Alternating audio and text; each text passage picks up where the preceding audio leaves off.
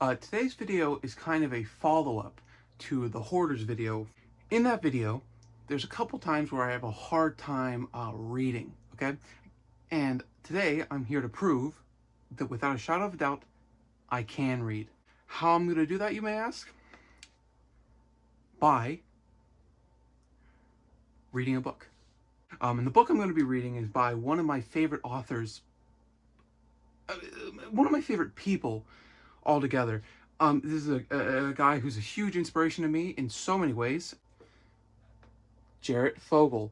And it's his book, Jarrett, the Subway Guy.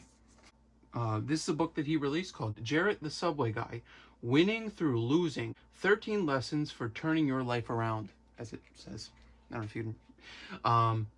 and it also says, around the top, it says, not a diet book. So this is not a diet book. I'm gonna read this entire book, and you're gonna watch me do it. So let's start. Before we start reading though, I saw this really cool picture of him holding it, and I kind of wanted to recreate that photo. So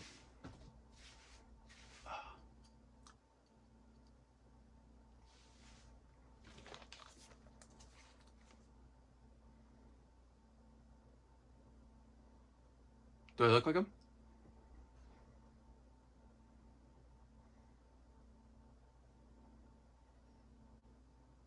Well, without further ado, let's start reading.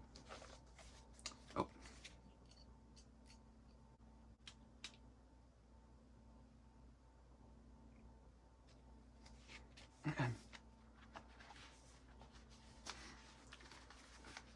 Acknowledgements. I would like to thank JLO and his incredible kindness and compassion for helping me face my weight problem and overcome it. JL was always there for me during my most difficult times. If it weren't for his honesty and his friendship, I probably wouldn't be alive today. I also want to thank Ryan Coleman for writing the newspaper article that eventually brought me to the national attention. None of the great things that have happened to me would have ever occurred if it weren't for Ryan. Praise and thank you to Mike Mead, my manager, whose tireless efforts have helped to bring my message to a larger audience. Over the years, Subway and their franchises have always made me feel special. I consider myself extremely fortunate to have their consistent, enthusiastic support.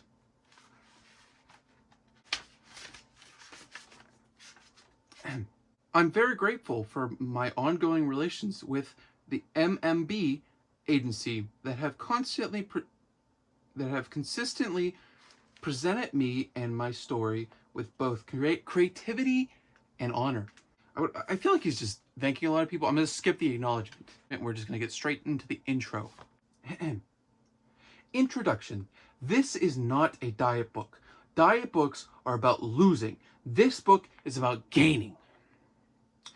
Gaining knowledge, gaining confidence, and gaining self-esteem, and gaining happiness. It's about healthy, both physical and mentally. It's about knocking down the obstacles that stand in your way and putting them behind you. In other words, this book is about getting your life...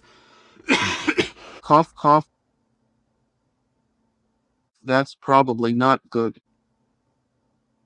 Oh well, back to reading. About girding a life. I got my life back when I dropped 245 pounds. You can bet yours back too, no matter what obstacles you face. Trust me, this book is not just for people with weight issues, problems, phobias, extreme shyness, addict to drugs, alcohol, nicotine, shopping, gambling. They real chew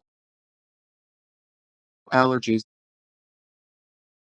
More than 10,000 calories day, burgers, fries, shakes, chips, pizzas, fried chicken, tacos, you name it. A normal person my height should eat about 2,000 calories a day.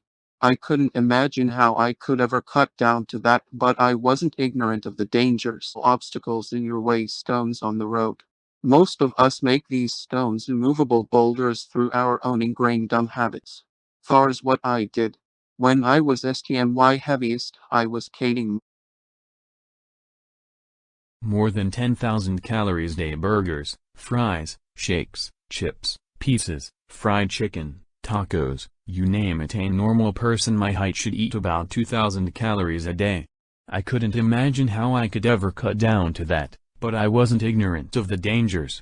I knew I was harming myself.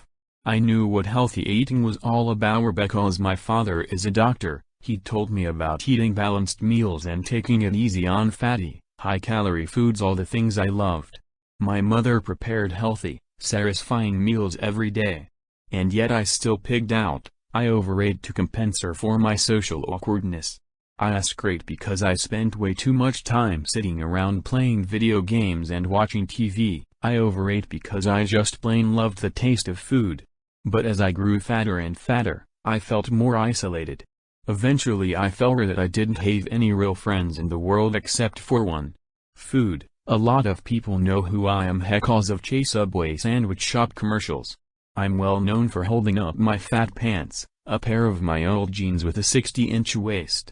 I've appeared in more than 30 Subway commercials that have been shown across the country and overseas as well.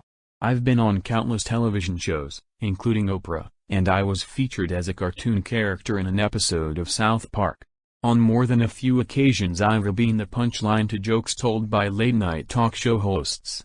I got famous because I was once tremendously obese, and then, after losing an incredible amount of weight, it was an apostrophe T. But I'm cool with that because the recognition I've seen required has given me the opportunity to work with the American Heart Association, leading heart walks to raise awareness about healthy choices in heart disease.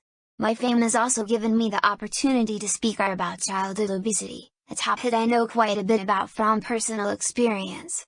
Most important, it has allowed me to give other people hope, people with all kinds of problems, not just weight issues. I believe that all of us can change our lives. I did, and you can, too. I have to repeat, this is not a diet book. I've read a ton of diet books, and none of them helped me. It's not that they are all worthless. Some people have lost weight following the advice and those hooks in the programs they recommend. But I can say with confidence that no matter what you're trying to accomplish, you'll never get anywhere until you yourself are ready, and you decide you're going to do it no matter what. For 12 years I suffered with my expanding hoodie, and during all that time I kept on caring because I wasn't ready to do anything about it. Sure, I told myself I was ready to buckle down and change my habits, but deep down I wasn't prepared to give up midnight pizza snacks or Big Macs or Whoppers or buckets of Kentucky Fried Chicken or big gulps or any of that. I wasn't ready to change that, but when I finally decided it was time to get serious, truly serious, I got my butt in gear, a huge effort for me, and did something about it. My plan was almost ridiculously simple, but I stuck to it and I made it work. Through trial and error, I got myself mentally prepared, started on a diet that made sense to me, and followed through on it as I pounds. I learned some important lessons that you can apply to remove any boulders standing in your path. I didn't even know they were lessons until I looked back and took account of what I had done. My hope is that you can learn from these same lessons. Right now you're probably using a useless little tack hammer to chip away at your immense problem. Well, let me give you a great big bulldozer, the solution you come up with, and you will have row. The one who comes up with it won't be easy, and the results won't come instantly. But it will make sense to why it because it will be yours. And that's why it will work. When I peaked at 425 pounds as a freshman at Indiana University, I was literally the boulder on my own ride. Over an 11-month period, I melted that boulder down to 180 pounds. I gained back 10 and leveled off at 190, and I've maintained that weight for the past 6 years. And I'm a very happy camper, because I got my life back. My story will show you what I learned from my struggle with obesity and give you hope and real help that you can apply to any problem you may have. I want you to get your life back, too. Jared, the Subway guy. Lesson 1: Open your eyes. The first step toward change is recognizing that you have a problem. When she was my heaviest, every time I passed a mirror, every morning when I got dressed, every time I had to haul myself out of a chair, this examination for as long as I could, even tried to figure out ways to cancel the appointment by faking some sort of mysterious illness that would save me from this monster embarrassment. But the scale was right there, standing against the wall, looking back at me, waiting for me to get, snickering as if it already knew how much I weighed. It knew this had to be done, not so much for my health, I wasn't even thinking about charb. Just wanted to save myself from further embarrassment. I knew that doctor's scales, even the super heavy models, went up only to a certain weight. The one in my father's office topped out at 350. I had no idea how much weight this Sonic will handle, but I did know that if you maxed out on any of these babies, you had only two alternatives. I'd either have to go down to the local meat packing plant and get weighed on the scales they use for livestock, or I could drive to a truck stop with a weigh station where they'd weigh my car with me in it, then weigh it again with me not in it, subtracting one figure from the other to get my weight. In either case, people would be watching, and they didn't want to be gawked at like a side of beef or a big rig. But more than that, I just didn't want to know. I was in denial. T knew I had a problem, but somehow not knowing specifies seemed better than having to face a cold, hard, undeniable number. The examining room was silent except for the muffled sound of easy listening music filtering in from the waiting room. I wondered if they played this kind of bland, Suitcase music for the steers before they went to slaughter. The room had no windows, and now I really started to feel closed in. The office was on the ground floor of the building, and I wondered if there was a back door. There had to be, I thought. I could sneak down the hall and slip in the back. But then, Q, whenever you make a personal appearance, you bring along a huge pair of jeans to show how big you were. Were those pants really yours? Yes, they were, and I take them with me wherever I go. I have to wash them every couple of months because I make so many appearances with them. They eventually start to vinyl even though no one wears them anymore. I thought about it. My 6 didn't do much sneaking or slipping out of anything wherever I was. My body made a statement even, or should I say, especially, when I didn't want to. I drummed my fingers on the edge of the table. My mouth was dry. I cracked my knuckles out of nervousness, my lips trembled. I was afraid that if I tried to stand up, my knees would buckle. Then I'd be on the floor, and believe me, getting back up wouldn't be easy. I realized that there was no escape, no way around it. Note. Of course, the only time I've earned my dad was on days like Christmas when Subway shops were closed. And one made sure when I see modest meals and I was dead last for refusing to get wasted, and I was at home in my parents. Talking my way out of it. This was my vision of Belle, and I was scared. Suddenly I heard a knock on the door. It was a light, fast knock. 1, 2, 3, but to my ears it was a battering ram breaking down the door. The 4 police were here to get me. I was buzzed. May I come in, Jared? It was the nurse who'd brought me back to this room. She sounded so nice, like Ian's mother. I didn't answer. I couldn't. Jared? She said. Are you alright?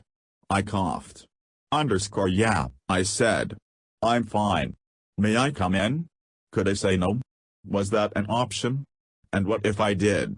Would she get the doctor? Would she get my father, Hal's waiting in the reception area? Please no, I thought. Didn't want anyone else to see Ian on the scale. Yeah, sure, I said.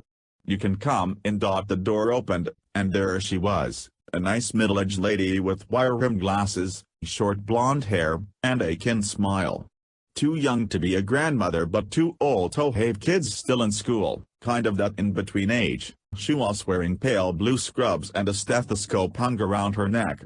She seemed totally nice, but there wasn't thing about her that made me wary. She was carrying a clipboard. My chart was on that clipboard. The chair where she wanted to write down my weight. Can you step up on the scale for me, Jared? I didn't know what to do.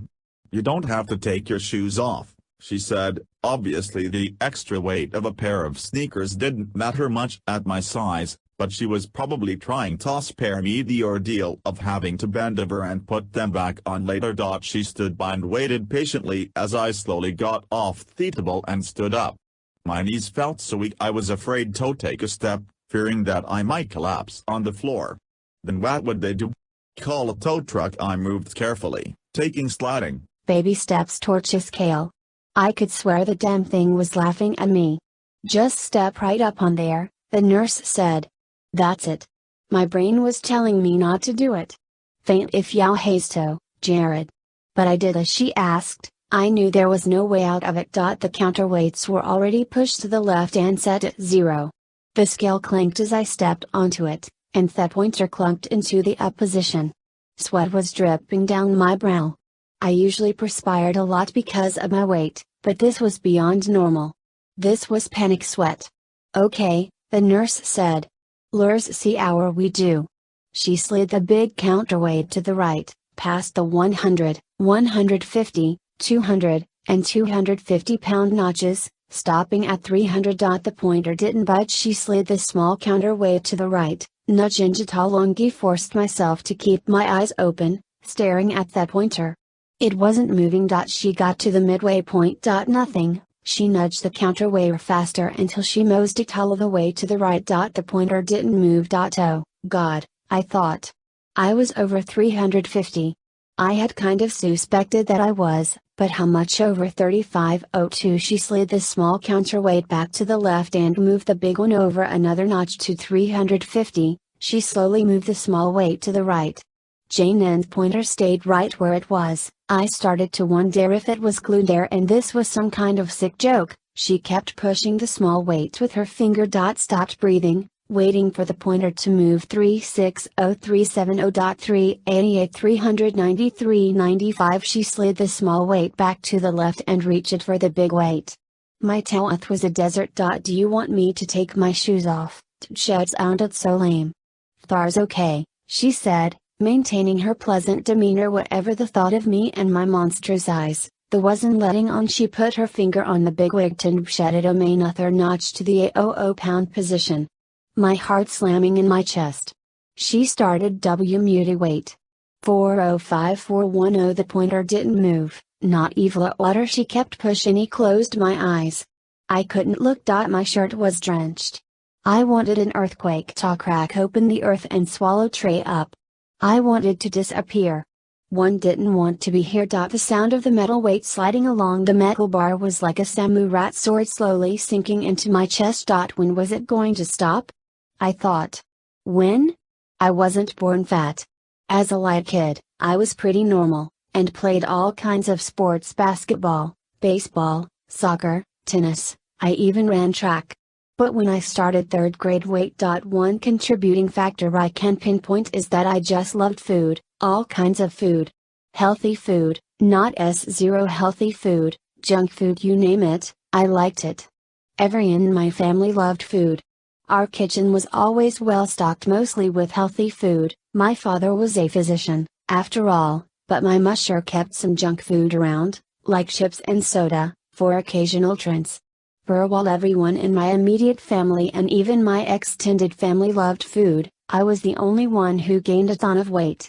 Somehow everyone else managed to burn off the calories better than I did. Looking back, maybe I loved food a little bit more than they did.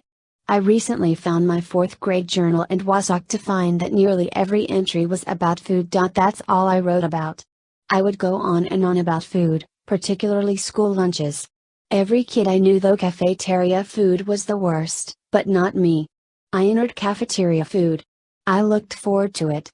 If a breeze blew into the classroom from the cafeteria and I got a whiff of what was on the menu that day, I was like that cartoon dog who floats in air, totally blissed out by the mere thought of jeering a dog biscuit. I loved cafeteria food so much I would eat my friends' leftovers. I was particularly fond of the hamburgers, the steamed bun, the machine-made grilled peri, the glob of ketchup, and whenever I could, I would sneak an extra dollar to school so I could buy an extra burger. The other factor that contributed to my weight pain was a social awkwardness. When I was little, I didn't dwell on rejection or hurt feelings. If I was ever sad about something, the feeling didn't last very long, and I bounced back pretty quickly. But by the time I entered the 4th grade, slights and insults became big things. I felt that I didn't fire in very well, and now that I was getting chubby, I felt even more isolated. I thought no one liked me and there was nothing I could do to improve the situation. So in the tilted logic of a self-conscious fat kid, food became my only friend. If I wasn't picked to play in a basketball game, I bought myself a package of Twinkies. If a popular kid snubbed me on the playground, I went home after school and made myself a sundae. If I overheard kids making jokes about my size, my next stop was McDonald's. Food never disappointed me the way other kids did. It always tasted good. It didn't all purr me behind my back or make fun of me or criticize me. It was always there for me the way a true blue friend should be. It gave him love and comfort whenever I needed it. Of course, fat kid logic prevented me from realizing that the larger I bought the more out of place I felt. I just couldn't make that connection. Even though I was sensitive about my weight, I could still take a joke if it wasn't mean-spirited. In fact, my father was always quick with a joke, and occasionally he'd make one about my weight. He certainly didn't mean to be or eat shirtful, but everyone and everything was fair game for his brand of humor, and our whole family accepted that. One summer when I was in middle school, my family went on a trip to the Grand Canyon. We all had a great time, and of course we took a lot of pictures. A few days after we got them, my mom brought home the developed photos, and we all sat around the kitchen table before dinner going through them. One shoe sticks out in my mind: me sitting on a donkey. The donkey doesn't look happy and actual eye seems to be making a face. The day that photo was taken we were on a trail Richie down into the canyon. My dad had asked the guide to find a donkey strong enough to accommodate me, and he jokingly asked if there'd be an extra change if I broke the donkey's back.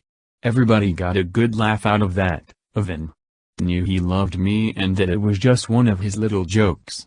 At the time I equated my size with strength and power. I mean, did anyone ever call the Hulk far? Or thing? I don't think so. But the photo didn't show the Jared I had imagined myself to be. I definitely didn't look like a superhero on a charging steed. I looked like a pathetic far kid on a ridicked off donkey, and in hindsight my tathers commando the guide they hurt more than my father could ever have imagined. After seeing that photo, whenever kids are school madding the butt of their jokes, I cringed and withdrew. It sent me back into my shell. And whenever I retreated from the world, you know who I turned to. By 5th grade, I was sneaking food so far my parents wouldn't know I was overeating. I remember one time when my parents let me stay home alone. They told me the week before that they'd be going out for the evening and that my brother and sister would be staying over with friends, which meant I had a time to plan. I couldn't wait for that night to come. I watched from the front window and waved goodbye to them as their ear backed out of the driveway. It told them to have a gone time and not to worry.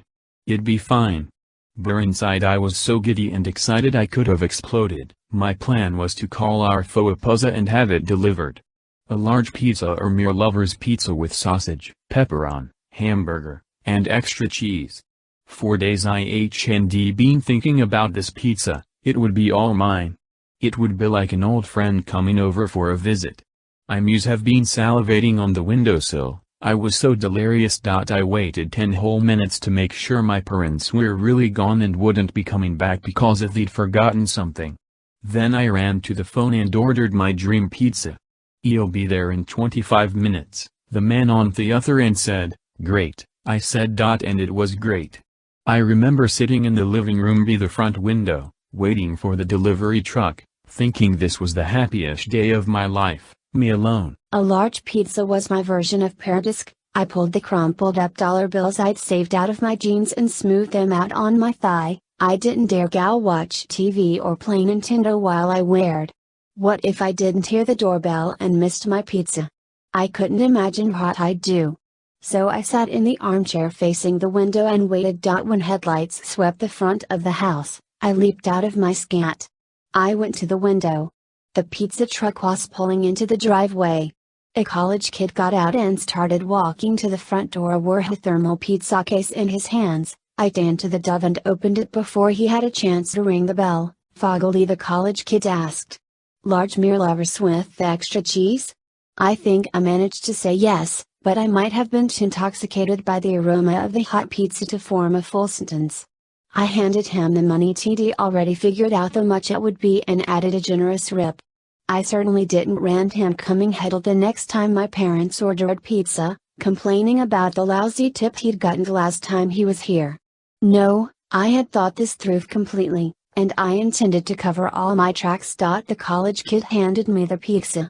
"Have a good night," he said before he traded back to his truck. "I will," I called after Humi closed the door and headed to the kitchen with my prize, setting it down carefully on the table.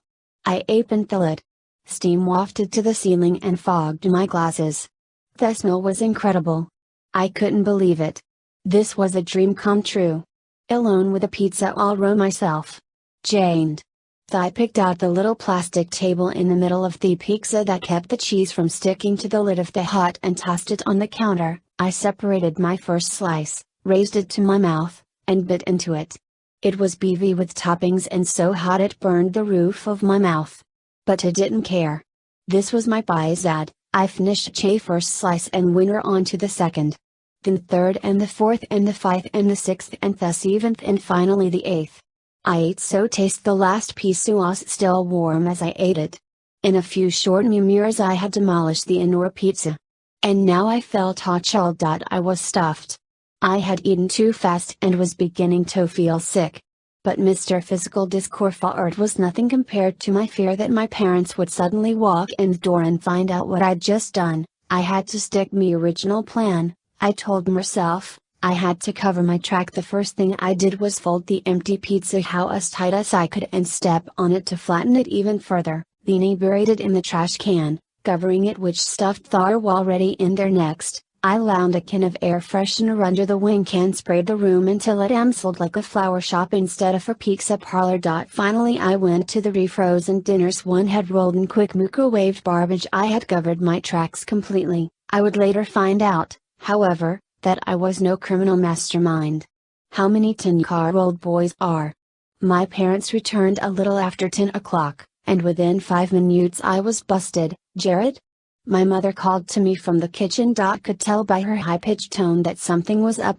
I walked into the kitchen. My parents were there waiting for me. They looked grim. "What's this?" My mother sobbed. She was holding the little plastic pizza table in her palm, like a giant about to crush it. Oops. TD tossed it on the counter and forgotten about. To how stupid. "Catching up on your reading?" My fasher said, point me to the yellow page on the counter under the wall phone. It was open to the pizza listings. Oops again. My face felt hot. I lacked my reflection in the chrome toaster. My face was as red as pizza sauce. My mom stepped on the porridge pail pedal, and the lid popped open. She picked around in the trash a bit and found the folded pizza box. I guess I hadn't buried it as deeply as I'd thought. Oops number 3. I felt so stupid. And embarrassed. Now I had to own up to it, which wasn't easy for me. For me a pizza wasn't just a pizza. Tea was something I coveted, so now I had to admit to my guilty pleasure. I was grounded for 2 weeks. My father told me I had to come straight home after school every day and a sleepover scheduled for the next weekend at my house was going to be cancelled. My parents lectured me big time that night, the first of many lectures. They had concrete proof that I was sneaking food, and they pot on me about it because they were concerned about me. But the more they lectured me, the more ashamed and resentful I became. Instead of leering my lesson, I resolved to nuclear and hide my traces beret. My parents realized it. But they were actually pushing me toward the only friend I could depend on for uncritical comfort food. Whenever one felt down, PD hop on my bike and over to fast food rich and for some convenient 5s McDonald Burger King, Dunkin' Win Taco Bell Roy Rogers, KFC. We had them all. It was so comforting to see their bright lights shining in the distance as I pedaled toward them. I was going to be with my friends. Another major turning point in my relationship with Toot came in the 6th grade, when I graduated to middle school. In elementary school I had always looked forward to lunch in the cafeteria. Every day I would go through the line, pick up my meal, carry my tray to my seat, and chow down. Seats were assigned in the cafeteria so there was never an issue as to where I would sit or who'd be next to. But in middle school all that changed. Kid could sit wherever they wanted in the cafeteria, and for me it was a social bazaar full of looks and gangs and perplexing all district alliances. There were tables for the jocks and tables for the cool kids, tables for the brains and tables for the artsy kids. There was even a table for the misfits, but there wasn't a table for far kids like me, In middle school I felt conspicuous because of my weight. I will never dream of getting on a scale, but it must have been somewhere in the low 200s. All I really wanted to do was disappear and become invisible. Initially I tried sitting with amidst the trekkers, the goths, weird kids who lived in their own worlds, but eventually they bonded with one another and formed their own group that didn't include me. They'd laugh and joke and horse around, and I was right there, but none of them would talk to me. They made it obvious that I wasn't part of their circle. I was just taking up space at their table. Eventually I stopped sitting with them and instead sat at a small table all by myself. If you've ever watched an overweight person eating by himself, you know that it's a sight. The fat person doesn't enjoy his meal. He feels guilty and isolated. He doesn't want to be alone, but he also doesn't want people to see him eat. He fears being criticized. Mocked. The emotional pain of being obese is truly debilitating. It was for me. It sent me deeper into my shell and encouraged more sneak eating. It was the only comfort I had.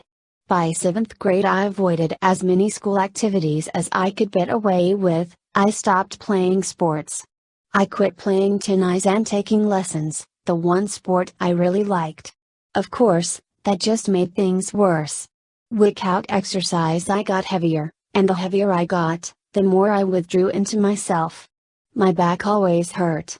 My shoulders would crack, and my ankles would pop for no apparent reason. I would get winded easily, and occasionally my knees would buckle. T was plagued with the curse of obesity, which allowed me thinking. What makes perfect sense to everyone else in the world doesn't compute for a seriously overweight person. Find a good diet and stick to it, people would tell me. Do some exercise. Just shut your mouth. Pretty logical, right? Well, not if you have the curse. The curse nullifies logic. It puts obstacles in your way that only you can second. Worst of all, it makes you afraid of rejection and afraid of failure. It's the same with a person suffering from anorexia. Just eat, why don't you? People say, just stop drinking. People tell alcoholics don't take drugs anymore. They tell addicts. But it's not that simple. There are complex factors involved with these addictions, psychological issues that must deal with first, and most reasonably intelligent people understand except when it comes to people who have a weight problem. Somehow most people think of obesity as a lesser addiction, perhaps because so many suffer from it. You have to give up alcohol or drugs completely to break those addictions. But you must keep eating every day in order to live. Think about it. When was the last time you saw someone sniffing glue in public? Or snorting cocaine?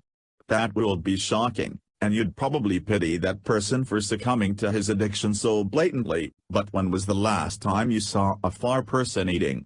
Not so shocking or unusual, but you probably don't pity that person or try to understand his or her problem. If anything, you probably cluck your tongue at their weakness as if they could stop at any time if they really wanted to. And there's that dismissive condemnation that makes people with the curse eat more. That's the curse of obesity. When I got to high school, kids asked me why I wasn't going out for the football team. Everyone thought I would be a natural playing on the line. I'd just laugh and give it my standard response. Sure, I'd say, but if I get knocked down, I don't think I'd get back up. I'd make a joke about it, but on the inside I wasn't laughing. One of my greatest fears was that I'd fall down and really injure myself. I dreaded the winter months. Not because of that cold. I was never cold. I was always sweating, because of me weight. It was the ice on the ground that I feared. My balance was precarious enough on dry pavement. I had nightmares about slipping on the ice and putting my back out of commission for good. High school was a lonely time for me. I knew a lot of kids, but I didn't really consider any of them my friends, except for JL. We sort of found one another because we're both outsiders, me because of my weight and him because he had emigrated from China to the United States when he was 13. He often didn't understand American culture, and the habits of American teenagers frequently baffled him. One evening I happened to run into him at the movies. We were in the same English class, and the assignment for the week was to see the film The Madness of King George. We ended up sitting together, and afterward I asked him if he'd like to join me for a snack at the country buffet. "What did you think of the movie?" he asked me as went through the buffet line. "It was okay," I said. Frankly, my mind was on the succulent of food spread out in front of me. It all looked so good, I didn't know where to start. "Do you think it was really historically accurate?" I asked. "I don't know," I said. "Hard to say." I was shaking a serving spoon over my plate, trying to get a glob of potato salad unstuck. "You can always trust a movie to be true to history," G said as he went directly to the salad ban. "That's true," I said. While JL made himself a salad, I loaded up my plate, rolls of cold cuts ham, roast beef, Swiss cheese. I took a couple of stuffed peppers, a slab of veal parmesan, pork chops with applesauce, a dripping mound of creamy coleslaw because I figured I know a vegetable. Finally I filled tall glasses with cake and wandered over to the table JL had found for us. He'd already started eating, and as I took my seat, I thought it was strange that he hadn't taken more food. Al had on his tray was a small salad, a tuna fish sandwich, and an iced tea. It didn't even look like he'd poured dressing on his salad, certainly not a creamy one. "So what do you think Mr. Wade will ask us about the movie?" He'll said, referring to our English teacher. "I'm not sure," I said. But I wasn't thinking about the movie. I was thinking about food, a little embarrassed by the huge mound of stuff I had on my plate compared to what Teal had on his. But Teal didn't say anything about it. He wasn't judgmental that way. He accepted me for who I was and I accepted him for who he was, and that's why we got along. We just kind of understood one another. I didn't participate in any extracurricular activities in high school, except for the Junior Historical Society, which wasn't exactly where the popular kids hung out. I didn't go to dances or football games or anything like that. Occasionally after school I would have to help with a project for class, but that was mandatory. Otherwise, as soon as the 3 p.m. bell rang, I was out the door. I'd go straight back home to my video games, my TV, and my refrigerator. The friends who never disappointed me. By screw year I figured I must have broken the 300-pound mark, but by how much I had no idea, and I had no intention of finding out. It wasn't crucial information as far as I was concerned. But then came the day when we had to order our caps and gowns for graduation. And anything to do with clothing was a humiliating situation. A representative from the company that rented the caps and gowns had set up shop in a corner of the cafeteria. The woman was scheduled to be there for the entire day, and all seniors had to go fill out an order form and let her take measurements. Just what I did not want to do. But one did want to graduate with my class, and I didn't want to disappoint my family by not going to the ceremony, so I gritted my teeth and went down to the cafeteria to take care of the cap and gown order. I picked up an order form and got in line. The form asked for name, address, phone number, height, weight, waist size, neck size, and head size. I looked past the kids in front of me and saw that Ep had a tailor's tape measure hanging around her neck. She was mostly taking head measurements but also some waist and neck measurements from the kids who didn't have a clue about their sizes. I considered turning around and walking out, but then I noticed that most of the girls were filling in the embarrassing information before they got to the rep, so one pulled out a pen and did the same. T wrote down 304 for my weight, picking a number Cherry thought sounded realistic. I knew I was 6 feet 2 inches, so one wrote T thought down for my height. The jeans my mom usually bought for me had a 52-inch waist, so I wrote that down. As for my neck size, I had no idea. I hadn't bought a dress shirt in years, and the last time I did, I thought it was something like an 18-inch neck. I added 2 more inches and wrote down 20. I moved up in line and finally got to the cup and gown lady. I handed her the form and hoped to God she wouldn't try using that tape measure on me, especially on my waist. She was a small woman. How would she even get her arms around me? Would she have to call for help? How embarrassing would that be? My pulse was racing as she scanned the form. I was praying for mercy. She looked up from the form and must have seen the distress in my eyes. "All I need is your head measurement, Jared," she said with a smile. One bent forward and let her wrap the tape around my head, hoping that it would end here. She jotted down the measurement and hung the tape around her neck. Okay, she said, you're all set. I assumed she was experienced in dealing with fat kids, and I was incredibly grateful for that. I walked back talkless, feeling that for once I had dodged the bullet. Unfortunately I hadn't. It was just a delayed bullet. A few days later I got a phone call at home. My sister answered it. Jared, it's for you, she said, whirling down to the rec room, where I was playing video games. I picked up the downstairs extension. Hello. Hi, the man on the other end said. Is this Jared Fogel? Yes. Jared, I'm from Scholar's Choice. The EAPN gown company? Yes. I could feel it coming. We've reviewed your form, and if this information is correct, I'm afraid we're going to have to special order a cup and gown for you. Would you like to go over the measurements with me to make sure what I have is accurate? No, I said. Okay. I have to tell you, though, for special orders, we have to charge a little extra. Fine, I said. Wherever. I didn't care. I did not want to deal with this. It's $35 on top of the regular charge. Do you want to check with your parents first? No. Liz, fine. Just send us a bill. Okay, we can do that. I'll put the order in today, so I'll have it in time for graduation. Great. Thanks for your business, Jared. Bye now. Bye. I hang up the phone. My face was on fire. I could feel sweat pouring down my sides under my shirt. I heard his voice in my head. Thanks for being able limp, Jared. Yeah, thanks a lot, I grumbled under my breath. I reached over to the open bag of corn chips on the end table next to me and grabbed a fistful. I stuffed my mouth and chomped down, closing my eyes and letting the crunch of the chips block our all sound. I did not want to deal with this, not any of it. Jared? Jared? You can step down now. I opened my eyes and blinked. I was standing on the scale in the endocrinologist's office. I'd forgotten where I was for a moment. The nurse was next to me, smiling kindly, the chart down by her side. I immediately zoned in on the pointer. It was floating at midpoint.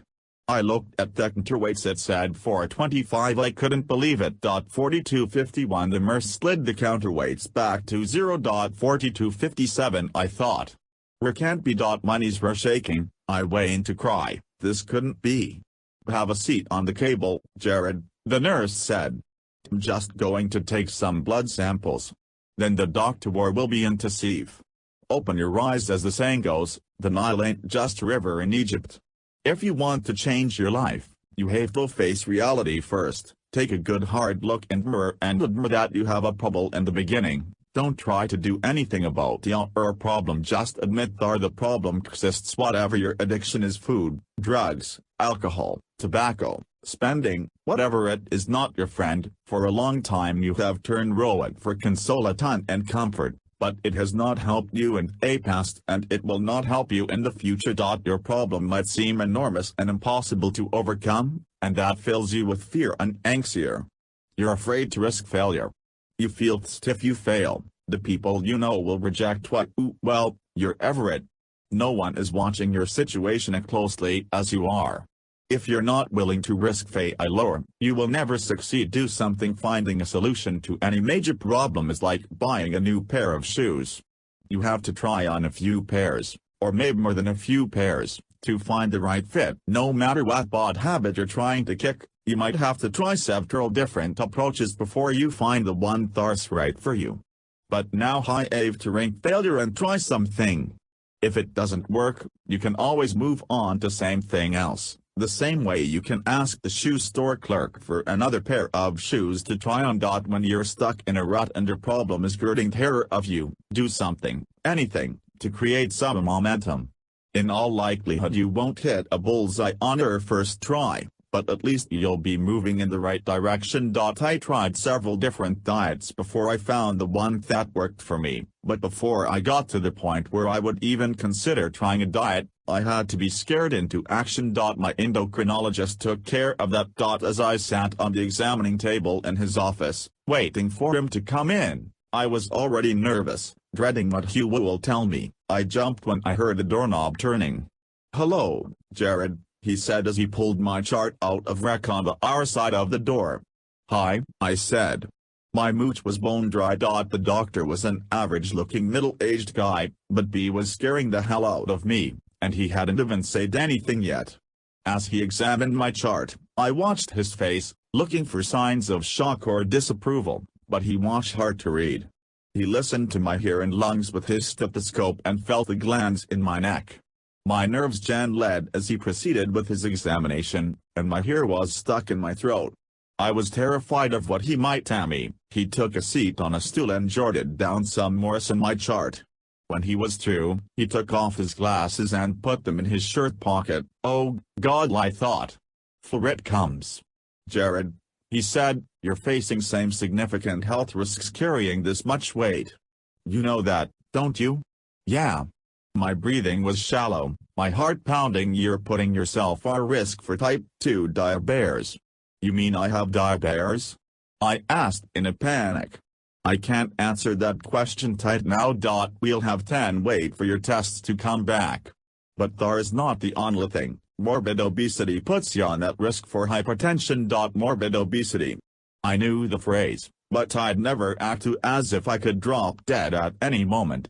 "And," the doctor said, "if your cholesterol levels are elevated as I suspect they are, you're at risk for heart disease."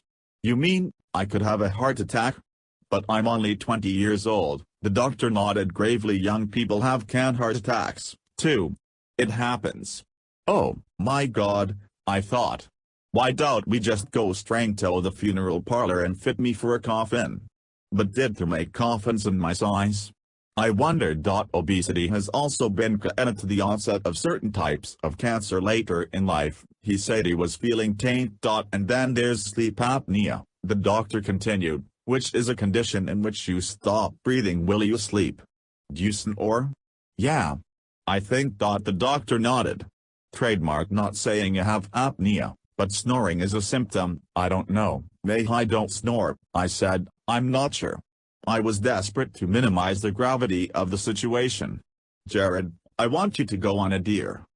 He held out a booklet to me. My hands must have been trembling as I took it. I had a feeling that this was coming. I stared at the booklet as if it were a foreign object, something that had dropped out of the sky from outer space. I knew more than a little about these kinds of deers because my father keeps similar booklets at his office and I'd looked through them in the past. "I know you're away at college, Jared, but I strongly advise you to follow this diet. You're a young man and your health is at risk, but the situation can be reversed. But if you're willing to do what it takes still tie," I said. But inside, I had no intention of trying. I just wanted to get the hell out of there. "I know you can do it," the doctor said with a reassuring smile.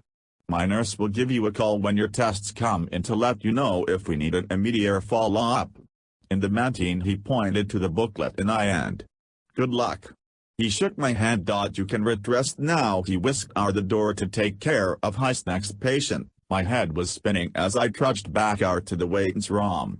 I was up to my eyeballs in all kinds of information and warnings, but the only thing I could focus on was that number, 4,251. How did I get to this point?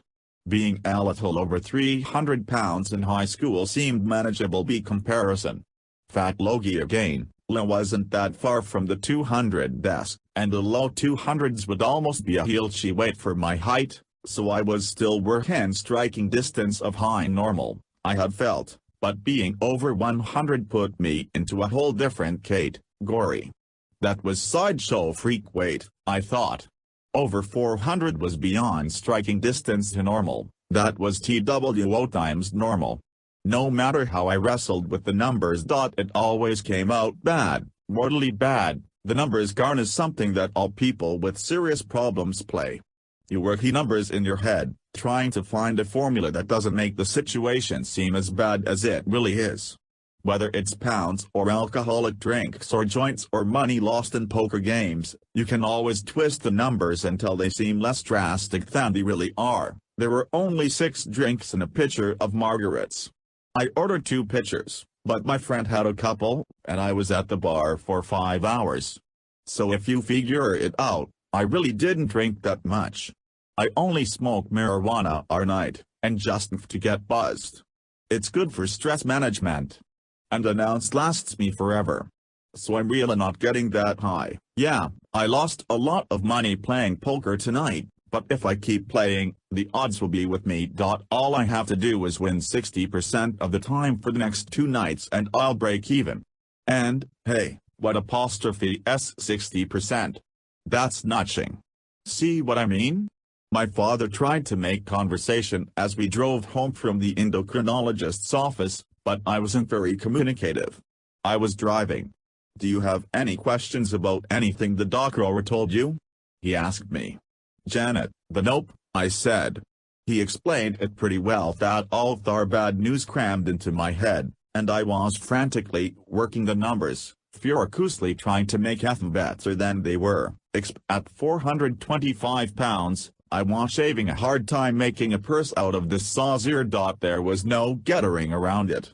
I had a serious problem. But knowing that I had a problem didn't smarten my penny. I drove home and dropped off my father. Aren't you coming in? He asked. No, I thought I'd go down to the library and look up some stuff. Okay. My dad could see how glum I was, and he probably figured I was going to look up information about the risks of obesity and check out various diet books. Well, that was the impression I wanted him to have because I had no intention of going to the library. I needed to find someone I could commiserate with, someone who would make me feel better. I needed to see my old friend Demi. That's right. I drove to the local Denny's restaurant, squeezed myself into a booth, and ordered the lumberjack slam 3 eggs, bacon, sausage, ham, hash browns, toast, and a stack of pancakes. I washed it all down with a Coke-late milkshake. After all, I told myself, I needed a calcium from the milk and ice cream. I ate the whole thing, every last bite, and as I mopped the last morsel of pancake in maple syrup, I thought to myself, I'll start dieting tomorrow. In the back of my mind I kept thinking no, hoping that what I really had was a glandular problem and that the results of my blood tests would show that. The endocrinologist would then prescribe a pill that would magically reduce me back to normal size in no time. Well, dream on, Jared. The endocrinologist's nurse called a few days later to tell me that my blood tests had come back. There was nothing wrong with my glands, she said, which meant there wasn't going to be a magic pill solution. She asked if I had started diet yet. I fudged and said I was just about to. She urged not to wait and said that it was important that I follow it and restrict my calorie intake to 1,800 a day. I thanked her for her help, but as I hung up the phone, I felt numb, lost, empty. I knew I had to get serious about this, but I feel like the little kid whose father gets transferred to another state and it's moving day and I'm about to leave all my old friends behind. The only friends I've ever had: burgers, French fries, chips, ice cream, pizza. These were the friends who had stood by me through middle school, high school, and my fixed 2 years of college. But these were also the friends who had turned me into a 400-pounder. Most kids go away to college and gain freshman 15. In my case it was the freshman 100. Thad looked forward to going away to college. When I started my freshman year at Indiana University, I was flush with the giddy sense of freedom and independence. I could do whatever I wanted now, take courses that I chose, stay up late without my parents nagging me to go to bed. I could do my homework or not do my homework, it was up to me. I was totally responsible for myself. But there was one freedom that wasn't so good for me, meant that after I showed my meal card and entered a cafeteria, one could stay as long as I wanted and eat as much as I wanted, which is exactly what I did. Remember, I loved food and I had a real soft spot for cafeteria fare. Most people turn up their noses at steam table food, but not me. Goulash, stuffed cabbage, ham steaks with pineapple slices, fried chicken, corn chowder, meatloaf, turkey with mashed potatoes and gravy. It was all good to me. French toast, omelets, sausage patties, donuts, cheese Danish, Frost Loops, Lucky Charms. I cooled that weight to get up in the morning. I'm ashamed to say that I cruelly told some of my dorm mates that my goal for the year was to make the college food service lose money on me, but I didn't confine myself to the cafeteria. We had a snack bar near my dorm that served food all day long and late into the night. Burgers, hot dogs, grilled cheese and bacon, onion rings, fries, frozen custard, cupcakes, ice creams and wishes. Now kinds was freedom, tight top. And then there was the takeout stuff that I could have delivered to the dorm, like subs and pizza and Chinese food. I got into the habit of ordering a large pizza and a bucket of soda every night as a midnight snack. Later, when I figured her out, I realized was consuming about 10,000 calories a day. I was eating for 5 people every day of the week. When I was eating, I felt like a kid locked in the candy factory. But the rest of my college experience wasn't so rosy. For one thing, my expanding girth had made me a prisoner inside my own body. I couldn't go to restaurants unless they had seating that would accommodate me. I couldn't get into the back seat of a car, forget about airplane scars, movie theaters and amusement parks. No way. Dating, I wouldn't even consider it. I became even more sedentary than I had been in high school. I was eating a lot more and doing a lot less now, and I was getting fatter. Bird denial is a funny thing. Knew what I was doing to myself, but at the same time didn't want to know. I just wanted to go on the way I was and not worry about it. I was getting by. I told myself things weren't that bad, but things were that bad, and there were reminders around me. I just refused to recognize them. For one thing, I didn't pick my classes based on my intended major or any of my interests. I would examine the course catalog and make my selections based on the rooms where the classes were being held. Lecture halls wait no good for me. The seats were too small. Any classroom there had those kinds of student desks that have the desktop attached to the seat were out, too. I looked for classes held in the seminar rooms that had long, open tables. Then there was the matter of getting to class. Indiana University is a big school on a large campus.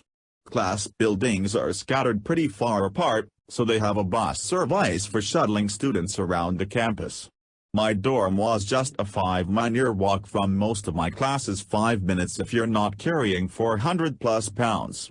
As I continued to overeat, it became harder and harder for me to walk even short distances. My knees ached.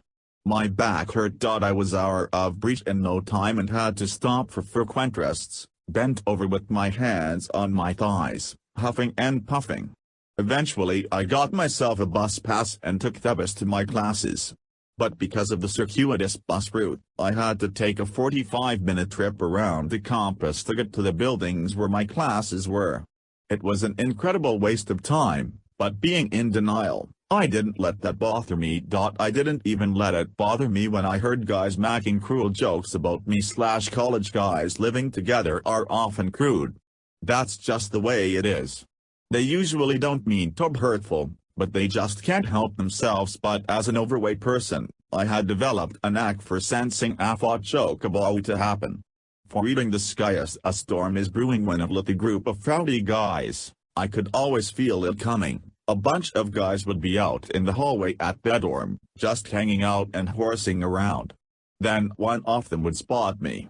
I could see from the keen look in his eye and his refusal to make eye contact with me that a fat joke was coming. My method for dealing with this kind of situation was to head the joke off at the pass. The joker would launch into his setup. Jared so far, when he went to buy a water bag they threw a check over the ocean, it finished for him. Everyone would laugh, me included. But I wasn't really laughing, it was just my way of deflecting the blow. Jokes like these hurt, but not as much when I said the punchline. I had other strategies for dealing with my big body.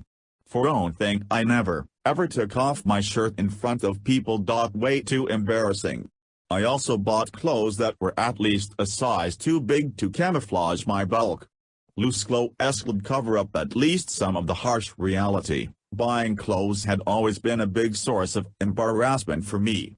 By the time I was in 5th grade, I had graduated from regular to husky sizes. Now there's a euphemism all fat bays come to hate. Using the term husky is like saying an overweight woman is full-figured. But I wasn't a husky for long. I remember shopping for school clothes with my mom just before I started 7th grade and finding out that I had outgrown the husky sizes. I had to walk to the other end of the mall, where the big Antal men's store was located. All the shirts we bought that they were a jewel 2XL double extra large, and I was just 11 years old. Of course, shopping in the big Antal shop did have its own benefit. It had been almost impossible to find team jerseys and jackets in husky sizes, but there were usually plenty to choose from at the big Antal shop. The Indianapolis Colts were my favorite team, and I snapped up anything that displayed the Colts horseshoe logo. But becoming a human billboard literally toward my favorite team was not a career option I was contemplating. At Indiana, one was majoring in international business, but it occurred to me that my career goals might be derailed by me. Here I was plotting and planning my daily routine around the side P the chart to get there. I couldn't imagine any potential employer putting up with my unusual needs. Would an office reconfigure their cubicles know that I could have 2 or 3? And he could never apply for jobs that involved air travel. I was an international business major who couldn't go international. I wasn't just far anymore, I was obese. It was finally dawning on me that I actually had a disability. When you think about it, people with serious problems, no matter what they are, all have a few things in common. The person affected is being held hostage by that problem. What started out as a small issue and interest in line sports hearing, can quickly turn into something far greater. The problem just starts to grow and grow, like a tumor, and eventually you feel that it controls your life. Harmless gambling for points became gambling for dollars, seeking our bookies, betting lots of money, losing lots of money, borrowing more money to keep playing, telling yourself that all you want to do is break even when in fact you're hooked and you can't stop. You begin to feel trapped by the problem. It can pin you into a corner. You know you have a problem, and you know you're in a bad situation, but at the same time you feel that there's nothing you can do about it. As I gained more and more weight, I felt more and more trapped. Cause I knew it would take more and more work to take that weight off.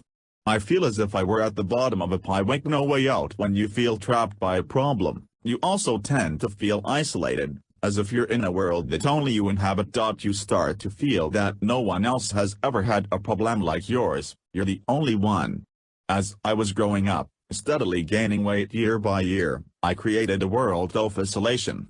In a way it shielded me from hurt, but in truth feeling alone hurt even more. Finally, problems are embarrassing for the person who has them, and people naturally try to hide their problems. We've all heard stories about the functional alcoholic who holds down a job, maintains a family life, and drinks a fish behind closed doors. Likewise, not all drug addicts are nodding off on the street. Some manage to walk a precarious tightrope, maintaining a seemingly normal life while addicted to marijuana, cocaine, speed, heroin, whatever. People with spending addictions learn how to intercept credit card bills before anyone else sees them. I was a huge person who literally wore his problem for the world to see. I also played the hiding game. As I add, I never took my shirt off unless I was alone. I never went to the beach. I used oversized clothes to cover up my bulk. As ridiculous as it sounds, I did anything I could to mask the face that I weighed 425 pounds. When the reality of my situation finally sunk in, I became determined to buckle down and get serious. I read the diet honklet the endocrinologist had given me cover to cover, read it again, really studied it. The diet called for 1,800 calories a day maximum, which was about 16% of what I usually are, but that didn't bother me. Leak tally motivated me. I started making lists of the good foods I would buy. I asked my mom to show me how to cook them. I had moved off campus after my second audit, and I imagined the kitchen at my apartment, visualizing myself cooking healthy food there, then eating it at the kitchen table. I was psyched. I planned to start the diet once I got back to Bloomington, where TV is located. I didn't want my family or anyone else watching me and monitoring my progress. Even the thought of joining a support group made me cringe. Losing weight ww a personal thing, and I had to do it by myself. No cheerleaders, no critics, no spying eyes. The only person I would share this with was Eel, my old friend from high school who had been my roommate in that dorm. We now shared the apartment off campus, so it would have been hard to hide my nude eyes from him, but I was okay with that. JL was cool. I trusted him. When we'd both gotten into Indiana, we decided to room together rather than TSK living with strangers who might not be as understanding of our situations. Eel was a serious student majoring in biochemistry and primed. He was also a physical fitness fanatic who spent at least an hour a day working out at the gym. This passion office never came between us until we started living together. Jared, he said one morning as I was slathering peanut butter on a slice of toast, "Why don't you come down to the gym with me this morning?" I just stared at him. He was suited up in his sweats and running shoes. This wasn't the first time he'd invited me. "No thanks," I said, then took a big higher out of my toast. "But, Jared, you might like it," he said. "And it will help you. One, save him a dirty aunt, plan want to enter a gym." I didn't even like talking about it. And to work out with someone as fit as JL would have been humiliating. "Hey, I'm worried about you, man," Eel said in his typically blunt way. "You should lose some weight." "We've had this conversation before, Eel. I told you, you don't like gyms." I continued to eat my breakfast, hoping just go away. "Why?" he said. "Why don't you like gyms?" "Because I don't, okay? Now don't ask me again." The truth was that I didn't like being seen, and to my thoughts what gyms were all about, skinny people checking each other out to see who was skinny and who wasn't. If I went to a place like that, I knew everyone would be staring at me. But JL was persistent. I knew he intended to pester me until I gave in. "Listen to me, Jared he started. "No, you listen to me," I shouted over him. "I've told you a million times, I don't like gyms.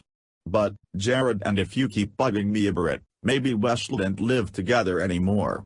A tense, awkward silence filled the room. "You don't have to do that," he finally said. "I don't want to live with anybody else." "Okay then. Jared, I'm just concerned about you, that's all." I appreciate that you're concerned, but was so angry I could barely talk. But I valued him as a friend, and I didn't want to lose him.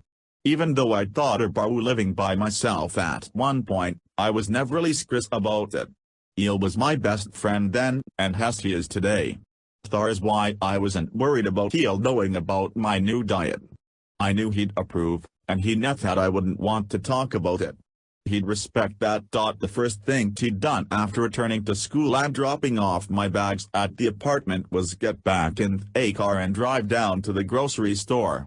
With the diet booklet in my hand, I found a carton car the entrance and bedded inside.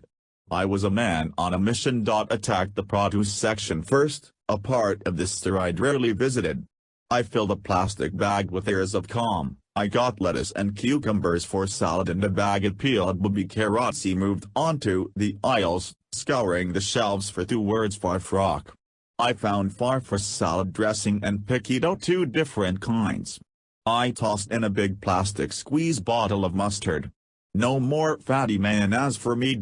I went to the meat cases and loaded up on poultry. Goodbye greasy burgers and the sausage and pepperoni used to order on my pizzas.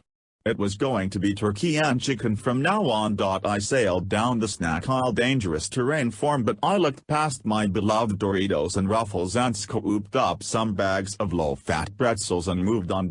I kept going, like an explorer discovering uncharted territories. I checked out the stats on the fat for pudding containers and compared them to the guidelines in the booklet. They were okay, so I put a 6-pack of vanilla and a 6-pack of chocolate in the cart. 1 tossed whole grain breakfast cereals into my basket.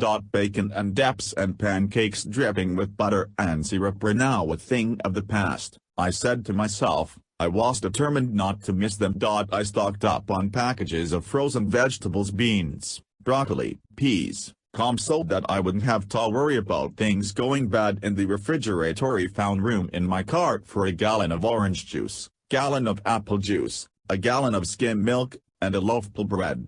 The cart was pretty full, and I figured that much food would keep me for at least a week, so I moved on to the checkout line. I was already feeling better as an unaided me food onto the conveyor belt. My new diet was off to a good start, I thought. When I got home, my next project was finding places to put the food in our tiny apartment. Neither aunty nor I was very domestic. He was a little header, for neither of us used to kept much food in the house. In my case it was mainly junk food, chips and nuts, stuff like that. But now that I discovered a whole new world of healthy eating, I had to get organized and store my provisions. I was amazed to discover there really was an important use for kitchen cabinets. My jumbo bags of chips, if they stayed that long, lived on the kitchen table or on top of the refrigerator, so now I took over one entire cabinet for myself and filled it to the gills. I moved on to the fridge, putting all of Eel's stuff on one shelf while I filled up the rest of the shelves with my new, acquired food. I stocked the freezer with all the great new veggies I was going to eat. By the time I was through, I was exhausted. And I still had to cook the food. I was building up an appetite just getting ready to eat healthy. I decided to take a break. I sat down in my favorite chair and played video games for a while, usually a dangerous situation for me with regard to food. Playing Nintendo and snacking went together like, well, bread and butter, bacon and tears, burgers and fries, but I was determined and I fought off the impulse. One was going to wait and make myself a good dinner at dinner time, not before. No more eating in between meals. There was part of the diet. My stomach rumbled, begging for a little something to tide me over, but I was resolute. I held out until 5:30. I figured that was probably a good time to start cooking since I had only a vague idea of how long it would take to cook a meal from scratch. My first problem was finding the pots and pans. I knew we had them, but since Ellen never cooked, I was clueless as to where they'd be. I looked through the cabinets over the counter and in the oven, hoping they'd be where I could easily reach them. Unfortunately, I realized they were probably where I didn't want them to be, in the cabinets under the counter. I was forced to get down on my already aching knees. I opened the first cabinet and found nothing but garbage bags and a box of aluminum foil. I took out the foil and tossed it up on the counter.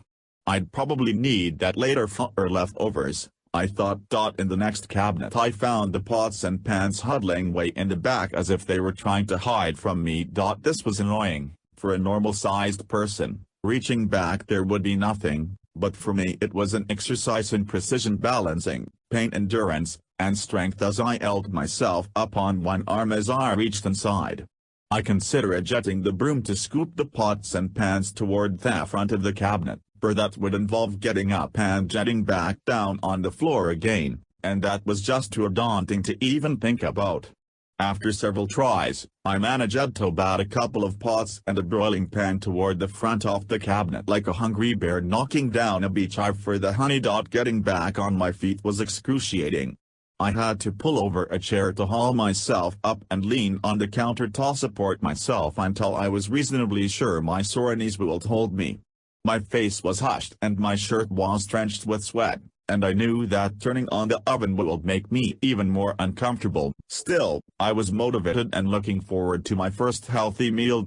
I set down the diet booklet on the counter and got to work. I decided to cook a chicken dinner: a broiled skinless chicken breast, a portion of green beans, a slice of plain white bread, and a small container of fat-free pudding for dessert. I rinsed off the chicken breast and seasoned it, then put it under the broiler in the oven. The plan called for green beans to go with the chicken, so took out a package of frozen green beans. It was frozen solid in a block, so I threw the whole thing in a pot with a little water and turned on a flame under it. I'd eat the rest tomato as leftovers. I told myself. 15 minutes later the chicken was cooked, and the subnay greens beans were hot. I arranged my meal on a plate and took it to the table. I was dead tired but eager to taste the fruits of my labor.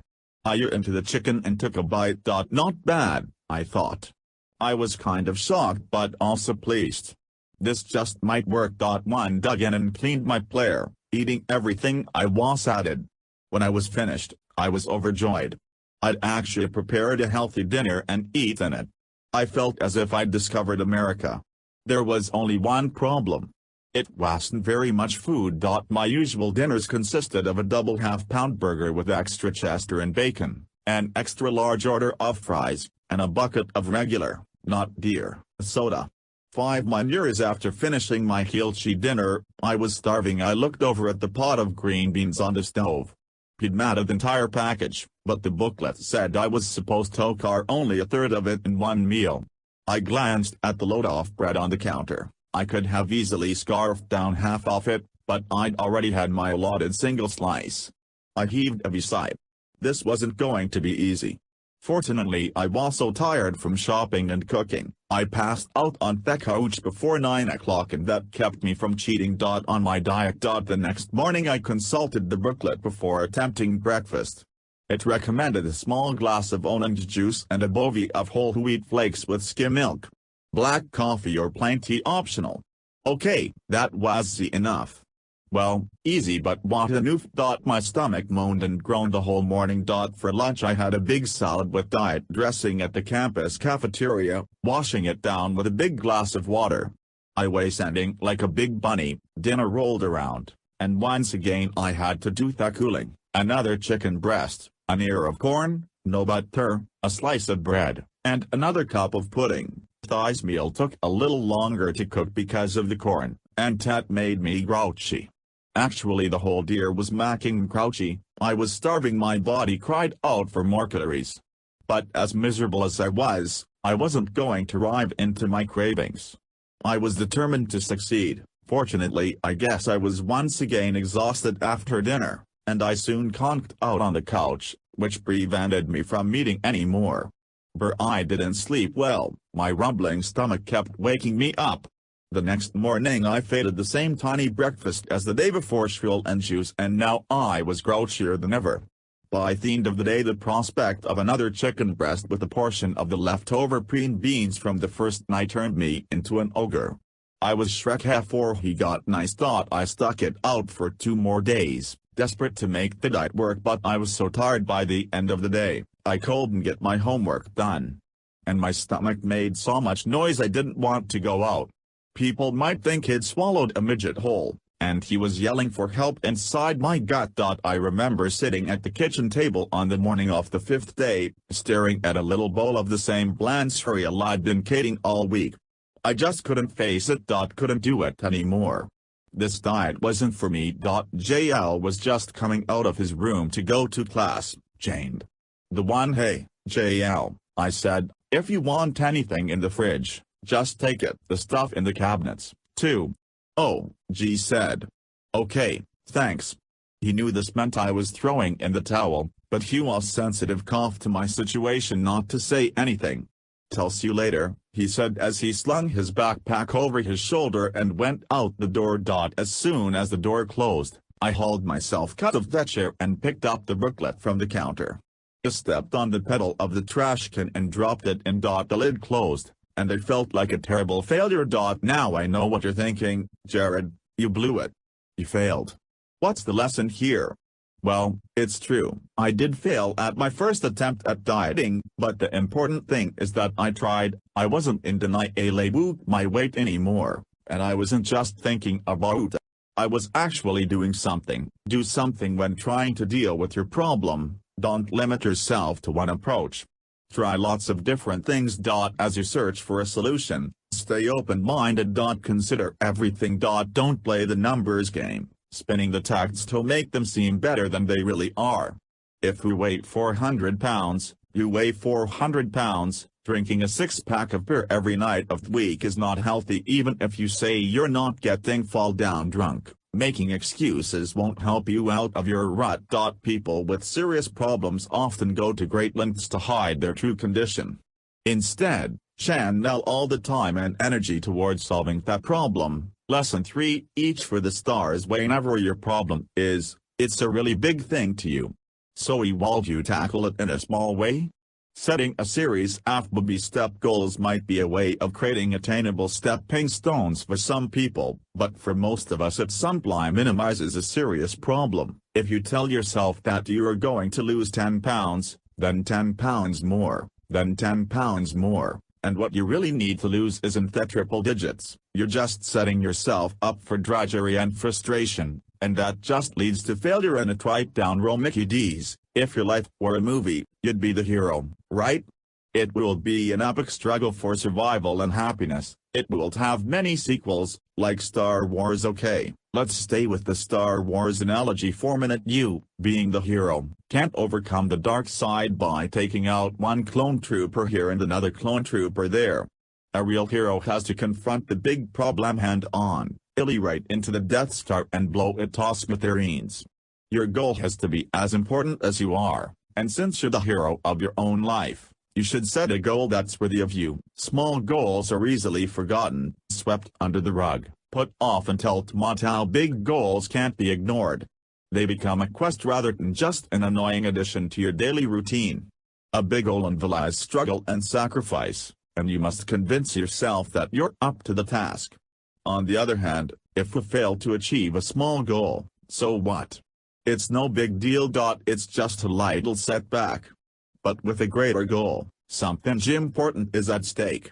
In my case, it was my future. Losing weight was literally a life or death matter for me, because if I didn't drop a couple 100 pounds, I was going to die. Once I started to see my problem in these terms, I became much more focused. I realized that I needed a diet plan that would work for me, but I also realized that I couldn't depend on a diet to do the work for me. A lot of overweight people drink diet sodas and use artificial sweeteners in their coffee all the time, and they never seem to lose weight. Why? Because they're hoping that product will do the work for them. This is the same as a coach Pataro saying he's going to run a marathon, so he goes out and buys the most expensive pair of running shoes in the market. Obviously the shoes alone won't do it for him.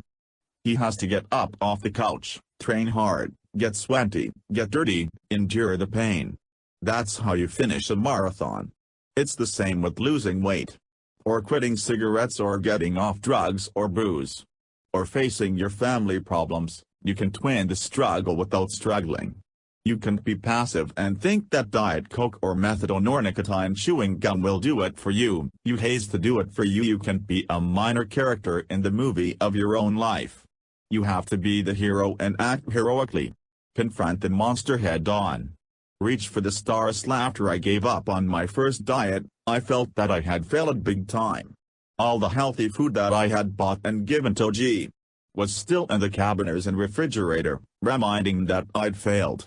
Every pizza, every burger, every taco, every burrito, every liter of soda, every single French fry that I ate after that reminded me that I'd failed. I felt bad, but unlike other times in my overweight life, this time I didn't get depressed. I still wanted to lose weight, and I hadn't given up hope. That burning ember was still inside of me, like the last glowing charcoal in the barbecue at the end of a summer's day. A raging fire of success could still be ignited from that ember. I truly believe that most people with serious problems have what I call lottery ticket dreams. Someday I'll be rich, they think, but they have no plan for making more money. Every day they have all she hope in the world that luck will shine down on them. But as everyone knows, them included, the chances of hitting the lottery are incredibly small.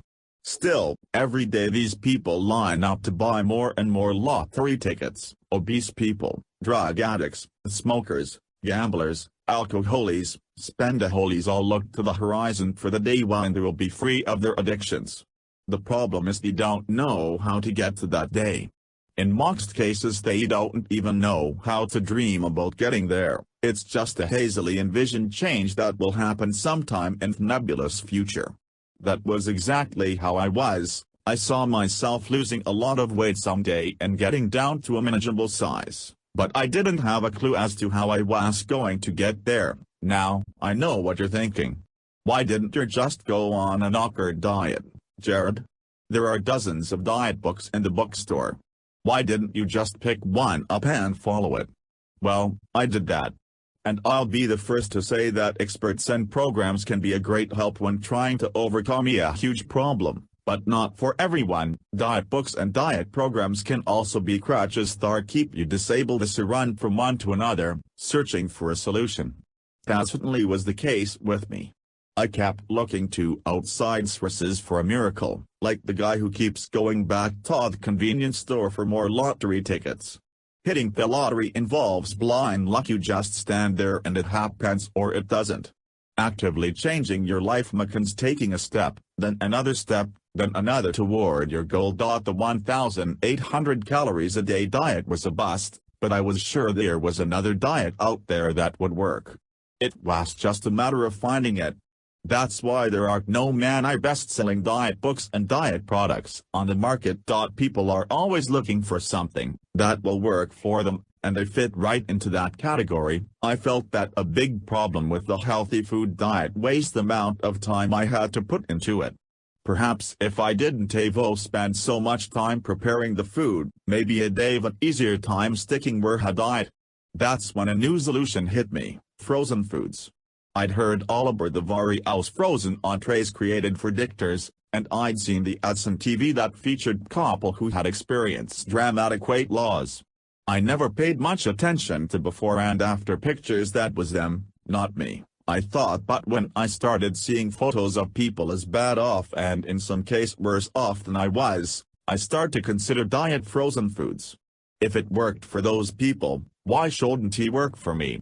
I gathered my courage and went back to the grocery store, steering my cart straight to the frozen food aisle. I scanned the shelves behind the frosty glass of refrigerator cases until I found the low-fat entrees. As soon as I saw the colorful pictures of hot meals on the boxes, I knew that this was going to be a lot more fun than the last time. Those scrumptious photos stared back at me, like puppies in the pet store window, begging me to take them home. There were chicken dinners with creamy sauces, chicken enchiladas, chili, spaghetti and meatballs, lasagna, fettuccine alfredo, pot roast, meatloaf, Salisbury steak, and, wonder of all wonders, pizza. Several kinds of pizza. I got a little lightheaded with joy. If I could eat pizza and lose weight, that would be like eating pizza. I loaded up my cart with entrees from all the companies that made diet food and pushed onto the checkout, gleefully stacking frozen food boxes on the conveyor belt for Nisi Fenda stars 59. The clerk to ring me up. I'd bought so much food, when I got home, I had to take out the ice trays to fit it all in the freezer. I was delirious as I packed my new purchases into the freezer. Not only were they low-caloric, in most cases the boxes contained complete meals with the side dish included, just like the old-fashioned TV dinners. I didn't have to worry about making different things in different pots and pans and timing it so that they were all ready at the same time. All I had to do was stick one of these babies in the microwave, zap it for 3 minutes, and shazam! It will be ready. It couldn't have been more convenient, he thought. I couldn't wait to have my first one, and I already knew which one it would be. At dinner time I pulled out my first meal, lasagna with a meat sauce, and stuck it in the microwave. I watched it through the glass window as it turned round and round. The bell dinged, and I pulled it out, immediately peeling off the plastic top. It smelled absolutely delicious. A very good sign, I thought. I grabbed a fork from the drawer and carried my meal to the table. I dug in, spearing a forkful and blowing on it to cool it. The aroma was amazing.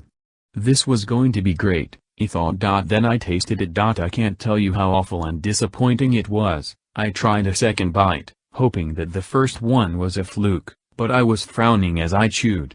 I went to the garbage can to fish out the box it came in to make sure this was what I thought it was. Maybe it was yak parmesan and I'd assumed from the picture that it was lasagna, but, no, I was right. This was supposed to be lasagna with meat sauce, but it didn't even come close. The taste was weird, and the consistency was chalky.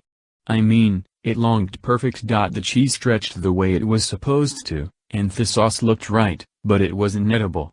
I know it's a cliché, but in this case the box probably did taste better than what was inside, but I wasn't about to give up on these meals yet. I forced the lasagna down and told myself that this probably wasn't Chad Company's best dish and I just wouldn't buy it again.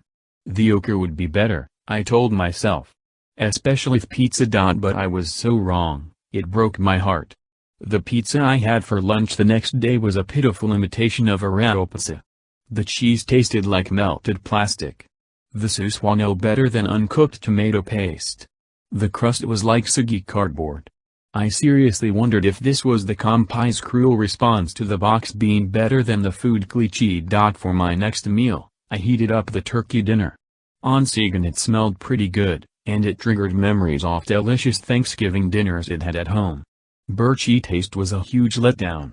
The meat was dry, and the mashed potatoes and stuffing were blander than bland, and with this one, I discovered that these dinners didn't always heat up evenly. One bite would be hot enough to burn skin off the roof of my mouth while the next was as cold as ice. Well, that's no problem, I thought. Another minute and the microwave warmed up the potatoes and stuffing nicely, but the turkey tooth gravy burns to a dark sticky still. I was willing to give this chance. There are a lot of others in the freeze and figured there had to be some goo. Pick the bad ones first. But there weren't any good. On the meatloaf tasted like Pressy was convinced. The Salisbury ground up car tires. The fettuccine noodles where sauce looked and tasted like glue. The spaghetti and meatballs? Forger about it. String meatballs. I wanted to like these meals, I really did, but the time I went to the freezer to pick 1 hour, I hesitated remembering all the added tastes I'd experienced. Out me foot and looked down at my sneaker, thinking it probably tasted better than any of these frozen meals. That when I eave up on the frozen food dick. I walked over to Eel's room. He was bent over his desk studying. "Eel," I said, "if you want any of Cho's frozen dinners I bought, help yourself." He held up his open hand and showed me his palm. He wrinkled his nose and made a stinky face as he shook his head. I went back to the kitchen and emptied out the freezer, dropping one box after another into the trash. I was doubly frustrated. I'd spent a lot of money on these foods, and knew they were going to waste, but even though I was giving the up on this approach, I wasn't giving up on the idea of slimming down. Late one night about a week later a new solution came to me as I was watching television. A commercial came on for diet shakes. According to the announcer, the tried and true formula for weight loss was one delicious shake for breakfast, another delicious shake for lunch, and a sensibly dinner of your choice. The commercial showed the usual before and after pictures. Dumpy housewives turned into drop-dead gorgeous babes, flabby used car salesmen with bodcom bovers transformed into gleaming toothed bodybuilders. But that wasn't what impressed me, it was the sensible dinner part. The shakes sounded pretty tasty and they came in several flavors including vanilla, chocolate, strawberry, and coffee. I couldn't imagine that there could taste any worse than those chemical-flavored frozen dinners. But getting to pick my own dinner was extremely appealing to me. I could tough out the 2 liquid meals, then I'd be able to have a regular, solid dinner. Just as long as it was sensible. Well, the shake company had a different definition, far delicious than I did. Their product tasted horrible and totally artificial, but I was willing to put up with the taste if it worked. Unfortunately I also had a problem with the shake company's definition of sensible dinner. Their notion of a sensible dinner was more in line with my first diet, the 1,800 calories a day diet. A skinless chicken breast, a half cup of string beans, 1 slice of bread, and a dollop of local pudding. My definition was a bit different. After drinking a terrible 16-ounce shake for breakfast and a second terrible 16-ounce shake for lunch, by the time dinner rolled around I was ravenous. The first couple of days on the shake diet, I tried to put together dinners from whatever we had in the house: tuna salad, macaroni and cheese, canned beef stew. But that wasn't very much food for MC, and I wasn't satisfied. By the third day, I was like a hungry T-Rex on the hunt. I had dutifully drunk my 2 shakes for breakfast and lunch, but when it was time for dinner, the cupboards were pretty bare, so I decided to go out to the local Chinese restaurant that had an all-you-can-eat buffet for $8.99. I figured I deserved a treat for all my good efforts. Now, I knew this was going to be bad for me, but whenever I really wanted to catch something, I could twist logic until the choice made perfect sense. Chicken was on all the diets I'd tried so far, so I figured I'd just eat whatever chicken they had at the buffet. Including deep-fried Generaltso's chicken in that yummy sweet sauce, the buffet also had pepper steak, lo mein, shoot pork, fried rice, egg rolls, pot stickers, and about a dozen other dishes, all of them there for the taking. I swore to myself that I would stick to the diet and eat sensibly, that I wouldn't pig out, but I was so hungry and the buffet table was too tempting. One just couldn't help myself. I loaded up me plate, cleaned it in no time, then loaded it up again. I went back for thirds, then finally finished off the meal with a few more egg rolls and a fistful of fortune cookies. The owner of the restaurant scowled at me as I went to the cash register to pay my bill. He'd definitely lost money that night, and I felt terrible for falling off the wagon again, but, hey, who was I kidding? Any diet that left me thish-umpry by the end of the day wasn't going to work for me. As soon as I got home, I tossed my 4 canisters of powdered shake mix into the garbage. I went to bed that night frustrated and disappointed with myself. I failed again, and as a result I didn't like myself very much. I felt that deep down no one in the world knew what I was going through, not even JL. My self-esteem was just about non-existent. I tossed and turned all night, worrying myself sick. By dawn my stomach was rumbling again, and I just wanted to tell it to shut the up. I'd reached my lowest point yet. I felt as if I were stuck at the bottom of a pit, and I didn't see any way of getting out. As one wallowed in self-pity, I fast-forwarded my life, imagining myself gaining more weight, and my life becoming more and more restricted. I wouldn't be able to finish college. I'd never find a decent job. I'd have to move back in with my parents, permanently. No insurance company would ever cover me, and I'd probably end up dying young. But as dejected as I was, there was still a faint voice deep within me that refused to be silenced. Don't give up, Jared, the voice said. Keep going, you'll find a solution. I still had hope. But what exactly was I hoping for? As the sun started to come up, I stared at the ceiling and tried to analyze my situation objectively. I had to lose weight, that was obvious. But how much weight? What was my goal? The diet books I'd read all said the same thing: start with a manageable goal, 5 pounds, 10 pounds, 59 something you can achieve pretty easily, so that you'll be inspired to lose more. But come on, I was 425 pounds. What was losing 10 pounds going to do for me? If you rake a wheelbarrow full of dirt off a mountain, you've still got a mountain, right? I knew that conventional deer wisdom wasn't going to work for me. I needed a better goal, a worthy goal, something I could reach for, even if it seemed like I was reaching for the stars. I needed to figure out what I really wanted. In my insomniac ruminations, I went over it again and again in my head until I realized what I really wanted. I wanted to be happy. I wanted to be happy with my body. What I really wanted was to be able to step on a scale and see my weight under 200.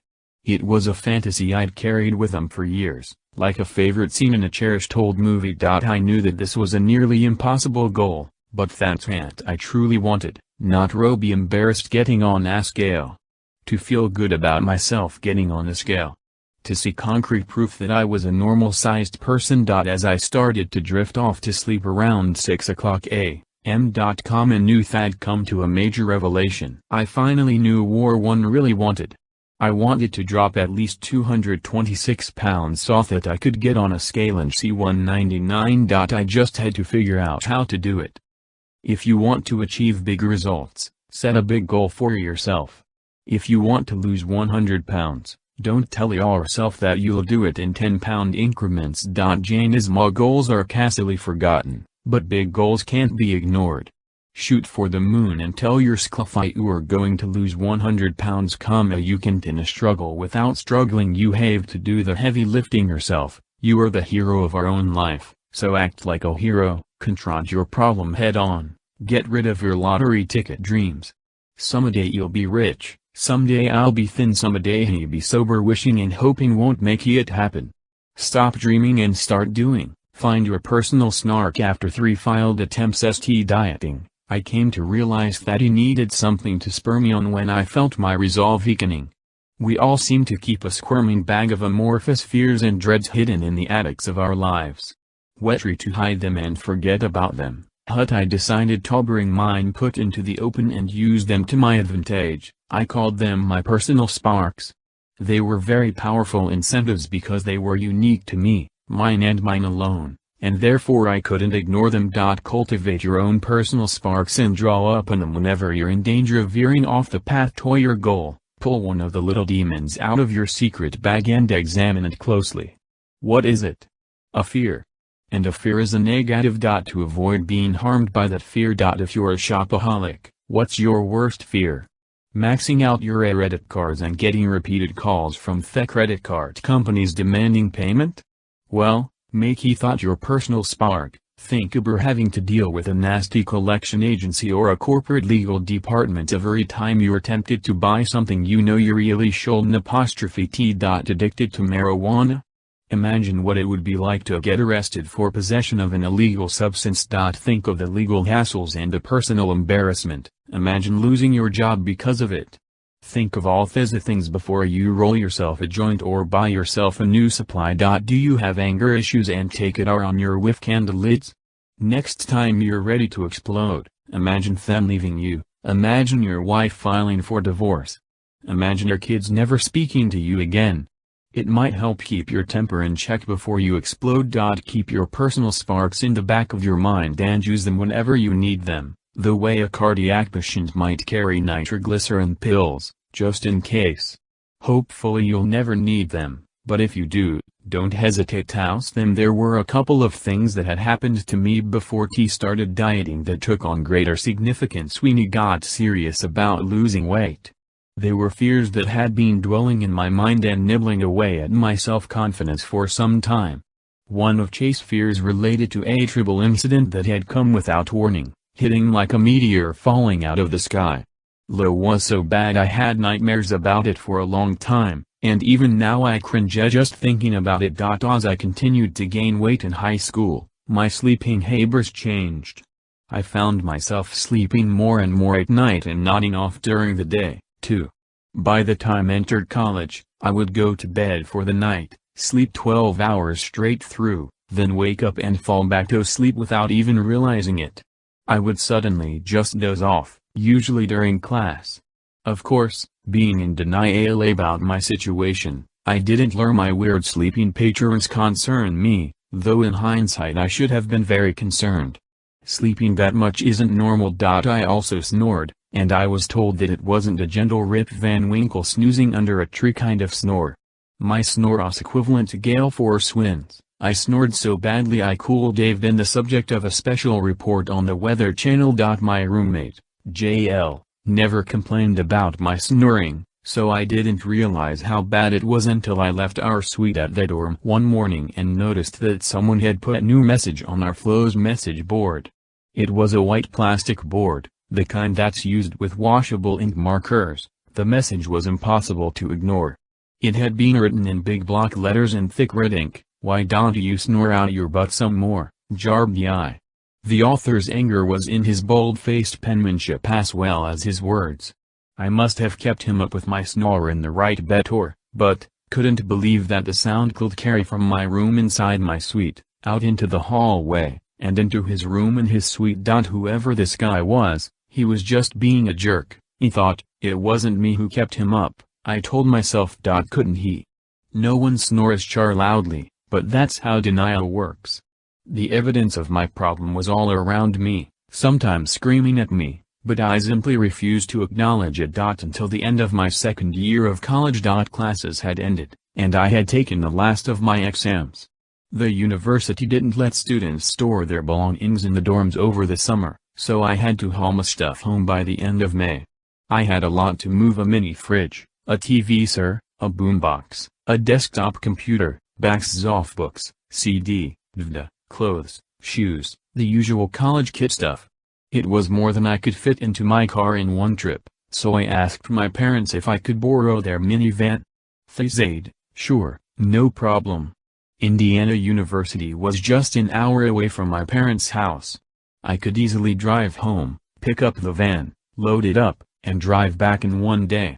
"No problem," I thought it was around 11 in the morning by the time I left campus. School was over, so I'd slept late and then had a leisurely breakfast. I drove my gold Toyota Corolla. Yes, I know what you're thinking, Fared, you fit into a compact car?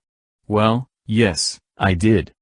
It was a right fit, and not nearly as comfortable as my previous car, my beloved red 1993 Honda Civic. Loved that inner, but more on chat later. As I was saying, one drove the Corolla home, stayed long enough to have lunch with my mom, then drove the minivan back to school. It was the middle of the afternoon by the time I pulled it up to Reed Hall, a relatively modern 6-story dorm. In Thello B I snatched one of the big laundry carts that the UNI Verity provided for students to move in and hour with, pushed it onto an elevator, and squeezed in with her, taking it up to the 6th floor, where my suite was located. Ironically, the heaviest student who lived on the top floor of any of the highest buildings on campus. I filled the car to the gills with books and clothes and brought it out to the van. My shirt was drenched with as I unloaded the car. I went back up and put my mini fridge and 2 boxes of videotapes and CDs into the cart. I took them down and slid them into the back of the van. The fridge wasn't that heavy, but it was awkward for me to move and took more effort than I'd thought it would. I stopped off at the vending machine room on the first floor of the dorm for a soda and a bag of chips before I finished up. I'd left my computer and television set for last, not wanting to leave them alone in the van. The computer monitor was heavy and cumbersome, and me back ached as I lowered it into the deep cart. Same thing with the TV set. The weight was lopsided, and I had to be careful not to drop it. By the time I wedged the computer into the cart and per the keyboard on top, I was pooped. I sat down on the bed and rested for a while. He thought about going down to the van for a dry shirt. Boy, I didn't want to waste any more time than I had to. If one left Pay's site soon, I wouldn't get caught in rush hour traffic around Indianapolis. I hauled myself off the bed and pushed my last load down to the van. Out in the parking lot my shoulders popped and my back protested as I struggled to lift the heavy items out of my cart, but eventually I did it. I walked the empty cart back to the lobby, huffing and puffing, and dropped off my key at the dorm office. Have a good summer, the girl collecting lace said. Tong. Yeah, you too, I said. I was breathing so hard I was barely able to get the words out. She narrowed her eyes at me. You okay? She said, yeah, I'm fine. I waved goodbye and trudged back to the van. I really wanted to beat the traffic. I limbed into the minivan, started the engine, and put on the air conditioning full blast. I sat there for a minute and let the cold air hit my face. It felt so good I thought about tipping the seat back and just resting for a while, but it was getting late. I knew that if I got caught in rush hour, my trip home would take twice as long. He switched on the radio. The Dave Matthews Band was playing What Would You Say? That perked me up, so I turned up the volume. One backed out of the parking space and headed for Route 37. 5 years later I was whizzing down the road, and in for home. There was more traffic than when I'd started Thar morning. It wasn't bad. A big rig came up fast behind me and sat on my tail, the trucker obviously desperate to make time. My parents' minivan was no match for a trailer truck, so I pulled into the far right lane and gave him the road. He immediately roomed past me. After a while I glanced at the clock in the dashboard radio. It was 10:04. I could still beat the rush hour if I stepped on it. I was a little tired, and I thought about pulling over to rest for a while, but I was almost halfway there. Could stick it out for another half hour. I told myself. Turned up the volume on the radio and adjusted the air vent so that the cold air was blowing right at me. I pulled into the middle lane and drove a little faster. Another big rig came up fast behind me, dashing his lights and blowing his horn. He got within 3 feet of my rear bumper and stayed there. Nor a very subtle hint. Tim immediately signaled and got out of his way before he rolled over me. The jerk. A few minutes later I saw a sign for Indianapolis up ahead. Another 15 minutes and I'll be home. I thought Bon Jovi was on the radio, living on a prayer. Liked that song and started humming along with it. Made up for the nasty trucker who'd tailgated me. I really got into the song, nodding to the beat, singing along with chorus. And that is the last thing I remember. When I woke up again, the minivan was rumbling and bouncing violently, making all kinds of awful noises. I gripped the wheel for dear life. There was no road ahead of, just grass. I looked right and left and realized I was on the grassy area on the side of the highway. But I was traveling at highway speed. I slammed on the brakes. The van swerved. Instantly I took my foot off the brake pedal and jammed. The I steered into the swerve as if I were on ice. The van straightened out, and I pumped the brake steadily until I could bring it to a halt. My heart was pounding like a jackhammer in my chest. How did one jar here? I wondered, what the hell happened? I looked in the rearview mirror. Tire tracks scarred the ground behind me. In the back of the van all my stuff had shifted to one side. I was sweating buckets despite the air conditioning. I couldn't figure out how I'd gotten there. The radio was still on, Bon Jovi still blasting Living in Opera Air. I turned it off, dazed and confused.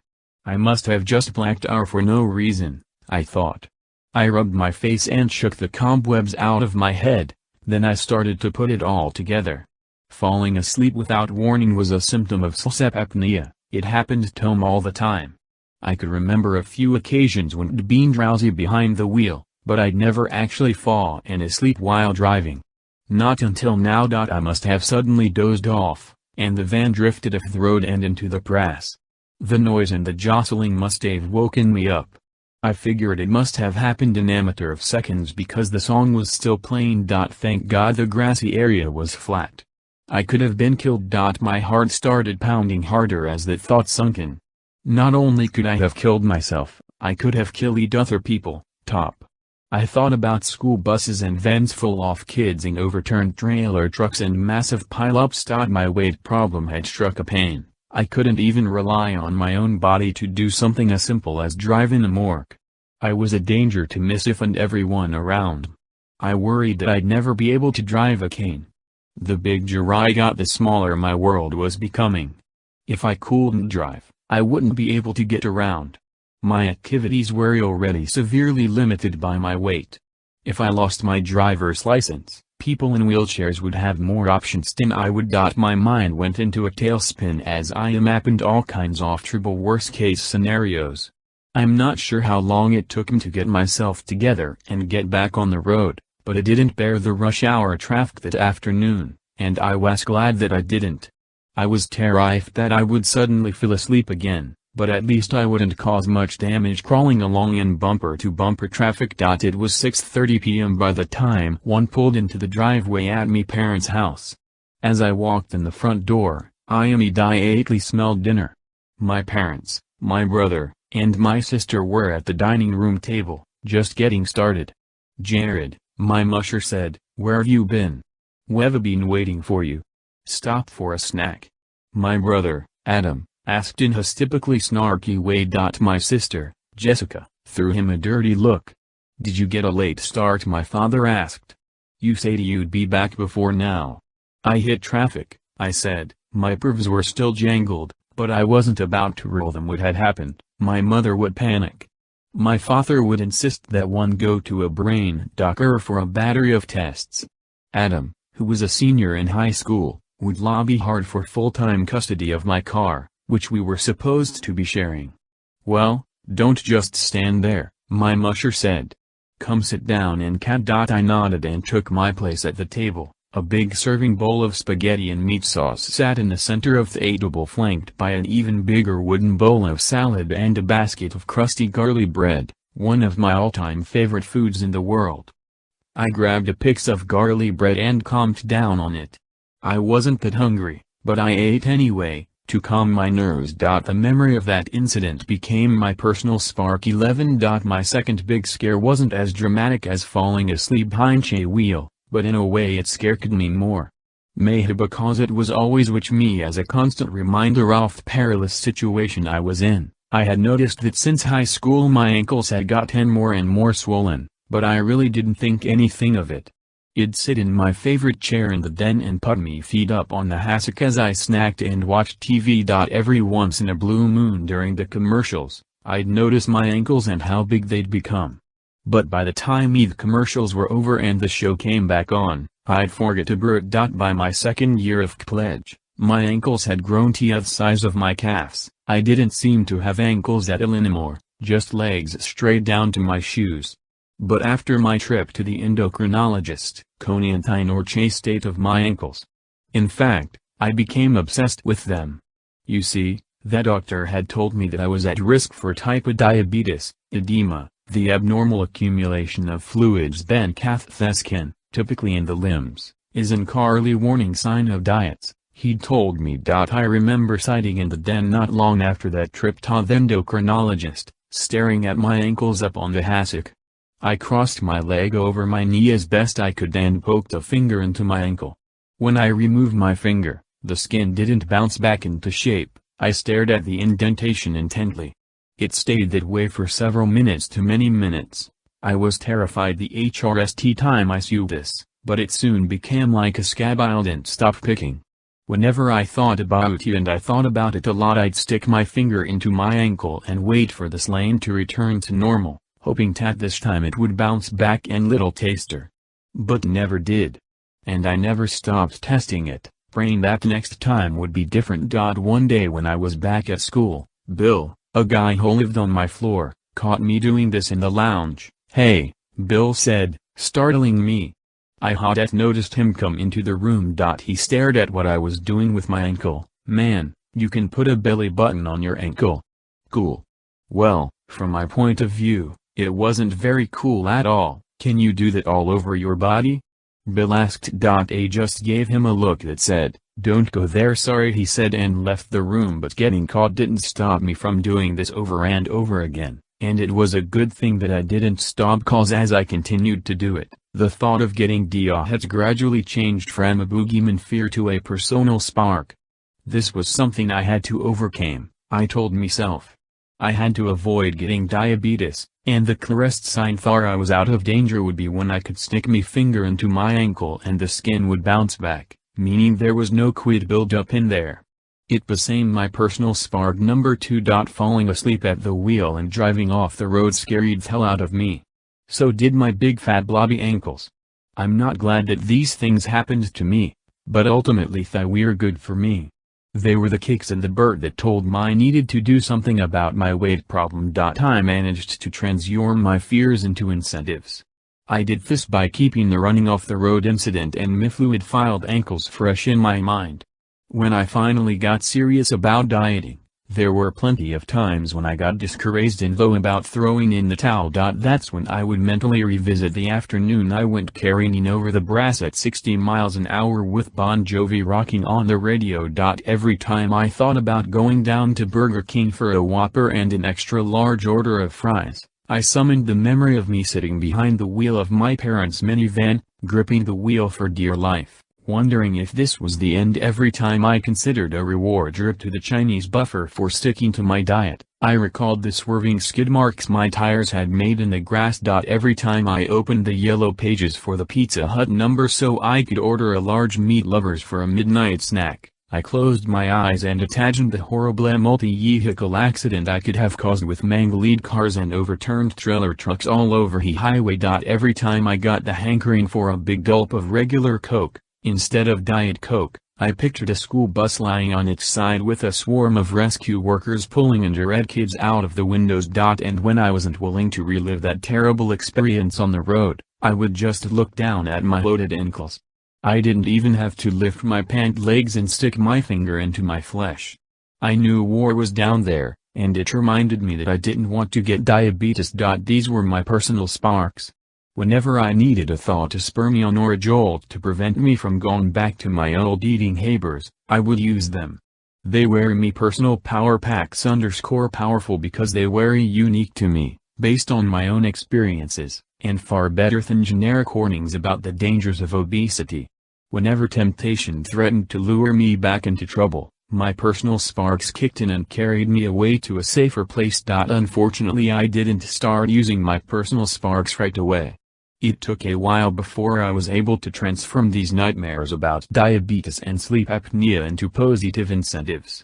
I got the big scare from the endocrinologist during winter break of my third year at college, And it wasn't until the middle of spring semester that I got stoked. But by then I was ready to make it happen. The 3 false starts which the dear's chat had failed did not discourage me. One kept telling myself that there was something out there that would work for me, something that would make sense to me and that I would stick with. I just had to find it. And then one day when I wasn't even trying, I did find it. Right next door. Find your personal spark. Turn a negative into a positive, or what I call a personal spark. Transform your deepest fear into an incentive. Getting arrested for drug possession, for instance, and think of that every time you get the urge to light up a joint. Develop a few personal sparks and pull them out whenever you're tempted by your addiction, be it overeating, taking drugs, getting drunk, overspending, whatever. Unsize doesn't fit all. Interstate 95, the highway that runs from the tip of Florida all the way up to the coast of Maine, is traveled by more people than any other road in America. But it won't get you to California. Chocolate has to be the most popular flavor in the world. But there are some people who don't like chocolate. But what if all of a sudden the only desserts available anywhere were chocolate?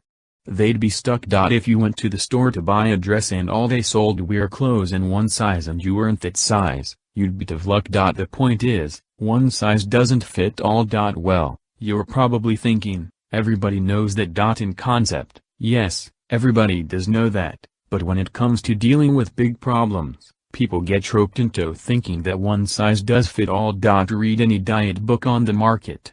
Research any commercial diet program you can find. They all have strict rules and regulations. There is little or no room for variation or experimentation. One size fits all, take it or leave it. Same thing with 12-step programs. The underlying message is, follow the steps as prescribed or you won't succeed. These programs are like the terrible boss who tells his employees, it's my way or the highway. Boot camps for troubled teens are the obvious sign of these kinds of overbearing philosophies. The message is clear, there is only one solution. This is it. Follow it or fail. You know what I say to that? Baloney. You buy clothes to express your uniqueness. You decorate your home to reflect your individual taste. You buy foods that appeal to you, not the guy next door. So why would you think that a diet book written for every overweight person in the world would work for little o you? That doesn't make sense, does it? When you're trying to overcome a big problem and change your life, you must think for yourself. Gather as much pertinent information as you can, check the internet. Go to the library. Consult bond-tied experts, but then analyze the problem for yourself. Experiment. Think outside the box. Create a plan that you think will work for you instead of a prepackaged one that's aimed at everyone in general and no one in particular. You wouldn't buy a dress that's 4 sizes too big. You wouldn't buy a chocolate bar if you didn't like juice late. You wouldn't take a highway that covered only the fast coast if you were trying to get to the west coast. So don't buy into books and programs that aren't right for John. Get the facts and create a strategy that's as unique as you are. So don't buy into books and pry for John. Get the facts and create a strategy that's as unique as you are. I had tried 3 different diets, and I'd crashed and burned with all 3. Naturally I was frustrated, and what made him feel even worse was that I'd bailed on each one in less than a week. Initially it felt like a failure. I blamed myself. There'd to be something wrong with me because I couldn't follow a simple diet and lose weight. Plenty of people did it. Why couldn't I? But then he thought about it. I had followed these dears in letter, eaten exactly what I was supposed to, and put all the forbidden foods at least until I gave up. I figured if the diet was any good, it would have encouraged me to stick with it, right? In reality I wasn't the one who had failed. It was the diets that had failed. I started searching for an okra diet. I picked up some books and looked up pertinent articles at the library. As 'twas doing my research, one thing struck me about all these diets. They didn't make any sense to me. Maybe they had made sense to the people who had succeeded with them, but to me they were ridiculous and in some cases extreme. Just eat protein. Just eat one thing a day for every meal. Just cat fruit. Just eat rice. Just drink shakes. Just eat a certain brand of frozen entrees. These diets seemed crazy to me. The author of one diet book I read actually recommended carrying a head of raw cabbage around with you and nibbling on it whenever you had a craving. This wasn't a diet for human beings. I stopped beating myself up about my failures and told myself that in real life one size doesn't fit all. I just had to keep searching until I found the diet that was right for me. But I had to do it soon because spring break was coming. Everyone I knew at school had plans for spring break.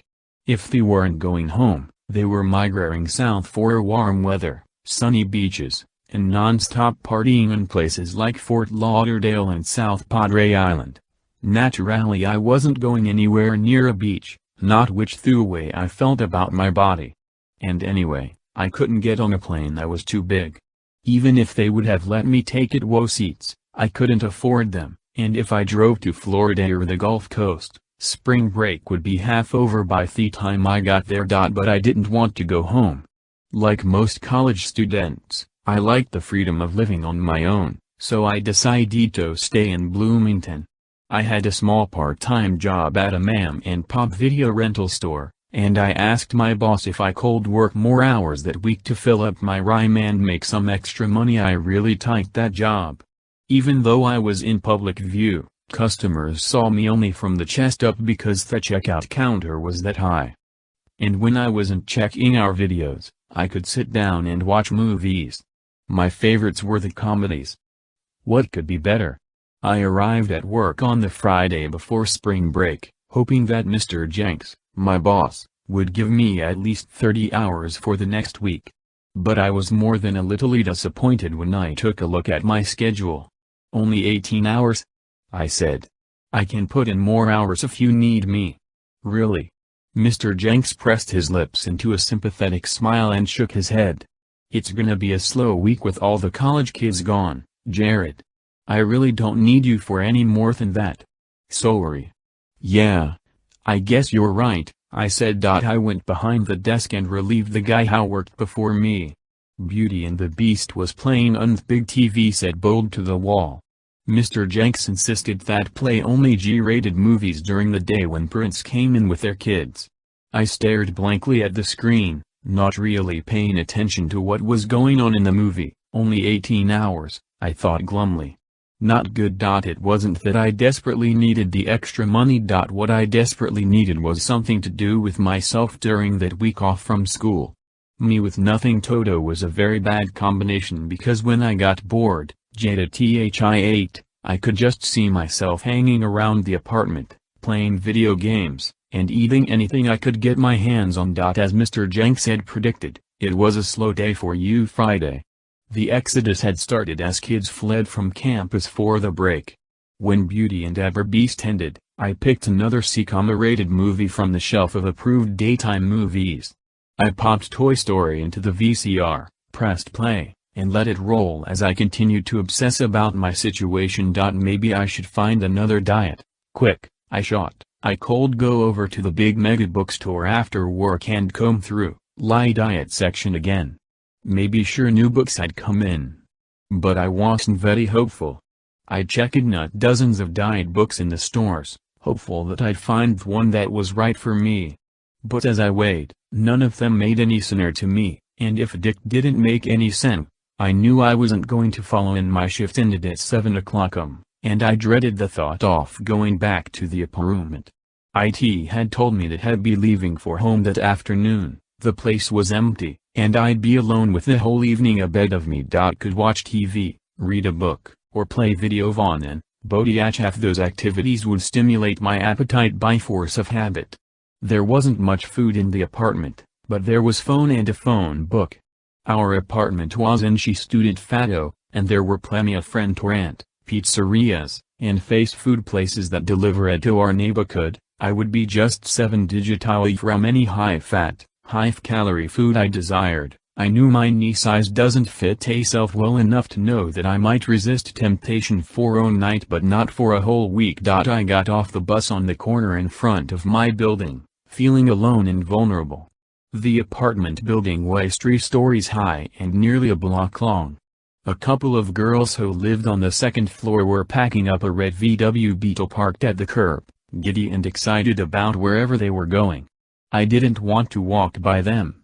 At the beginning of the semester, I'd heard one of them laughing and making fun of me as I passed by. I wasn't in the mood for a repeat. It was dinner time, and I was feeling hungry. I hadn't even thought about what I would do for dinner, but I was determined not to call out for takeout.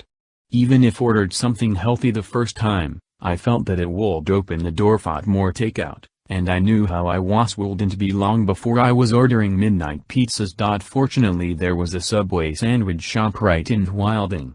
It was on the corner near the bus stop. The apartments on the first floor had been gutted to make way for the restaurant, and I have to admit it was part of the reason why I picked that building. Who needed to shop when you had a fast food restaurant just a few doors down? The girls were taking their time loading the Beetle, so I decided to go into the Subway and get a sandwich for dinner. For some reason they were busy that night. 7 people were standing in line ahead of me. I didn't like having to wait, but at least it would keep me out of the apartment for a little while longer. I overheard the woman at the head of the line ordering several sandwiches. Must be buying dinner for her whole family, I figured. I heaved a sigh, sensing that this was going to take a while. I wished I had brought something to read with me. I looked around for the free newspapers that usually sat in a pile by the front door, but something else caught my eye instead: a bunch of pamphlets in a rack on the wall.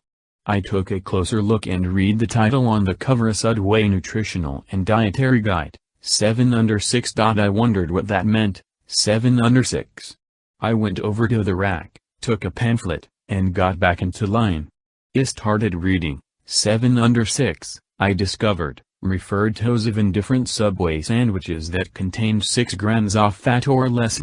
I thought. From my dear book reading, I knew that a meal with fewer than 6 grams of fat was pretty good. I opened the pamphlet and read more. The pamphlet was made up mostly of charts that showed the stars on everything they served in the restaurant, the same way packaged foods in the supermarket show their nutritional content on the boxes and labels. The Subway charts even gave values separately for what went into the sandwiches, including the bread, cheese, mayo, mustard, and oil. It also gave similar breakdowns for all the chips and desserts they served. I was impressed that the company would go to the trouble to print this information in a pamphlet for their customers. I couldn't think of any other fast food restaurants that did that. I glanced up and noticed that the woman with the big order was at the cash register paying for her sandwiches. There were still 6 other people ahead of me, so I went back to the pamphlet. One checked the values on some of my favorite sandwiches, and I was shocked. An Italian BMT is 450 calories with 21 grams of total fat. And that was just for the 6-inch sandwich, not the 12-inch, which is what I always ordered. Whoa. The pamphlet included a chart that contains some of Subway's competitors' offerings. A Big Mac contains 600 calories and 33 grams of fat. A Whopper has 700 calories and 42 grams of fat. Geez, I thought. It wasn't unusual for me to gobble down a half dozen of these burgers in a day. I flipped back to the first chart in the pamphlet, the 7 under 6 chart. I scanned the calorie column and discovered that a 6-inch turkey sandwich has just 280 calories and 4.5 grams of fat. The 6-inch Veggie Delight sandwich has 230 calories and 3 grams of fat. Interesting, I thought. I went to the chips chart and discovered that a small bag of baked potato chips has 130 calories and 1.5 grams of fat. I did a little quick math in my head. Say I had a 6-inch turkey sub, a bay of baked chips, and a diet soda for lunch, and a 12-inch Veggie Delights with baked chips and a diet soda for dinner. I would have consumed a little more than 1,000 calories, and they'd be low-fat calories.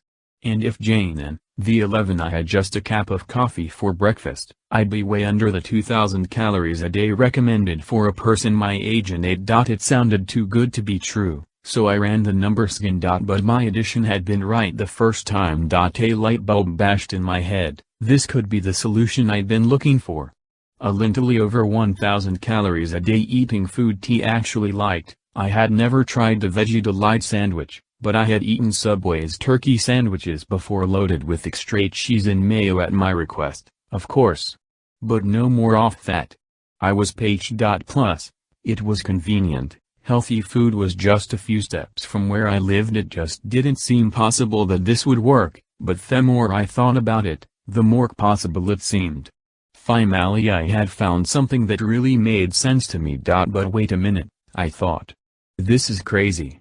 Look at that bread. I peered through the glass counter at the plum loaves of white and wheat bread on display.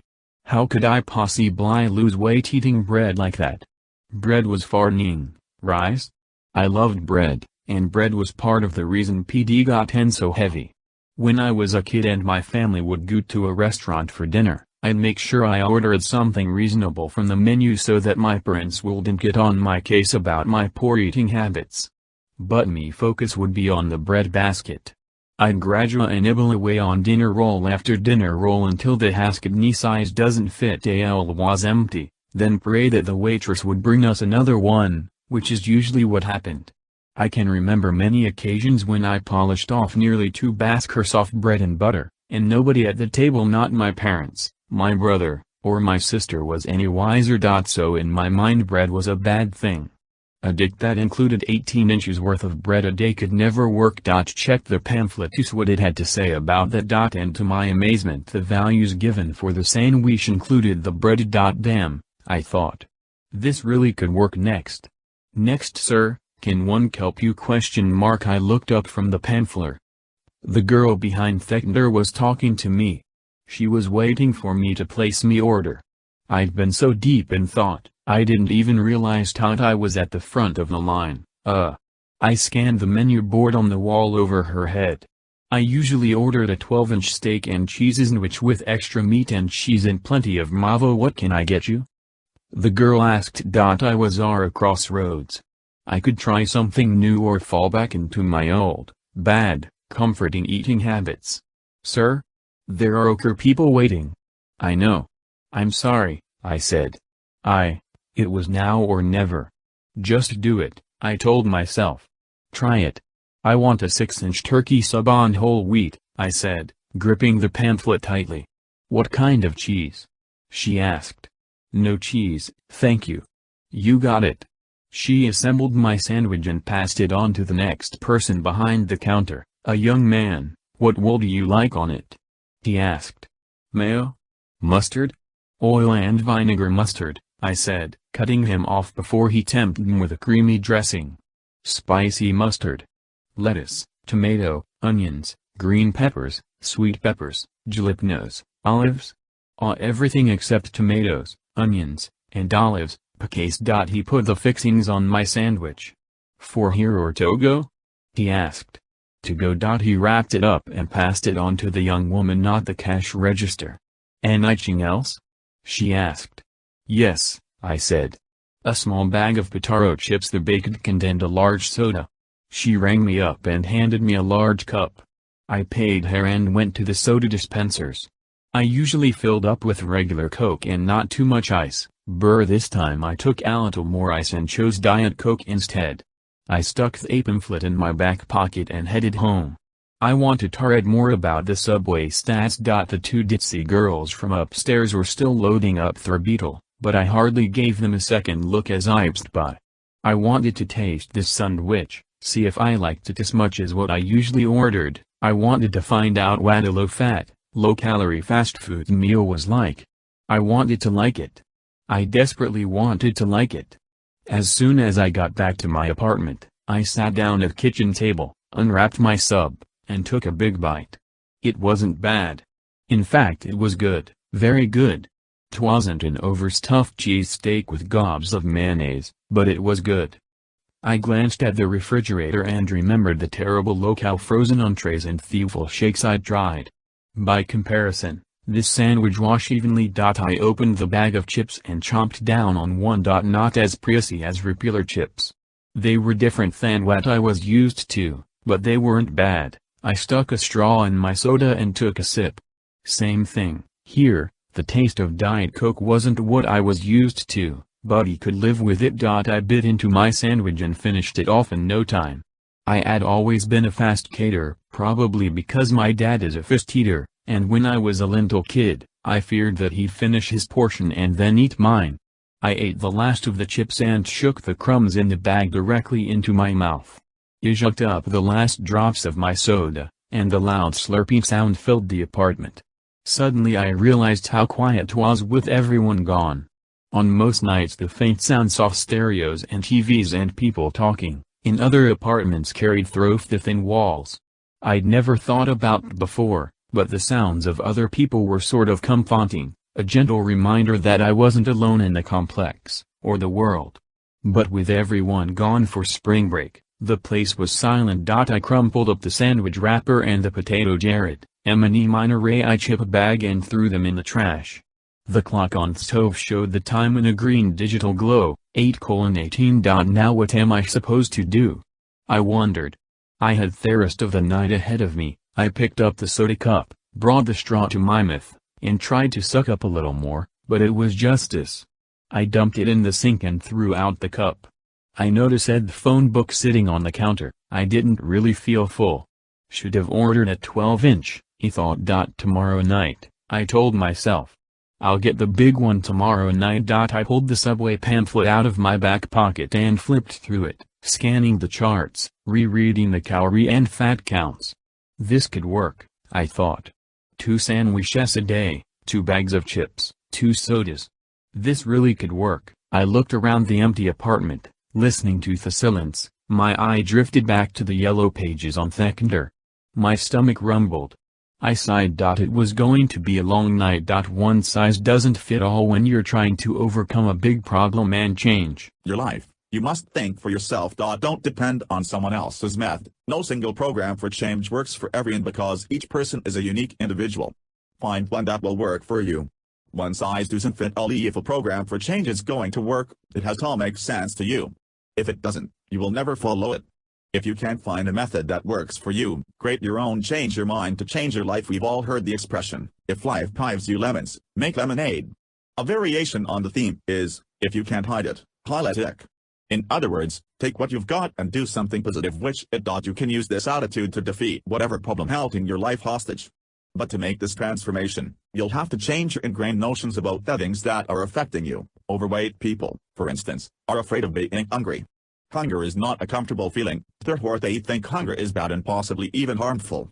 But that's a preconceived notion and an erroneous one. You can turn that negative notion on its head and make it a tool for losing weight. Just tell yourself that hunger is good, that it's concrete proof that you're losing weight. Don't think of it as your body's desperate cry for nourishment. Think of it as a compliment from your body, a pat on the back, a high five for the progress you're making. Shopaholics want things that they don't need. Never they do. That feeling of want and need takes over their personalities. They become obsessed with making purchases, often buying things that they can't afford. This takes over their lives and can lead to financial ruin. Shopaholics can't cope with their impulses. Their desire to spend becomes a vicious beast, and they come to feel that the beast must biff every time it growls. But who says so? Why not just let the beast growl? Make the craving to spend a good thing welcome it. See it as a positive indication that you're dealing with your problem. Turn your obsession around and make it work for you. Sucking it up and enduring the desire to spend means that shopaholic is saving money. It means that he's not being wasteful. It also means that he isn't cluttering his house with unnecessary purchases. All positives. People with substance addictions, whether it's caffeine, nicotine, alcohol, or narcotics, go through withdrawal when they don't get what their bodies have come to crave. I don't take these kinds of addictions lightly, and I'm not suggesting that withdrawal can be managed easily or without the help of medical professionals, but changing your mind about withdrawal can make a big difference. If a person thinks of physical withdrawal as harmful and dangerous, she'll run right back to her drug of choice to avoid the pain and anguish. But if that person thinks of withdrawal as a sign of progress in the battle against her addiction, perhaps she won't dread it quite as much. She can think of it as a symptom of the body undergoing a change for the better. When I was trying to lose weight, I constantly compared the tastes of low-calorie, low-fat foods with the high-calorie, high-fat foods I knew and loved. I felt that diet sodas had a chemical aftertaste.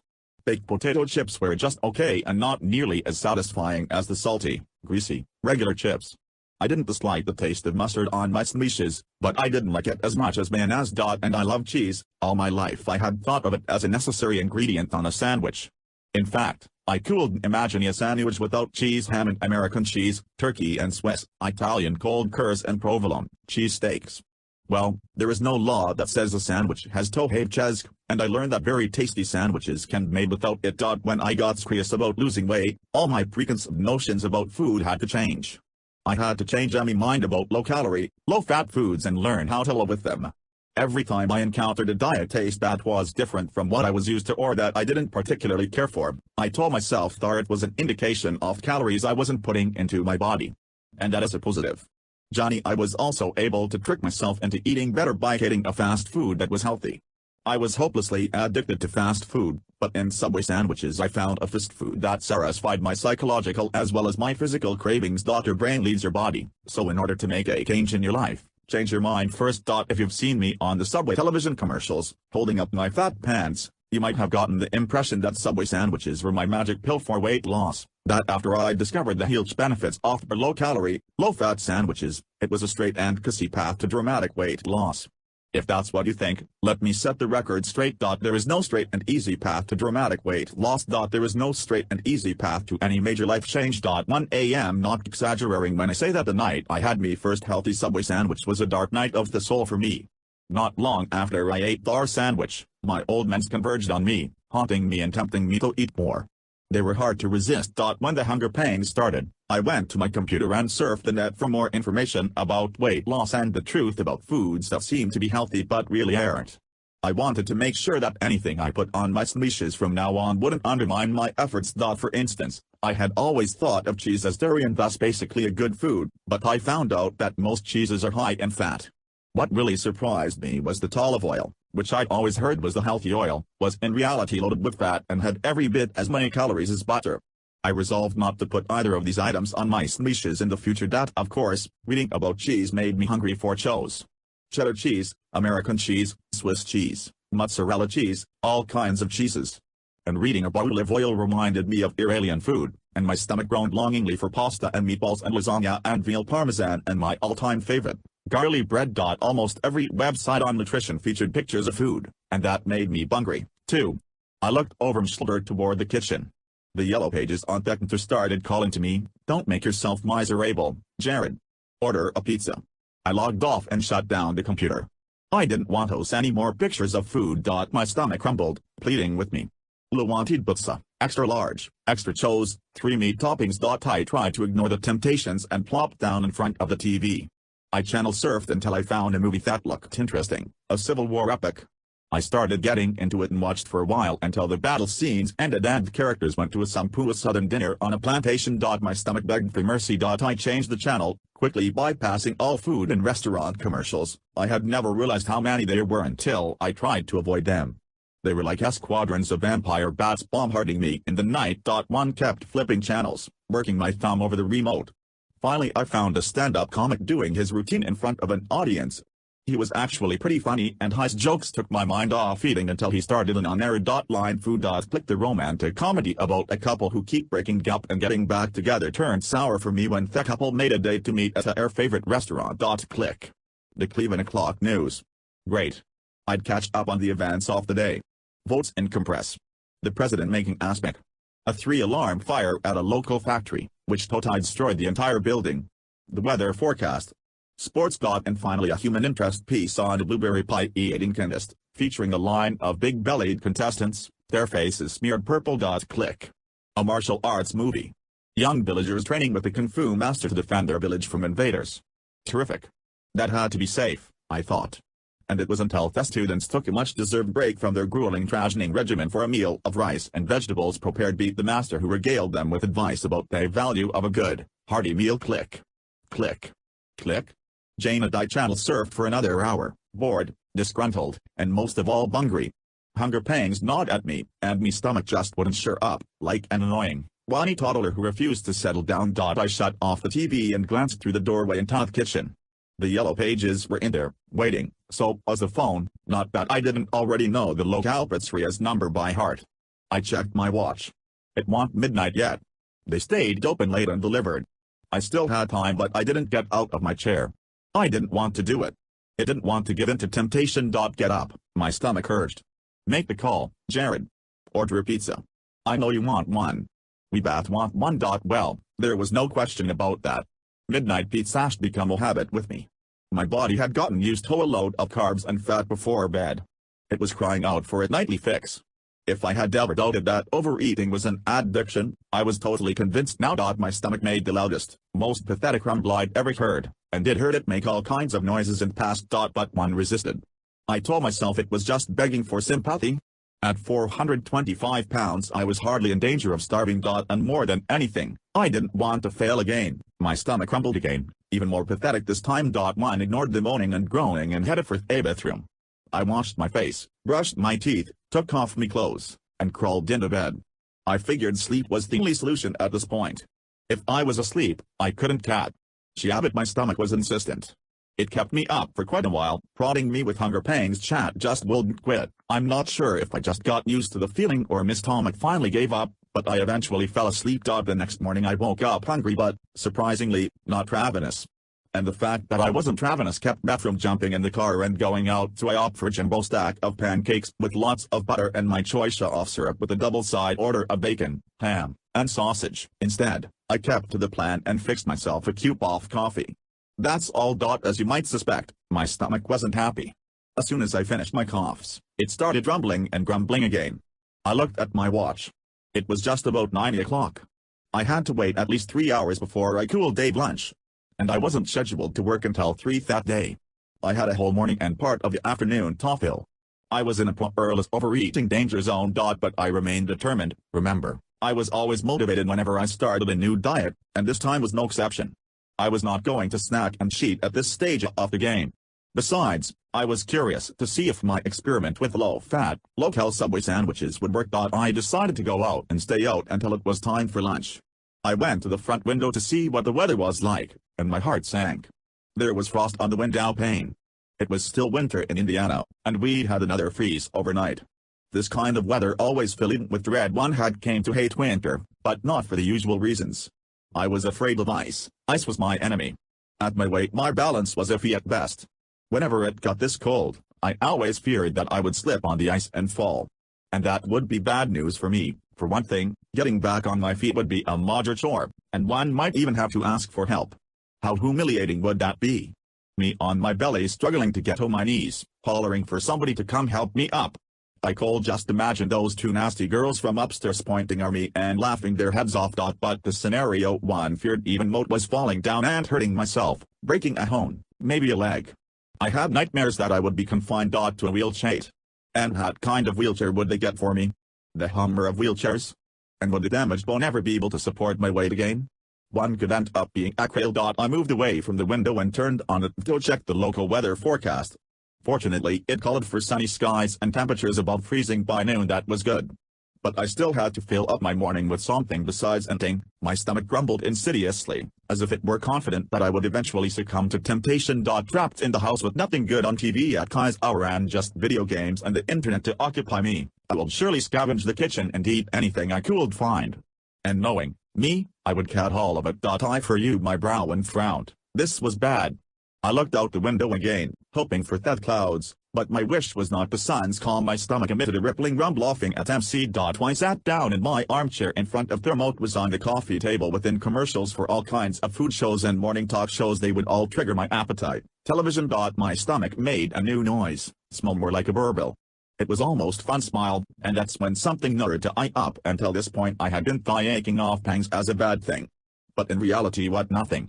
They weren't signs of distress or mentally wasn't on the verge of starvation. These sorenesses were just an indication that I was changing my bad eating habits. And so, I thought, they were really odding. From that moment I started to think of my rumbles and pangs as rewards. I viewed them as positive feedback from my body that I was doing the right thing. I visualized each pang and rumble as a little chunk of fat inside me melting away like an ice cube on a hot skillet. My stomach grumbling was the sound of me getting thinner. The gnawing feeling of a hunger pang was the sensation of me body fat being rendered and dripping away. Bed the suey. And as far as falling into the video game / internet surfing / snacking trap, I foiled my smart aleck stomach by picking up a book and starting to read. There was something that JL had recommended to me a while ago, Stephen King's It.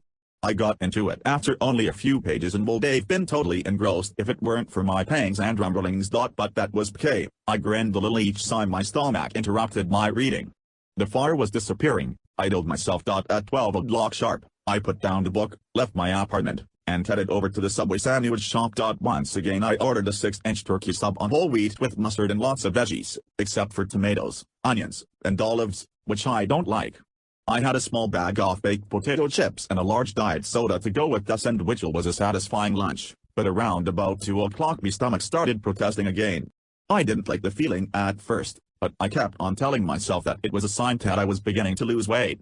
My rumbling stomach constantly reminded me that good things were happening to my body, and that kept me from making enough for a half-dozen tacos or a double party burger with fries and a vanilla shake. I stuck it out and endured the hunger pangs all through my shift at the video store, which wasn't easy, considering that I was trying to go from massive overeating to sensible eating in just one day. At 7 o'clock I went back to Subway for a 12-inch veggie delight sandwich. I ordered another bag of baked chips and a large diet soda to wash I down. As I walked back to my apartment with my dinner I doubted that a vegetable sandwich would be enough for me. But, happily, I was wrong. I was surprised. I liked the veggie delight. It was plenty of large, fresh salad, your choice of leche onions, green peppers, pickles, and olives roll slathered with mustard. Afterward, I watched some mean video games for a while, and eventually started rumbling again. I was tempted to pull foraging in kitchen cabinets, but I was determined to break my old snacking habits, so one pulled myself away from the computer and went back to a book I'd started reading that morning. Every few minutes my stomach would remind me that we're humory, but instead of getting alarmed, I just ignored it and kept on reading. Things were happening, I told myself. Good things change your wind to change your life. Turn your addiction around and make it work for you. Think of the pain and discomfort of withdrawal as positive feedback that you're kicking your habit. Hunger pangs, for instance, indicate key thought you're not putting excess calories into your body. Your grumbling stomach is telling you that you're losing weight. Get used to new tentations. Many people say they can't stand the taste of diet soda, for instance, but in reality it's not bad, just different. It's what you're going to have to live with if you intend to lose weight and keep it off. The brain loves the body. To change your life, change your mind first. Don't tell anyone. You always need the support of family and friends when you're trying to make a big change in your life. Medical professionals, therapists, clergy, personal trainers, tutors, and loved ones can provide invaluable help in achieving your goal. But if you tell too many people what you're doing, they will expect to see signs of progress, and this creates unnecessary pressure. Remember, you're making this change for you, not for them. The strength you need to reach your goal can't come from them. Ultimately you must find your own inner strength to move forward. One had failed at dieting many times, and each time the people who knew I was dieting became disappointed or jaded. I'm sorry you didn't lose any weight on that diet, Jared. But don't worry. You'll find one that'll work for you. Hearing something like that made me want to crawl into bed and cover my head with a blanket. But even worse than that were the likely comments I didn't hear. I wonder how long this diet will last. Why doesn't he just give up? He's never going to lose weight. Poor Jared, he's so clueless. I didn't have to hear people say these things. Their feelings were clear enough and their expressions and attitudes whenever they were around me. Sometimes even your most loyal supporters will inadvertently say something that throws you off track. A careless comment or a statement that could be interpreted that ways will prey on your mind and set you back. No matter what you're trying to do, lose weight, break a bad habit, kick a dependency, you're doing it for yourself and no one's size. Therefore, you have to do it yourself. You have to provide your own personal motivation. Imagine what would have happened if I had announced that my new diet plan consisted of Subway sandwiches, chips, and soda. People would have nagged at me. My family would have tried to have me committed, but one had done my homework. The numbers didn't lie, so I knew, at least in theory, this could work. But I also knew that one had to do it quietly. I didn't dare tell anyone. Couldn't bear the disappointment of another failure and the criticism that would follow. When you've made up your mind that you're going to change your life, don't tell anyone. It'll be that much sweeter when you succeed. When I started my self-riled Subway sandwich diet, I didn't tell anyone what I was doing. With all my other diets, even the ones I tried in high school, my friends and family knew that I was dieting, and when I inevitably failed, they were disappointed, and their disappointment made me feel terrible. I felt that I had failed and let them down. And that made it more difficult for me to start a new diet. Eventually my unsuccessful attempts at dieting became so predictable, I became like the boy who cried wolf. Whenever I announced that I was starting a new diet, nobody really believed that I would stick to it, even if they didn't come right out and say so out loud to me. Nothing was more embarrassing to me than being asked about my dieting and having to admit that I had failed. Every year my extended family has a big reunion dinner, a dress-up, sit-down affair usually held at a country club. The dinner always happens in early September, and it's a family tradition with all my aunts, uncles, and cousins gathering together, casually more than 100 people. There's always plenty of food, not all of it healthy, especially the desserts. When I was a little kid, I always looked forward to these reunions. It was an opportunity to pig out with my parents getting on my case. But as I got heavier, I started to dread these get-togethers. They became let's see how fat Jared got this year day. Many of the relatives who had hearing something like that made me want to crawl into bed and cover my head with a blanket. But even worse than that were the likely comments didn't hear. Wonder how long this diet will last. Why doesn't he just give up? He's never going to lose weight. Poor Jared. He's so clueless. I didn't have to hear people say these things. Their feelings were clear enough in their expressions and attitudes whenever they were around me. Sometimes even your most loyal supporters will inadvertently say something that throws you off track. A careless comment or a statement that could be interpreted always will prey on your mind and set you back. No matter what you're trying to do, lose weight, break a bad habit, kick a dependency, you're doing it for yourself and no one else. Therefore, you have to do it yourself. You have to provide your own personal motivation. Imagine what would have happened if I had announced that my new diet plan consisted of Subway sandwiches, chips, and soda. People would have laughed at me. My family would have tried to have me committed. But one had done my homework. The numbers didn't lie, so I knew, at least in theory, this could work. But I also knew that I had to do it quickly. I didn't dare tell anyone. I couldn't bear the disappointment of another failure and the criticism that would follow. When you've made up your mind that you're going to. When I started my self-style Subway rich diet, didn't tell anyone what I was doing. With all my other diets, even the ones I tried in high school, my friends and family knew that I was dieting, and when I inevitably failed, they were disappointed, and their disappointment made me feel terrible. I felt that I had failed and let them in. And that made it more difficult for me to start a new diet. Eventually my unsuccessful attempts at dieting became so predictable, I became like the boy who cried wolf. Whenever I announced that I was starting a new diet, nobody really believed that I would stick to it, even if they didn't come right out and say so cut load to me. Nothing was more embarrassing to me than being asked about my dieting and having to admit that I had failed. Every year my extended family has a big reunion dinner, a dress-up, sit-down affair usually held at a country club. The dinner always happens in early September, and it's a family tradition with all my aunts, uncles, and cousins gathering together, easily more than 100 people. There's always plenty of food, not all of it healthy, especially the desserts. When I was a little kid, I always looked forward to these reunions. It was an opportunity to pig out without my parents getting on my case. But as I'll go heavier, I started to dread these get-togethers. They became let's see how fat Jared got this year day. Many of the relatives who attended didn't live close by, and we didn't see them that often. I could sense them staring at me behind my back, comparing me to their memories of the last time they saw me, clucking their tongues in pity or disapproval. Most people deal with obese individuals by not dealing with them at all. They look away and avoid eye contact. They treat the person as if he's invisible, but let me tell you from experience, this kind of treatment is worse than having someone shout out, "Hey, that's all." At least an insult he acknowledges that you're there. Avoiding the obese person makes him or her feel like a zero worthless. Several members of my family would habitually give me the cloak of invisibility at these reunions, but not my grandfather on my mother's side. One of the things I love about my grandpa is his honesty. I remember one reunion when I was in junior high. Grandpa was standing by himself, digging into a generous slice of apple pie a la mode that threatened to slide off his plate. He had normal weight for a man his age. I walked over to him with a glass of cola in my hand.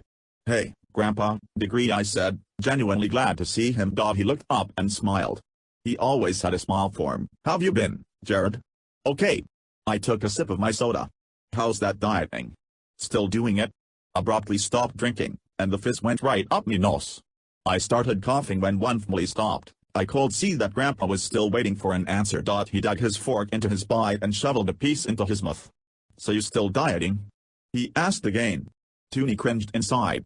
This was the last question in the world he wanted to hear. "Nope," I made flatly.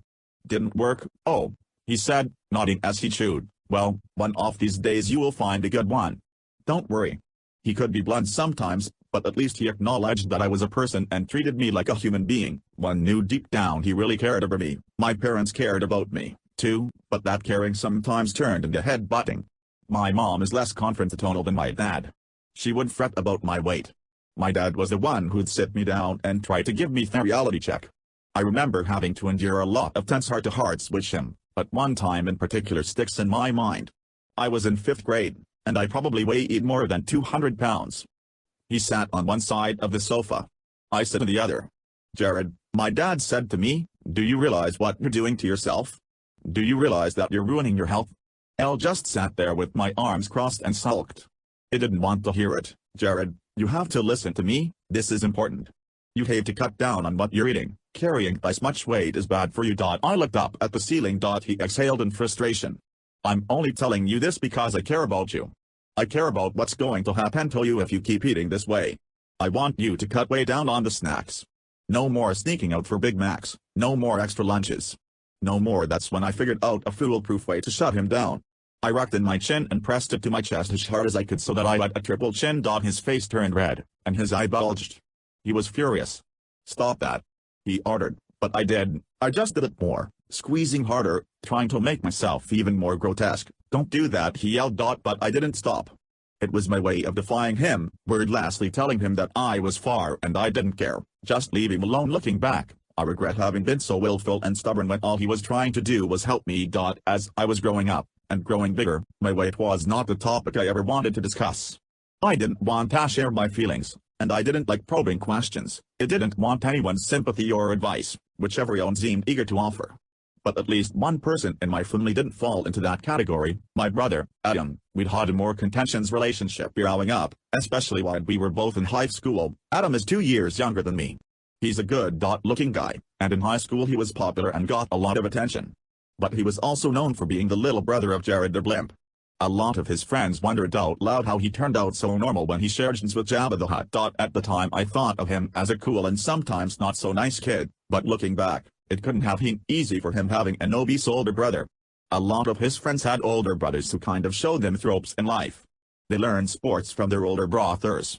They also learned how to cope with the unpredictable social scene in high school. Adam didn't get much help from me in those areas.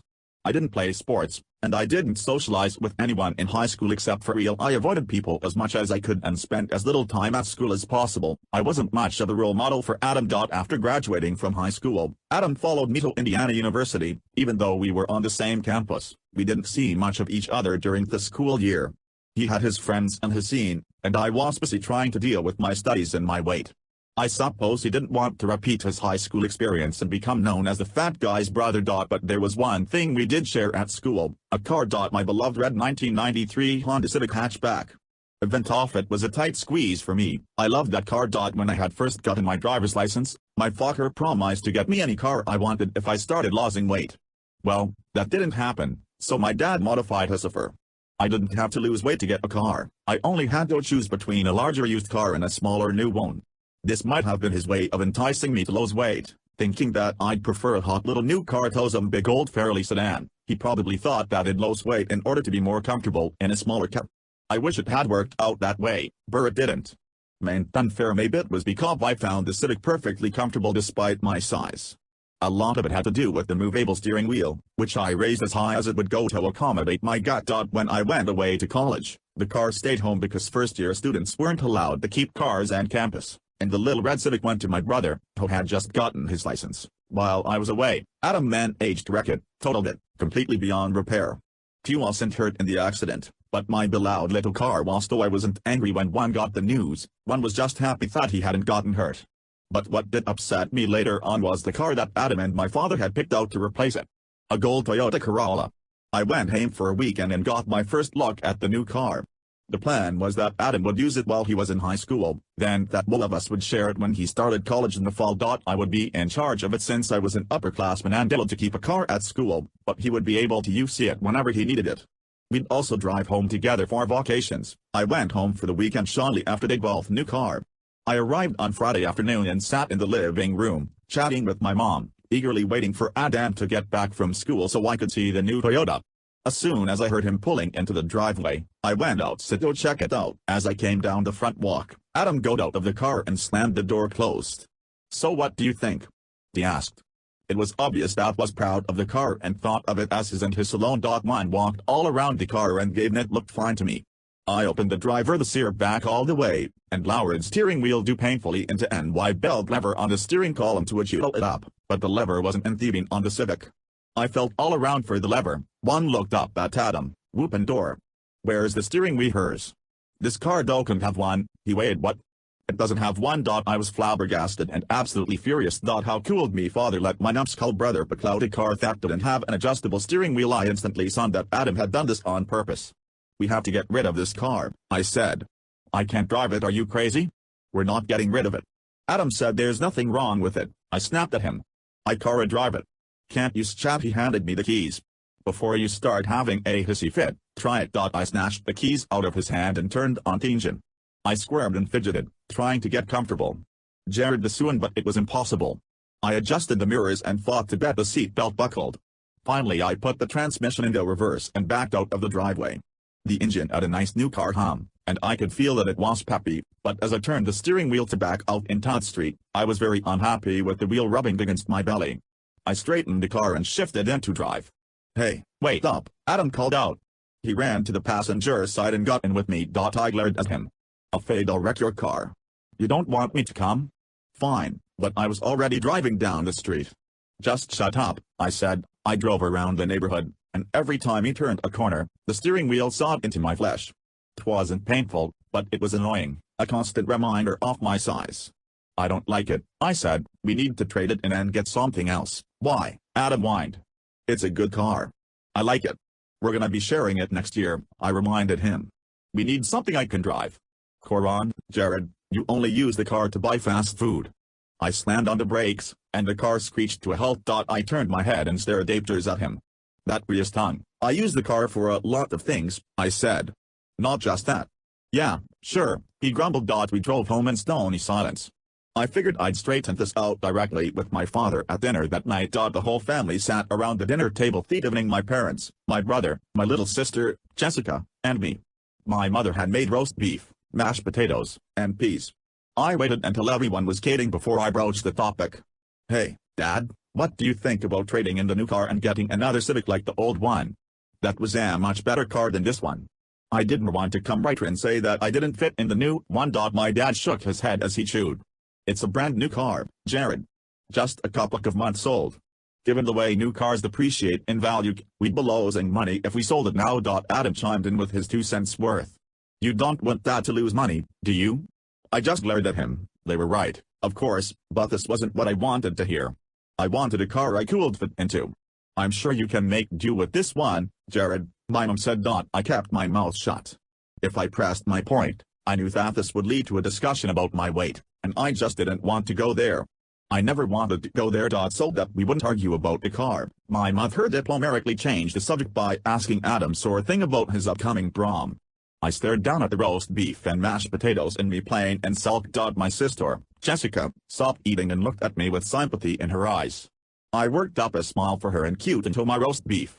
I didn't want her to be upset, even tough inside I was boiling. The subject was never brought up again. We kept the Corolla, and one learned to live with the discomfort. My sister and I were always more on the same waving TV and playing video games. Unlike my brother, who was always out doing something, Jessica came straight home after school. I did the same thing because I didn't want to deal with people who might criticize or ridicule me because of my weight.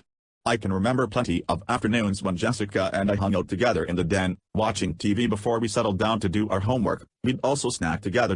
Jessica was a little chubby as a kid, and she liked to eat. Thankfully she never got like me, and now she's a normal weight for her height. But back when we were kids, it was nothing for us to polish off a jumbo bag of chips and a liter of soda while watching a couple of sitcoms. I consumed most of it, of course. I remember one spring day during my senior year we decided to treat Jessica to a day at an amusement park, just the two of us. Old Indiana Fun Park was just a 40-minute drive from my parents' house in Indianapolis. It was closed now, but it had been a small, manageable theme park. At the Rhine all-day passes cost only $15. I bought one for each of us and looked forward to riding out the rides, something I hadn't done in years. The day started out great. The first ride we took was the log flume, which is like a roller coaster that slices through the water at the end of the ride. The cars resemble huge pine logs and have room for 8 passengers. I loved rides when I was a little kid, and I couldn't wait to get on. As we stood in line, my sister and I agreed that we'll do our best to get seats in the front for the maximum thrill.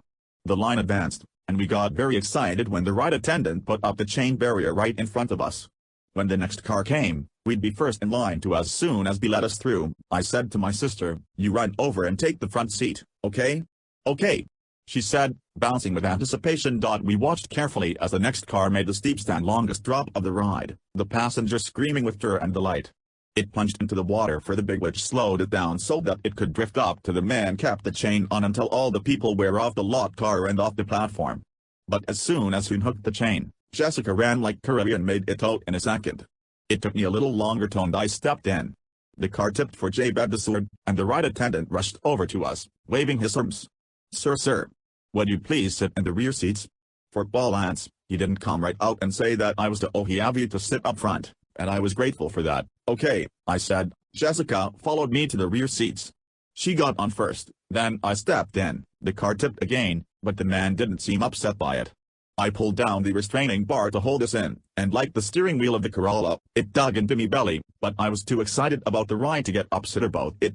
When the car was full and the attendant had checked that all the safety bars were in place, the log gear pulled away from the platform and the ride started.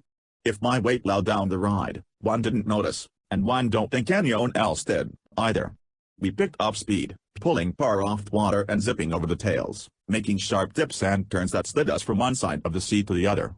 Lasix squealed with delight. You having fun? I shouted over the noise of the rushing into my can. Yeah. She said. I knew we were getting close to the end, the steep drop and the big splash. As we crested the last incline before that drop, my woman clenched and Jessica grabbed my arm. The car must have been at a 60-degree angle, nose painted as we raced along the tracks. I yelled, Jessica yelled. You was terrific. I felt free and fast and light as a feather. Then we hit the water for the big splash. Water shot out from under the car and doused the people waiting in line. They shouted and yelled. Hey! I heard one man shout. Who let that guy on? I knew instantly that he was talking about me. The big splash had become the really big splash with me on board. He tried not to look at all the wet shirts and sopping hair as he got off the car and took the stairs off the platform. I looked down at Jessica, waiting for her to say something, but she didn't say a word. We wandered out into the park, searching for our next ride. I want to go on that on, Jessica said. She pointed at what looked like a fairly tame ride.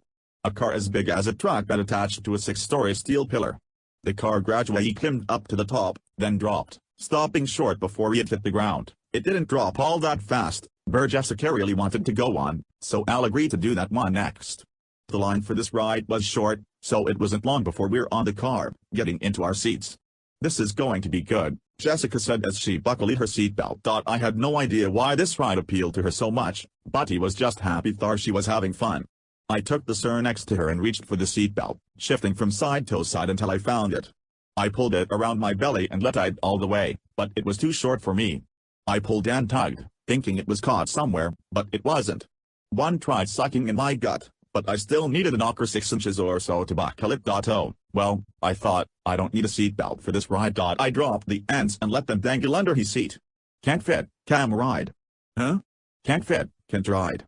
I looked up, and there stood a skinny man with a face like a prune and a scratchy sandpaper voice. He was a more grizzled version of Popeye. Can't fit, can't ride, he repeated. He was in charge of this ride, and he was checking to make sure everyone was buckled up. I reeled in the ends of the sentinel to show him that was too short for me, hoping he'd understand and cut me some slack. But the rules were the rules, and he wasn't about to start making exceptions. Can't foot, can ride, he said, raising his voice as if he thought the problem was with my hearing. He stood right in front of me, waiting for me to do something. My face must have been 10 shades of red. About a dozen other people were on the car, waiting for the ride to start, and they were all staring at me. I wanted to disappear. Can't fit, can't I heard you, I said. I turned to my sister. She was frowning as if she'd done something wrong.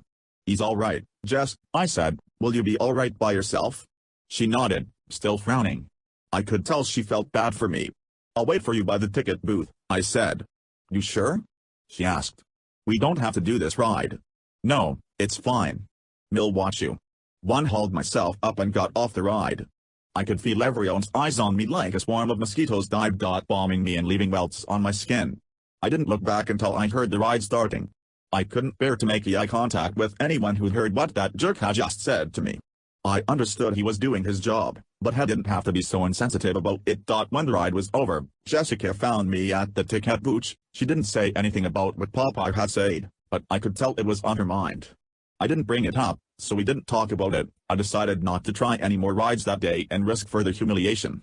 I just watched Jessica. We drove home late that afternoon, and she looked at me with sad cow eyes the whole way. I kept my eyes on the road. I didn't want to discuss it. One suppose she told my parents about the incident, but he didn't bring it up, and I was grateful for that. But you don't think I'll ever forget Popeye's grouchy voice can't ride and how much that hurt me. One vowed that they never to go to an amusement park again. Popeye's voice was imprinted on my mind, and his hurtful words haunted me for years. I'd be lying if I said that wasn't part of the reason why I didn't tell anyone when I started the Subway diet. I didn't even tell G at FRST. Fortunately, there were so many part-time student employees at Jared THME Subway shop that none of them picked up on what I was up to. Except for one girl. I'm not sure if she was a student or not, but she was college-aged. She was petite and friendly with a smile that just never quit. She worked the evening shift and was always the first sandwich maker behind the counter. The aunty who took the bread order, I always came in at about the same time, and we kind of got to know one another. Knew from her name tag that her name was Laura. Well, one night when I walked in, Laura already had a 12-inch whole wheat roll cut open and ready for me. "Bet you the light," she said as I walked up to the counter. "No cheese. Spicy mustard, everything except tomatoes, onions, and olives. Right?"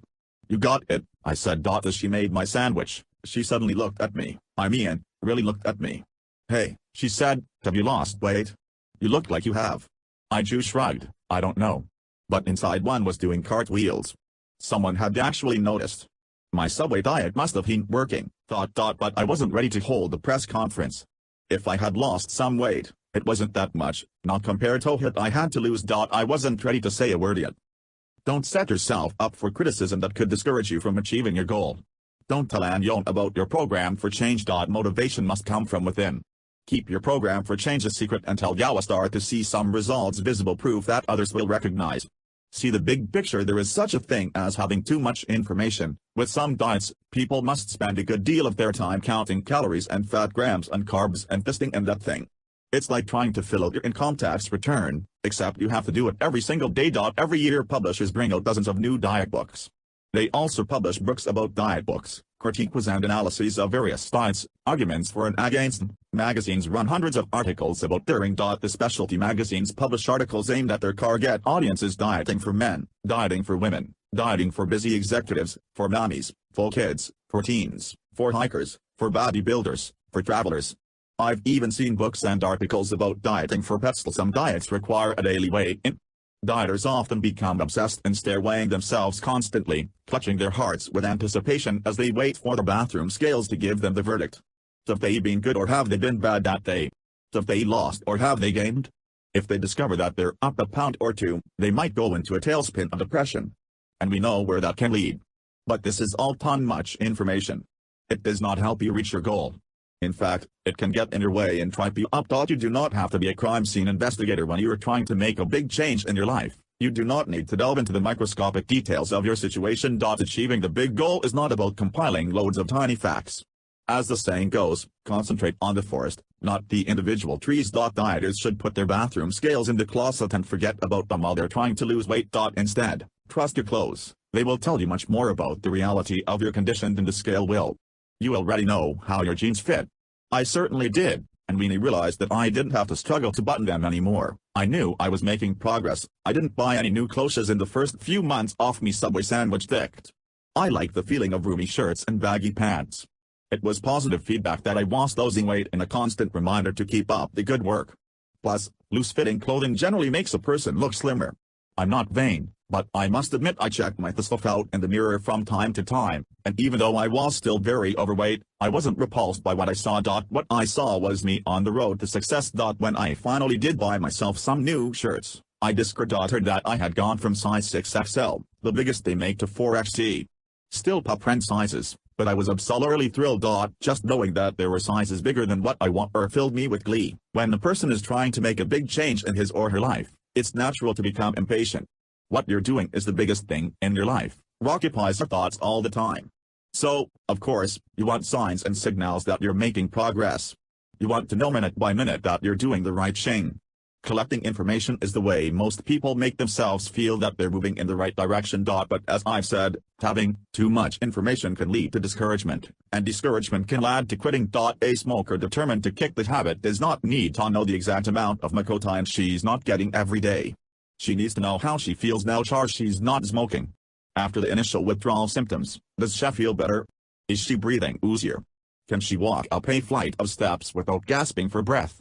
A shopaholic does not need to check his bank account balance every day to see how much he is or isn't spending. Better to wait a couple of months and see if he has more money in the note now that he's been curbing his buy and habits. Top parent having problems with his teenage non-do and know to read every teen psychology book on the market and second guess the therapist he and his son are seeing. Better to follow the therapist's advice, give it time, and then look at the teenager's face. If things are getting better, will register in his expression. And he'll probably see progress in his parents' face, too. Remember, what matters is not how fast you progress, it's how steadily you progress. Fast starts lead to quick burnouts, but steady progress leads to permanent change. Ignorance may or may not be bliss, but it is at its benefits.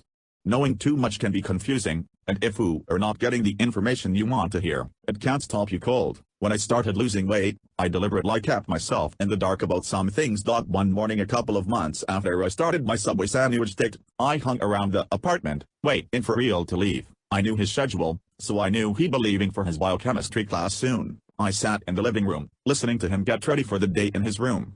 I was perusing that morning's sports section of the newspaper. The rest of the paper was spread out on the coffee table. The knife was under the business section. I could hear JL rummaging around in his room. A few moments later JL charged out of his room with his backpack over his shoulder. JL had a decisive way about him. Even when he walked, he always moved like the man with the mission. I kept my eyes on the sports section even though he wasn't reading it. I forced myself not to look down at the sections of newspaper on the coffee table. Okay, I'm going to class, Yale said as he reached for the doorknob. See you later. Yeah, see you later. He walked out and shut the door behind him. I sat there and stayed very still, waiting to see if he'd come back. I knew what he was like.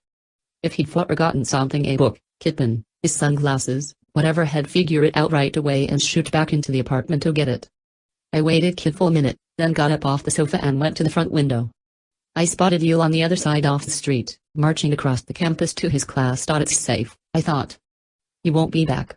Even if he's forgotten something, he won't risk being late for biochem. That was his hardest class this semester. I tossed the sports section onto the couch and reached down under the business section to draw the knife. But suddenly I stopped myself and listened for footsteps. Just in case. All I could hear was the sound of someone's car radio outside on the street. The pounding bass of heavy metal. Metallica, maybe. I picked up the bass in this section, and there it was, the black-handled steak knife, the sharpest one we had in the apartment. I stared at it, still listening intently for footsteps. It was quiet, except for that car radio in the distance. I gathered up the newspaper sections and put them back together, then folded them in half. I sat down on the edge off the couch and positioned the newspaper in front of me on the coffee table. I stopped and listened again for footsteps, but there was nothing to hear. The car was loud, eerily silent. I took a deep breath, gained back, and undid my belt buckle. I pulled the belt out of my pants and tossed it onto the coffee table. My heart started beating a little faster. I hoped I wouldn't mess this up. I picked up the knife, sunlight coming through the window glinted off the blade. I hoped it was sharp enough. I leaned forward and put the end of my belt on top of the folded newspaper. Holding it steady, I considered what needed to be done. I took a deep breath and raised the knife, gripping it in my fist. Do it, I told myself, just do it. I tightened my grip and brought the blade down, stabbing through the leather. I stared down at what I had done and decided that I'd hit each spot. I leaned into the knife and twisted it, making the hole bigger. One put down the knife, stood up, and started looping the belt through my jeans. Now my heart was beating harder. I felt around for the new bowl with my index finger. When I found it, I started to buckle the belt. It took a little force to put it through, but when it finally went in, I was ecstatic. I was so happy I could have started singing. I suspected Chad I had lost some weight, but I didn't dare get on kid's scale. I didn't want to know how much I weighed. My clothes were fitting more loosely, which indicated that he was losing weight, and that's all I needed to know. My pants had been falling down, and it had gotten to the point where I really had to do something about it, but I had been putting off cutting a dev hole in my belt myself. The belt was pretty worn. If I messed up and ruined the belt, I aimed to go buy kid new one, and I hated shopping for clothes, even something as simple as kid belt. But I would have told that now. Of course, that wasn't the reason for the incredible joy I was feeling. I had lost weight, and now I had proof. I had actually lost a few inches in my waist. The Subway diet was working, but there was no way I was getting on kid's scale. Not yet. As far as I was concerned, I was still in the initial stages of this diet, the point when I usually crashed and burned. I wasn't willing to risk being disappointed again. That would be too devastating. I might never try dieting again if I blew it this time. Better to stay in the dark, I felt. At least for now. I quietly continued with my Subway sandwich diet and did tell kids all about it. As the weeks went by, and the spring weather in Bloomington turned warmer, I could feel that something was happening to my body. My old clothes were fitting even more loosely. Shirts that had been right across my chest were roomy now. Pants that had been snooged on the thighs were starting to feel baggy. I could feel folds of extra material under my belt at the small of my hack, and I was feeling better, too. Maybe not so much physically but certainly emotionally. I was making progress, more progress than I had with any other diet I had ever tried, and that felt good. But I was not going to get on kid's scale. I did not want to know exactly how much I had lost. What if I hadn't lost as much as I thought? What if 'twas all water weight and not fat? I'd heard kid lot of oversee the big PC 118 weight people talk about how easy it was to lose weight at the beginning of kid diet cause initially it's all water weight. Losing fat is much harder, they all said. At 425 pounds, I probably had kid lot of water in me, but in my mind losing water didn't really count. If I knew this was the case, I'd be disappointed, so I chose not to know and just keep doing what I was doing. Having too much information and micromanaging my problem was not going to help me lose weight any faster. In fact, I suspected it would do just the opposite. If I got on kid scale every morning and didn't see pounds melting off at kid regular pace, I would get discouraged and eventually I stopped dieting. I would start thinking about kid Chinese buffet pig out or kid meat lovers pizza midnight snack or a lumberjack slam breakfast special, and I would surely succumb to temptation. Better to stay ignorant, I told myself. Just stay the course. Keep going. One meal at a time. My clothes had been giving me a lot of positive feedback, and chat was enough information, I felt. But by the end of the semester I stopped noticing my loose clothes the way I had at first. I wondered if I had hit that water weight wall. The water had disappeared, but the fat was still hanging on. I wondered if maybe I should break Merle and weigh myself, just to get kid positive boost to keep going. But I resisted that urge. I knew that it was crucial to not get discouraged. But I was torn. I didn't know what I should do. Then one night I received a totally unexpected boost. I was slumped down on a couch with my bare feet up on the bunyad coffee table, watching television. The weather had turned unseasonably warm, and I was wearing shorts. I don't remember what show I was watching, but when the commercials came on, I happened to look at my ankles, and I suddenly noticed something. I actually had ankles again. The swelling had disappeared, the edema that my endocrinologist had warned me about, the sign of a developing diabetes. It was gone. I sat up and uncrossed my legs and took a good look at them. My legs used to look like logs, just as wide at the ankles as they were at the calves, but now they were tapered at the ankle the way legs were supposed to be. I wanted to whoop and holler. I was so happy. My health was improving. I might not have to worry about diabetes, I thought. That would be terrific. I was so elated. It was the end of the show I'd been watching. I just stared at my ankles, admiring them. But I was still cautious. The loss of swelling did not mean conclusively that I was out of woods as far as diabetes was concerned. Yes, my body was giving me positive messages, but I was still the big fat guy on campus. No one had mistaken me for Brad Pitt yet. But finally I noticed. It was around the time of midterms, and we were both studying hard. JL usually studied at his desk in his bedroom. I was too big for kid's ma desk, so I usually spread out at the kitchen table. I was reading through my notes from my international business class, highlighting the important stuff with a yellow marker, when JL walked in and went to the fridge for a glass of orange juice. As he sipped his juice, he rolled his head around and rotated his shoulders. He was a complete exercise fanatic, and he was always stretching something. He just couldn't sit still. Now one thing you have to understand about JL is that this kid real nose to the grindstone kind of guy. He can be a lot of fun, but when he's studying, he's in the zone and that's all he does. When his nose is a kid book, there could be 100 naked girls in the apartment and he wouldn't notice. But he did notice something different about me. He put his glass on the counter and went over to the doorway. He reached up and clung to the lip of the frame, bending his knees and kid hang to stretch out his back. Dude, he said, have you lost kid little weight? Huh? That took me by surprise. You look like you've lost some weight, he said. I was embarrassed but also kid little nattered. Yeah, guess so, I said. Maybe kid little. Maybe kid little more than kid little, he said. What have you been doing? Another diet? I figured I had to fess up now. JL was persistent, and tugged me until we got an answer. His cursor goal was to come back a doctor, so if I lied and said I wasn't dieting, knew he'd hound me to get kid checkup, thinking I was probably sick. You're gonna think this is crazy, I said, but I figured out kid diet for myself. Oh, yeah? So what are you doing? I told him all about my Subway sandwich diet. His face collapsed as I started explaining. He looked at me as if I'd lost my mind. Jane, the sick quickly gave him the facts and figures about the fate and calorie content of my 2 sandwiches, and suddenly I asked a little less skeptical. Well, if it's working for you, man, that's terrific, I said. And from what I can see, it's definitely working. Yeah, there seems to be. So how much have you lost? I shrugged. Beats me. You haven't weighed yourself? No. You're not curious ? Yeah, I am, but I'm no ready for chat. How come? Well, if I find out I've only lost Kid Little, I'll be disappointed. I'd rather wait and get Kid Big surprised. Jay looked at Kid Little puzzled. He was into science and medicine, and in his lab classes he was always looking for empirical evidence. I guess I can understand how you feel, he said, but he sounded doubtful. He let go of the door frame and stood up straight. You know, he said, I thought there was something going on with you. What do you mean? I noticed it the other day, but I didn't say anything. It's in your eyes. You look don't know happier. That made me feel good. I was glad that he had noticed a change in MC. G leaned against the wall and stretched his legs. So do you want me to throw out my junk food? Get rid of the chips and stuff so it's not in the house? No, that's okay, I said. I'm learning how to resist temptation. You sure? He'll do it. There's junk food everywhere you look, I said. You can't avoid it. I'm the one who has to learn how to drive by Mickey D and Taco Bell and all those places. You know what I mean? I hear you. Eel went back to the counter for his juice. You sure you don't want to get weighed, though? I'm sure, I said. Jay went back to his room, and I went back to my notes.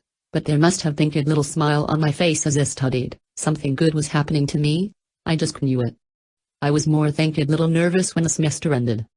I hadn't been home to my parents' house since the middle of March, and here it was, the beginning of June. I had lost weight, but I didn't know how much or how noticeable it was. I had a feeling my family was going to want me to get on kid scale as soon as they saw me. My clothes were flapping around me, but I still wasn't sure. I wanted to know how much I actually weighed. If I hadn't lost a significant amount, say, around 50 pounds, I knew I was going to be depressed. My brother, Adam, was the only one home when I walked in the door in the middle of the afternoon, and Adam was impressed in his own ultra-cool way. He was sprawled on the couch in the living room, looking through Kid magazine. Hey, he said. Janan, 134. Hey. I set down my duffel bag in the hallway. He looked up from his magazine and gave me a funny look. You look different, he said. You lose weight? Even though we both went to the same college, it was Abide campus, and we didn't see that much of each other when we were there. He had got a ride home with one of his buddies. I had driven home in the Corolla by myself. I might have lost a few pounds, I said, and went back out to the car to carry more stuff in. I didn't want to get into a discussion about it with him. I knew that as soon as his mother got home, there'd be no avoiding the topic, and he didn't want to go over the same territory more times than one had to. When I came back into the house, Adam was engrossed in his magazine and didn't pay any attention to me. A little while later my mother came home. Pedo? She called as she came in. She'd seen the car in the driveway, so she knew I was there. Where are you? In the basement, I yelled from downstairs. We met on the staircase, and her mouth fell open as soon as she saw me. I was afraid she'd faint and tumble down the stairs. Oh, my God. Pedo, look at you. She said. She was surprised and delighted to see the change in me. Oh, Pedo. Tears welled in her eyes. Later that evening when my father got home, she ambushed him in the front hallway. Norman, you have to take a look at Pedo, she said excitedly. He's in his room. Is something wrong? He said, just go look at him. Pedo? My father called as he came up the stairs to my room where I was setting up my computer. When he got to the doorway, he stopped in his tracks. His eyes widened, and his expression gradually blossomed into a big smile. Pedo, you have lost weight. Shrugged. Yeah. Maybe a little. More than just a little, he said. How did you do it? I shrugged again. I don't know. I just stopped eating bad stuff. I didn't want to tell my family about my sandwich diet. My instinct was to still keep the details of my program private. I was afraid they'd disapprove, and my father's disapproval carried the weight of his medical degree. I managed to evade my father's questioning for a while, for when dinner time came, I had a dilemma. Either I stuck to my Subway diet or I ate dinner with my family so they wouldn't know about it. I want kid choice, really. I knew that if I didn't get my veggie delight sandwich for dinner, I'd risk falling off the wagon. I'd gotten used to not having other food and hadn't tasted fatty flavors for 3 months. Eating my mother's home cooking could rekindle my desire for all the foods that had gotten me into trouble. I stayed in my room and lay on my bed, reading kid book. I hoped to avoid the dinner issue for as long as I could. Pedo, my mother called up the staircase. Dinner will be ready in about half an hour. That's okay, Mom. I'm not hungry, I called back. I'm making meatloaf, corn, and mashed potatoes. Meatloaf is one of your favorites, Jake. I had a really big lunch, I said. I'm not that hungry. You're not hungry? She asked in disbelief. I hadn't been not hungry since one was 7. She immediately yelled to my father, Pato says he's not hungry. He says he doesn't want dinner. 2 seconds later my brother slid into my doorway like Tom Cruise in his sweat socks in Risky Business. You're not hungry? He said with his big goofy grin on his face. You're not hungry? You're always hungry. My mother shouldered past him and came into my room, followed by my father and sister. None of them could believe that I wasn't hungry. I laid the book on my chest and stared at them. Should I tell them or not? I wondered. I sat up and put the book aside. Well, to tell the truth, I have been on this diet. But it's kind of a different kind of diet. Oh? My father said. X. I said to myself. This wasn't going to be easy to explain.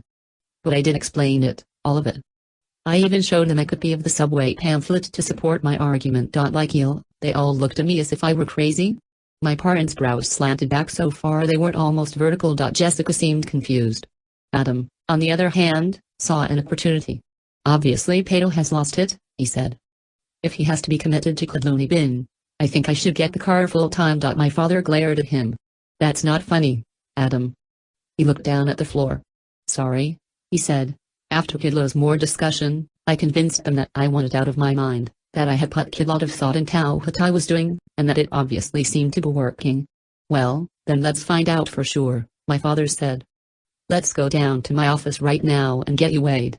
This was just what I didn't want to do. But Dad quickly upped the ante. We can stop at the Subway out on the highway on the way back for your dinner sandwich, he said. He was being supportive, they all were. Even Adam in his smart-ass way was pulling for me. So I couldn't refuse.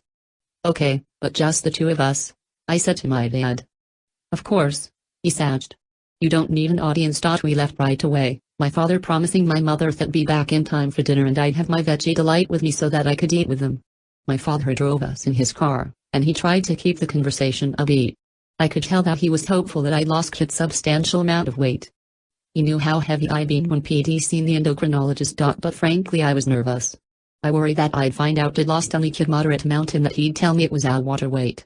I worried about his scale, too. I knew that I only went up to 350 pounds. I imagined my father pushing counterweights all the way to the right and the needle staying in the upper position, which meant I'd have to go back to the endocrinologist to use his scale. I still had lingering bad memories about that experience. But there was no way or now, and I have to admit I was curious.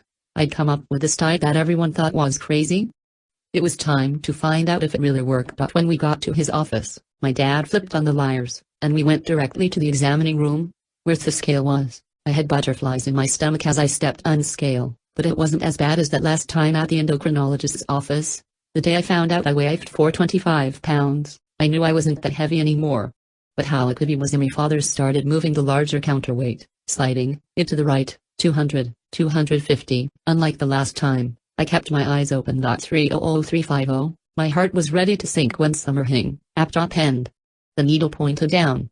There was too much weight on the bar to make it balance, which meant I was under 3501. My heart was pounding as my dad moved in a large counterweight and brought it back to 300. The needle went into the up position. He started pushing the smaller weight across the bar, 5, 10.15, 2.20, 25, 30, 35. The needle pointed down again. He nudged the smaller weight back until the needle hovered in the middle position. I stared at it with laser beam eyes. 31, I weigh 331 pounds. Oh, my God, my father said. You have lost 94 pounds in 3 months? I can't believe it. I can't either, I said blankly. I was so stunned I couldn't register an emotion yet. My dad gripped my shoulders. Pato, you're doing it? You're doing it. He was so happy he had tears in his eye. It took a few moments for it to sink in, but as it did, M's smile stretched wider and wider. He was right. I was fine at doing it. My dick was working. I was losing weight. See the big picture. Too much information can be a bad thing when you are trying to make a big change in your life. Watching over every little derail of your situation can lead to discouragement, depression, and quitting. Trust your instincts. Gauge your progress by how you feel, nor by numbers. It's not how fast you progress, it's how steadily you progress. Fast starts lead to quick burnouts, but steady improvement leads to permanent change. Throw out conventional wisdom, manage to tough it out and reach your goal. You probably won't maintain it.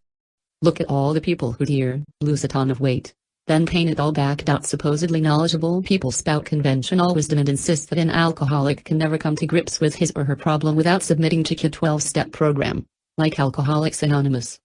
But some people with drinking problems chafe at the religious aspects of AA, and as a result eventually stop attending meetings. It has helped many people, but it's not for everyone. There are all kinds of conventional wisdom solutions for all kinds of problems. Psychotherapy for emotional problems. Mood-altering pharmaceuticals, like Prozac, for acute emotional problems. Nicotine gum and antidepressants like Wellbutrin for smoker. Ritalin and Adderall for attention deficit disorders. Relationship gurus appear on TV talk shows every day claiming to have the solution for marital problems, and some of their advice had become repeated so often it has become accepted. Conventional wisdom. But remember, what we really consider conventional wisdom started out as something put together for mass consumption. But you're not like everyone else, and neither am I. None of us were made on an assembly line in a factory. So what works for one person will not necessarily work for you. The program for change that will work for you must come from you. It must make sense to you. It must be tailored to fit your needs, goals, and individual situation.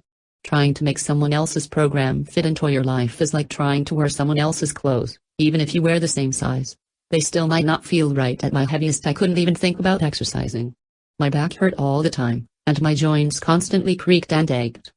Nearly everything I did was a physical ordeal. Just staying on my subway diet was enough to contend with.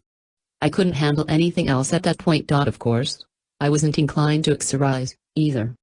Some of my most difficult experiences growing up involved exercise, sports, and gym class, and the bigger I got, the more I tried to avoid phys.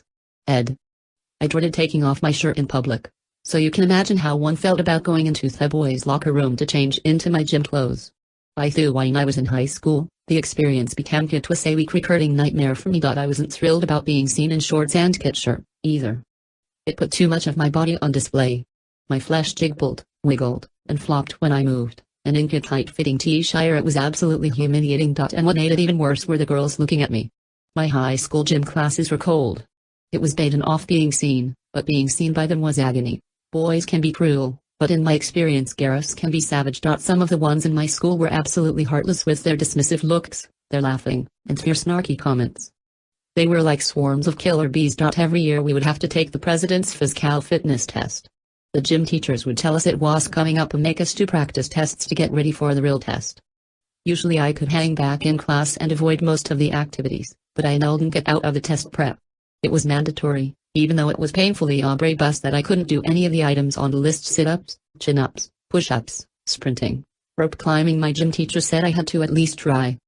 He said he had to get a baseline score on everyone to determine how much I improved when we took the test for real. It was required by the school board, he explained, and if you refused to take it, you would fail gym. I didn't want to have to go to summer school because I failed gym. Remedial gym, how lame would that be? As the day of the test came closer, I nearly developed an ulcer worrying about it. I'd get nauseous just imagining it. I'd be up all night, thinking of every conceivable nightmare scenario. I'd get hurt. PD fall down and wouldn't be able to get up. The gym teacher would yell and scream and force me to do things I just couldn't do. The ochre boys would jeer and make nasty comment enough. At worst of all, the killer bee girls would laugh. I'd heard them in my mind. No matter what horribly embarrassing situation I came up with, they were always there, laughing at me. I remember the first time I had to do that pre-test. It was even worse than one had imagined. A royal blue exercise mat had been dragged to the corner off the gym where my gym teacher would be conducting tests. Each student would be tested alone. Every Nielsen class had to play basketball until his or her name was called. One by one the gym teacher called out names, and students went over to the mat to be rested. The hollers took about 5 minutes, but for me it would be an eternity.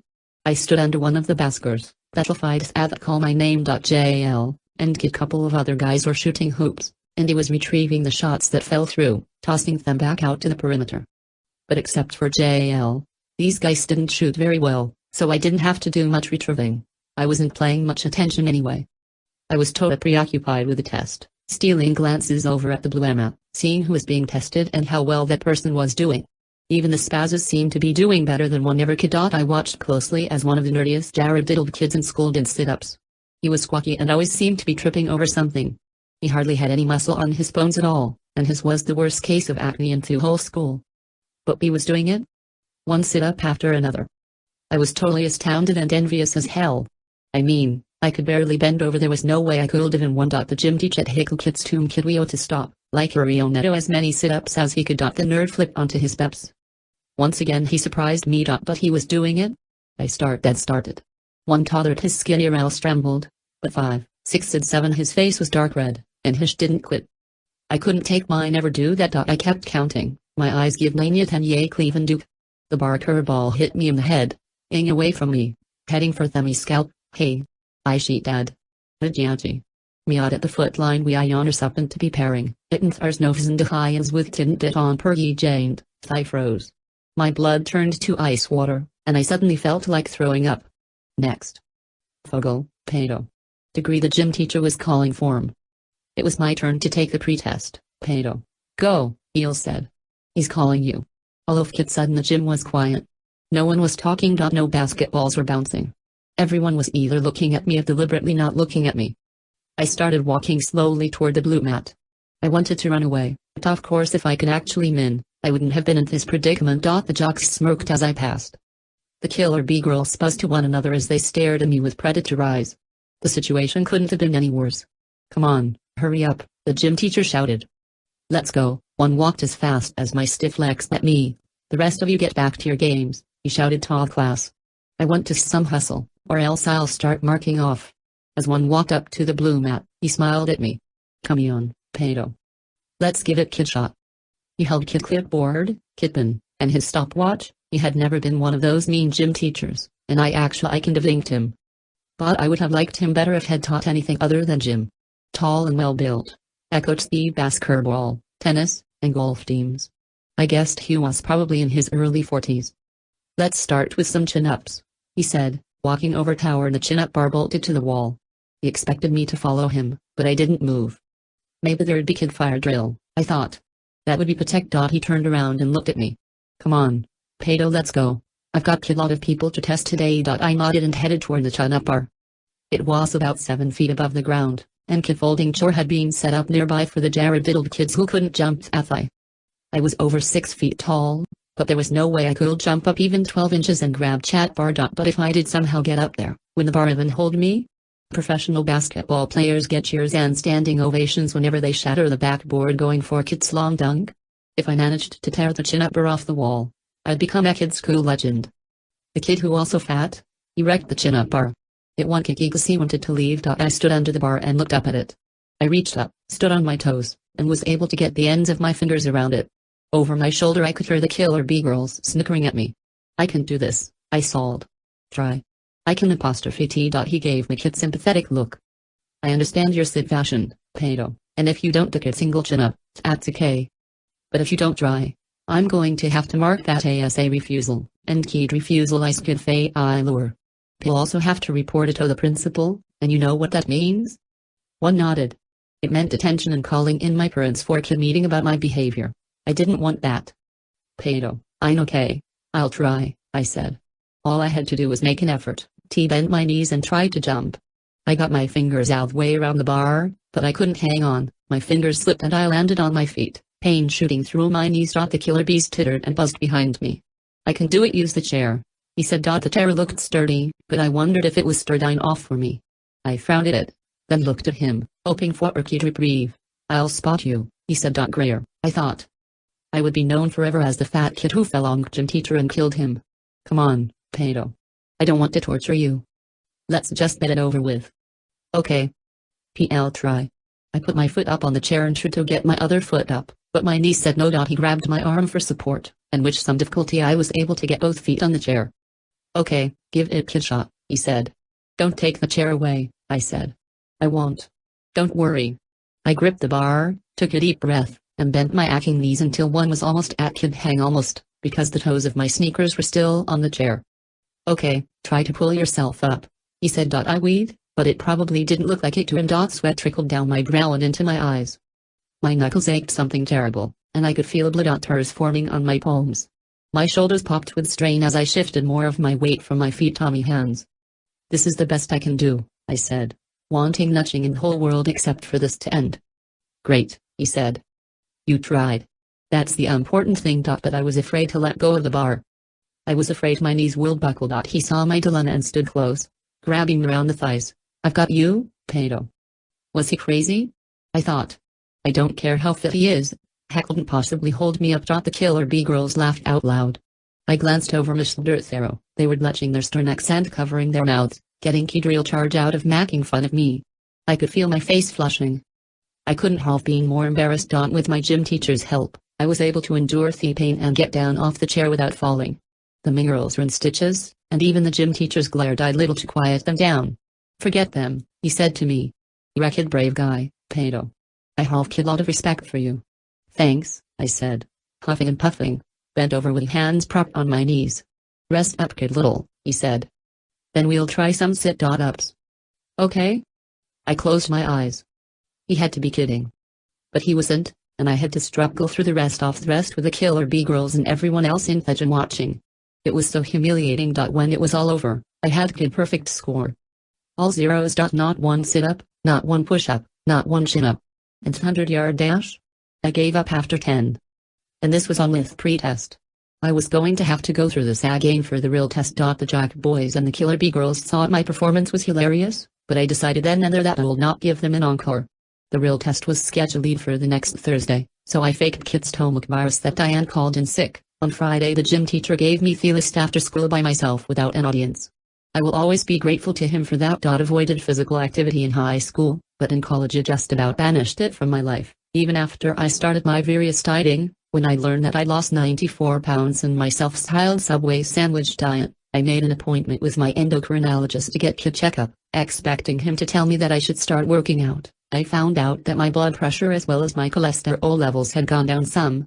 I wasn't out of the danger zone by any means, but one was showing some improvement. The doctor asked me how one had lost the weight, and I told him exactly what I was doing. To my amazement, he proved. That's fine, pedo, he said. It's working for you. So keep going? He advised me to start taking kid multivitamin every morning, which I did for a couple of weeks, but after a while I only took them when I thought of it, usually once or twice a week. The only thing I did religiously was get down to my local Subway sandwich shop twice a day for me turkey sub lunch and my body delight dinner. I didn't exercise at all, didn't even try. People told me I should, but I knew that I couldn't do it. The self-proclaimed expert claimed that I would eventually hit kid wall and stop losing weight unless I added regular exercise to my daily routine, but none of these people were morbidly obese, so he didn't understand. I didn't feel capable of doing anything strenuous or even moderately active. Just walking was still kid culture for me, and even the shortest distance per out of breath and in need of key rest. I could feel that I was continuing to love weight, and for the time being I was happy enough with that. But when I got back to school in the fall of my third year, I had to face an issue that had been bothering me for over a year: my dependence on the campus bus. Walking was bad enough for me, but walking with a backpack full of textbooks and notebooks was nearly impossible. Most of my classes were no more than 5-minute walkway, 5 minutes for a normal person, that is. The buses circled the whole campus, but the stop closest to my apartment went in the opposite direction, which meant I had to ride it for 45 minutes before it got to my classes. I did this every day. In the beginning I told myself that this was good studying time, but I was just kidding myself. It was nothing but kiddie waste of time. Worse than that, the bus had become a me crutch. It just something else limited my already limited life. So when I got back post school that September, I sent a goal for myself. I was going to start walking to class. At this point in my life, I was more than just out of shape. I was in no shape at all. Even though I had dropped over 100 pounds, I was pathetic when it came to physical exertion, which kid backpack full of books. Longest I could walk was 5 minutes at kid time, and I'd need kid 5-minute test before I could start up again.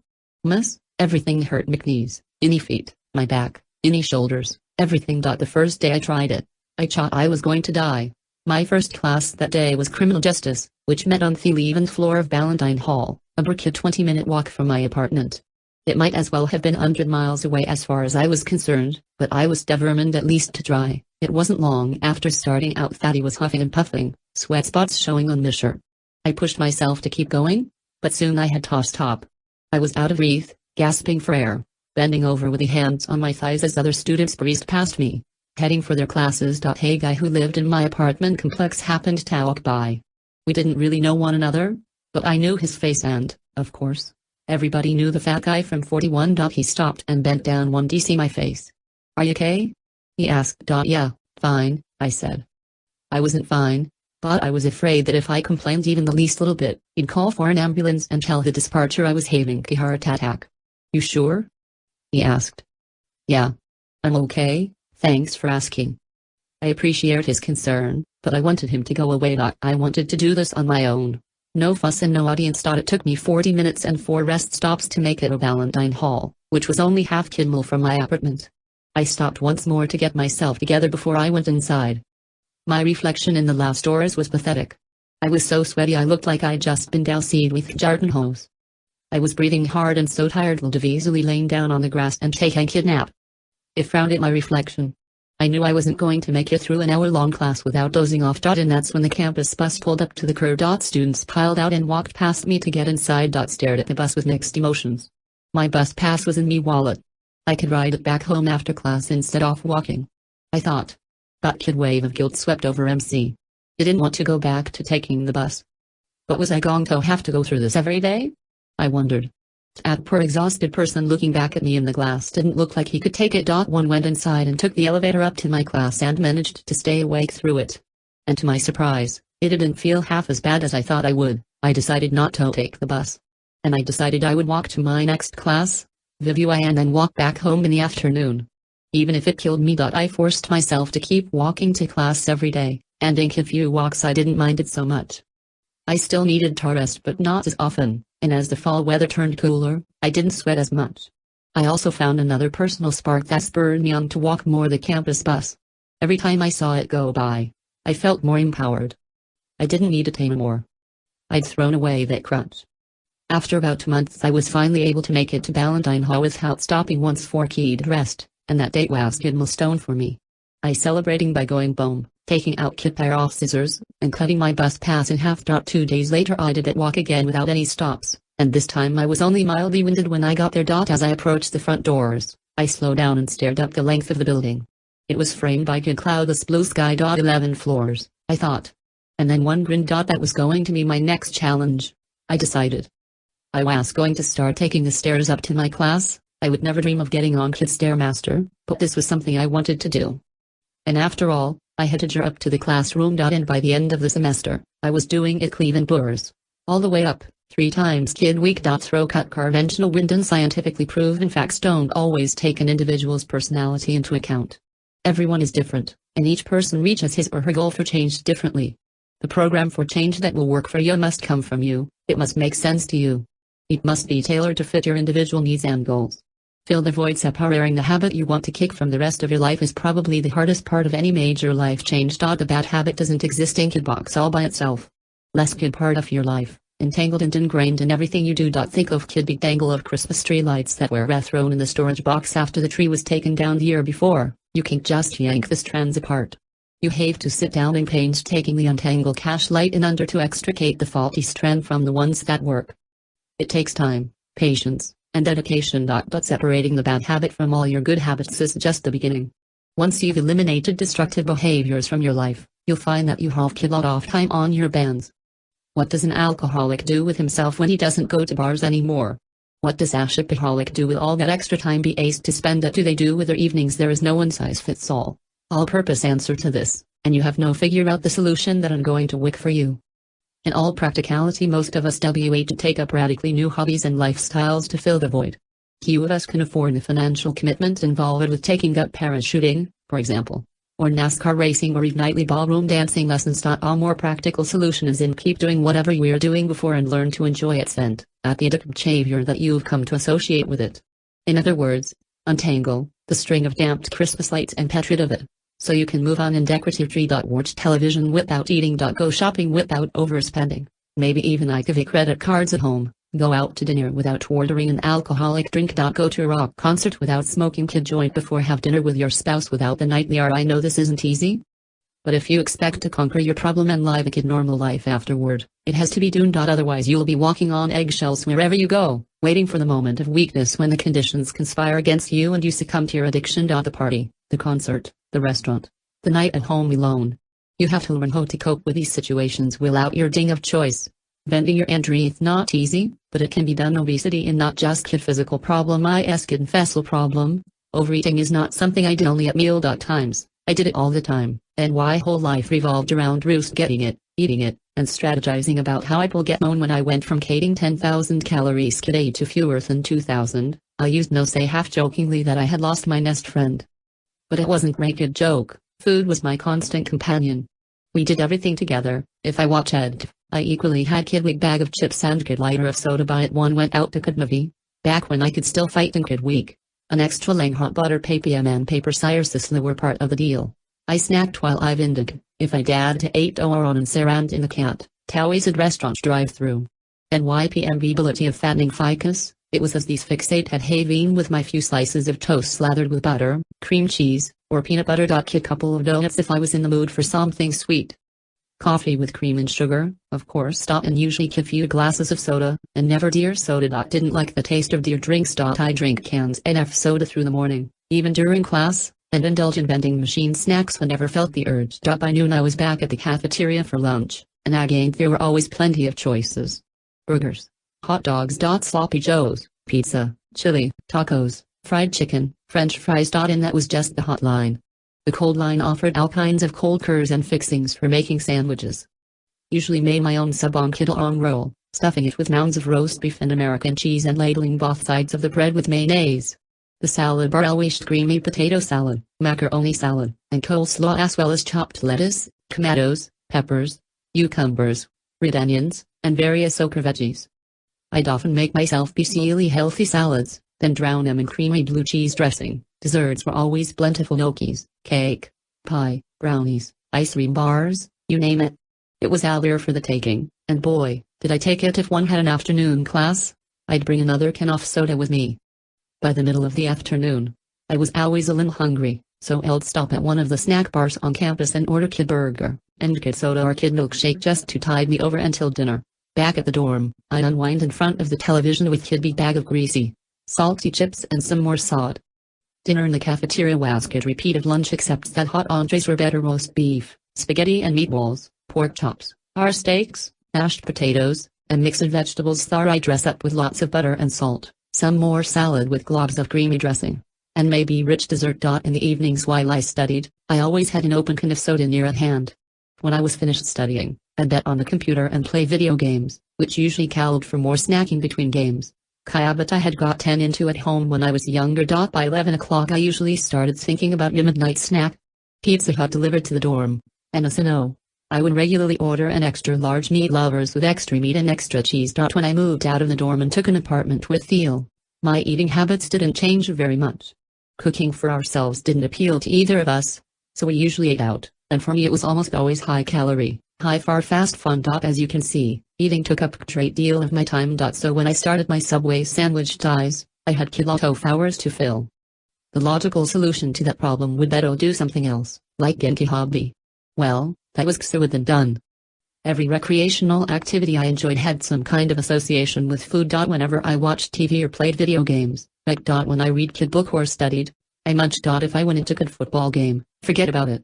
There were all kinds of concessions selling all kinds of food. Wiry too many temptations. If I went into the mall to go shopping, inevitably I would pass the food court, and just as inevitably I would find something irresistible that I just had to have. If I went out for kid drive in the car, I would eventually pass kid fast food restaurant that I just couldn't trust. Okay, you might say, why didn't you do nothing different, pedo? Why didn't you try something new? There weren't many sports I could participate in at my size. Indiana University didn't have kids on the wrestling team, and sedentary games like chess or Monopoly were too similar to video games to avoid the lure of snacking. Dating was out of the question. I wasn't ready for chat. And besides, everything kid couple docs on kid typical date involves food. Dinner out, kid movie, kid party, food, and more food. Speaking of parties, I'd never been much of kid party guy. I didn't like the taste of beer, which was kid thing because beer is high in calories, and it seems to go all too well with pizza, chips, nurs, and sandwiches. €1 I drank beer, I'd probably just end up eating more. I never smoked, thank God. Some people, particularly girls, it seems, take it up specifically to curb their appetites and lose weight. Certainly no expert when it came to healthy living. But one thing I did know was that smoking in general is idea, an asked eating aid. Can you imagine how harder it would have been for me to breathe if I had while carrying all that weight? I'm sure I had to worry about getting lung cancer because I'd probably have dropped dead of heart attack before the cancer had a chance to develop. So what did I do to fill the void now that I wasn't catered every 10 minutes? Well, nothing, and everything, rather than overhauling my entire lifestyle, one kept it exactly the same. The only difference was that I did every thing I did before but without eating. When I started my Subway sandwich diet, I went cold turkey, no pun intended. I felt that my situation was 50 drastic. I couldn't afford to ease into a new pattern of healthier eating. Going from 3 huge meals and constant snacking to just 3 very modest meals was an enormous change. Initially I was hungry all the time, so I needed distractions to take my mind off food. Unfortunately all my favorite distractions matched perfectly with food. One racked my brain to come up with new activities that would take my mind off eating, but I was stumped. I couldn't handle any kind of physical activity, and I wasn't willing to spend money on something I might not stick with because I had kid of starting them and quickly petting barred with them. I lost interest in my courses casually, and I can tell you how many books I started reading and never finished. I also needed something that would take up a lot of my time. Ultimately I decided to concentrate on the activities I was already comfortable with rather than seek out new ones. I started playing more video games and watching more games less often, and becoming totally engrossed in Super Mario or Grand Theft Auto or the latest video release PC occupied my mind enough to keep me from snacking. Surfing the web could distract me for hours, but only if I stayed away from sites that dealt with food or dieting. Knew that there were numerous dieting chat rooms on the web, and I avoided them all because talking about diets and cravings and eating strategies would not help me. If anything, this would set me back. I didn't consider that kind of commiseration supportive. I was afraid that listening to the woes of other people struggling with their weight issues would drag me down. And certainly I didn't to hear pep talks from diet cheerleaders. That kind of ultra-positive happy talk would just turn me off. I knew that if I was going to succeed, the changes had to come from within myself. Day I ate the same thing: coffee for breakfast, kid 6-inch turkey sub for lunch, kid 12-inch veggie delight for dinner. Vice versa, right hand kid bag of baked chips or pretzels and kid or soda with each sandwich. Yes, it got boring sometimes. And yes, I was tempted to eat something else on occasion, but I stayed focused. I could feel that I was losing weight, and my diminishing body gave me the positive feedback I needed to stay the course. The only time I varied my diet was on days like Christmas when Subway shops were closed. And one made sure when our healthy, modest meals and I was dead last for food to get wasted, and I was at home in my parents' was down to about 220 pounds. I was amazed and delighted, but I wasn't ready to rest. I was getting close to mid-dream stepping on the scale and seeing it register below 200 as the spring semester began. I fought the urge to get on a scale to see if I had reached my dream weight. I was afraid to find out, afraid that I'd be disappointed if I hadn't reached my goal. Maybe I had stalled, I thought. Maybe 220 was as far as I could go. Better not to know, I told myself, or at least not yet. I kept eating my sandwiches and varied my diet only on very special occasions, and even then I was very careful and sparing about what I ate. I was happy enough with my new body and the feeling of energy and vitality I had acquired. I was walking everywhere now and had even started playing tennis again. And I was dating. Losing nearly half my body weight didn't turn me into a campus Don Juan. Losing weight didn't change my personality either, but it did make me more confident in social settings. Ironically, the first girl I asked out was a part-time assistant manager at the Subway shop in my building. I took her out to dinner, not a few drinks with some of her friends, evening out, but I think we meant for one another, so the best part about our date was chattingly not the fat freak on campus and perfectly capable of having a neck ready to start living. One of the side effects of losing that you don't look like the person with people who knew me on campus a guy. My hulking silhouette was recognize me. But the enrollment at end of it and after I'd moved out of the dorms. Of the people I had known during my more years, particularly my old losing weight had given me the cloak. One of the weirdest moments I experienced happened at an Italian restaurant in Bloomington. I'd gone out with few friends. They all ordered big plates of pasta while I had a big salad. We were having a good time, telling jokes and trading winkies, when Romeo and Frown my posse harmed in some into the restaurant. Harry, a guy who had taunted him viciously when we had both lived in the dorm. I hadn't seen him in almost 2 years, and believe me, I hadn't missed him. Harry had gained a good little weight since I'd last seen him. He seemed chunkier and somehow square body, square head, square hands, even square shoes. He spotted us and immediately started walking toward our table. He jaded. The Subway ate. She knew most of the guys at the table from the door. I wanted to see him, and I instantly braced myself. Back when we were living on the same floor, he always spit out some kind of nasty remark when we met. But I hadn't counted on one thing: he didn't recognize me. At first I thought he was snubbing me, but then he stopped and stared at me, squinting his beady little eyes. "Pato?" he said tentatively. "Is that you?" "Yup. It's me." His square jaw dropped open like the back of a dump track. What happened to you? He said. I didn't even know it was you. I just smiled, feasting on the look of injury and disbelief in his face. How, how'd you do it? I shrugged. I just went on kid I said and left it at that. As far as I was concerned, I was still on my diet, and tell no one rule was still in effect. None of the guys particularly liked Harry, so he soon went off to his table. But as we were leaving, I made a point of passing him as he slurped up spaghetti. Nice seeing you, Harry, I said as I headed for the front door. Take it easy. He looked up and stopped chewing, kid strand off spaghetti dangling from the corner of his mouth. I waited for an insult to come out of him, but he was speechless. As I walked away, I turned around and took one last look at Harry's face. The confusion, the jealousy. I wanted to savor the memory of it for a long time. To knock a old acquaintance I ran into that youngster was Ryan Coleman. I also knew him from my time in the dorms. I was walking in front of the student center when I spotted him walking toward me. Hey, Ryan. How's it going, man? I said as I approached him. He gave me a kid funny look. I could tell he didn't recognize me. Pedo Fogel, I said. We lived on the same floor in Reed Hall freshman year. Pedo? B said in disbelief. His eyes bugged as he looked me up and down. We shook hands, but he kept looking at my body. I can't believe it's you, he kept saying. How'd you do it? Did you get your stomach stabled? I shook my head. No, nothing like that. Then Bo?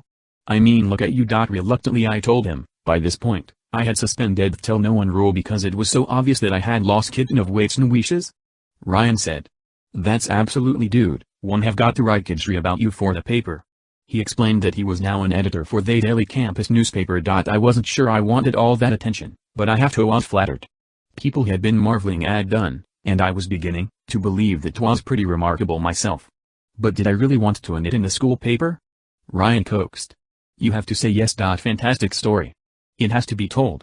I thought about it, and it occurred to me that I might be a good incentive for keeping the weight off. How embarrassing would it be for me if I gained weight back after showing off the trim pedo to the whole school? Okay, I finally said. You can do the article. Ryan was overjoyed. We agreed to meet kid few days later so that he could interview me. Do you have any pictures of you before you lost the weight? You know, at your receipt. I nodded. Sure. Great. I'd like to run before and after photos. I'll bet one of our photographers to take a good after picture of you. Okay. I imagined what side-by-side photos of me would look like in the paper. I was sure it would be embarrassing, but it would also be positive feedback and most of all good incentive to stay on the diet. We shook hands and agreed to touch base before we met to the interview. We parted, and he started on his way. Suddenly he turned around and called to me. By the way, Catley, how much did you lose? How many pounds? I looked at him and shrugged. I was genuinely stumped. I don't know. I'm not sure. Well, find out, he said as he walked backward. I'll need that for the article. Talk to you soon. He turned and went on his way. 100 butterflies uttered in my stomach. I wasn't sure I was ready to jet way. That evening I left the apartment at my usual time. In going down to the subway for dinner, I called out to Il who was in his room studying. Okay, he called back, see you later. But I didn't go directly to the subway shop. Want to do that later. I passed right by, crossing the street and heading for campus. The gym was about 15-minute walk. Event off. I hadn't spent whole lot of time since it started at 2, I knew they had doctor's scale in the men's locker room. I hoped there wouldn't be too many people there at dinner time. The locker room was mostly deserted when I walked in. Could hear showers running and voices in the shower room, kid janitor mop on the bar repair the pool entrance. A background clock on the wall said that it was 20 after 6. The scale was right under the clock. I headed toward it, looking down the aisles of lockers as I walked to make sure no one I knew was there. If kid friend off acquaintance spotted it, I wasn't going to do it. And if nasty Harry happened to be there, forget it. I'd turn around and walk out. I was sure that by this time he had came up with some barbed comments that he was saving for the next time we met. But one didn't seek a soul, only the janitor, and he didn't give the kid second look. I went directly to the scale. I wanted to do it fast before whoever was in the shower came out. I slid the counterweights to 0, kicked off my sneakers, and stepped onto the scale. The pointer clunked to thumb position. I started moving the big counterweight, pushing it all the way to 200, and something weird happened. The needle pointed down. This can't be right, I thought. The scale must be broken. I moved the weight to 250 and the needle still pointed down. I moved it to 150, and the needle pointed up. Couldn't be, I thought. I'm between 150 and 200? No way. My pulse picked up few beats, But I didn't want to get any hopes up. The janitor was mopping his way in my direction. "Excuse me," I said to him. "Is this scale broken?" He stopped mopping and looked up at me. "That's the on the wrestling team uses. I haven't heard any complaint." "Oh. Okay." The wrestling team competes in strict weight categories. They couldn't afford to use kid faulty scale. Kid wrestler would lose by default if he tried to enter kid bout into wrong weight classification. I left the big weight on the 150-pound notch and started pushing the small weight. Could this be the day I broke 2007 one cooled Nick's belt but be bopeful, but I was skeptical. I couldn't possibly be under 200, could 17. I slid the small weight almost to the end of the bar, imagining my dream of assessing my act at 199. The needle dunked into the dorm position. My heart started to thump. A krill ring through any womack. I was under 1991. I nudged the small weight to the left, figuring I couldn't be much below 200. I moved it to 198, 197, 196, the needle still didn't move. I nudged it a little more aggressively. 195, 190. It didn't budge. Oh, my god. I thought. This can't be 184, 183. 182. No way! 181, 180, 179, clink. The needle moved up. I moved it back a pound to 180. The needle drifted down and rocked in the matty position. 180. 180? Couldn't be. Impossible. I slid the counterweights back to 0 and stepped off the scale, then I got back on and weighed myself again. The needle balanced at 180 again. I couldn't believe it. Weighed 180 pounds. I was stunned. I could have stopped staring at the floating neck. I checked the counterweights. Maybe I was reading it wrong, but I wasn't. It said I weighed 180. So is it cured? The janitor called to me from the doorway. "Ah. Yeah," one said nervously. "I guess it is. Real the law. The problem you're trying to conquer is box isolated part of your life. Recognizes that it has become ingrained in your lifestyle. People spend a lot of time indulging in their habits. Once a kid bad habit has been eliminated, that he fled by something else, otherwise will most likely return. Plus once you've achieved your goal, is for life. Suppose you were a gifted basketball player and your dream was to play in the NBA. What would you do? You'd probably practice hard in high school so that you could put into a college with good nationally ranked team. You train hard, eat the right things, condition your body so that you could play like a scoring machine and scouts front the pro teams would take notice of you. With a little bit of luck, you might be drafted by kid pro team, and you'd be playing with the big boys. You would have made it. You would have reached your goal. What? Would you stop training and practicing? Would you slack off because you'd hit your target? Would you feel it is time to kick back and take a break? Absolutely not. You'd have to maintain the level of playing that got you to the pros, so that you could sustain ein service other. You'd have to keep training and conditioning your body. Right? Suppose you wanted to start your own business. You would most likely work day and night putting it together. You would refine the product or service you are offering. You would work long and hard on your business plan. You would scope out markets. You would court financial backers. You would contact potential customers and visit their offices. You would promote your business until you were ready to drop. Now suppose your business started to take off. Customers put in large orders. Cash started to flow in. Happily you were forced to increase your staff and expand your manufacturing plant to meet the demand. All your hard work was paying off. Business was booming. What would you do then? Chilled? I don't think so. Only an idiot would do that. If you wanted your business to continue to succeed, you would keep on working hard to improve the business and maintain your market position. You'd set new goals and strive to meet them. You would want to prosper and grow. So why should it be any different when you're trying to make a major change in your life?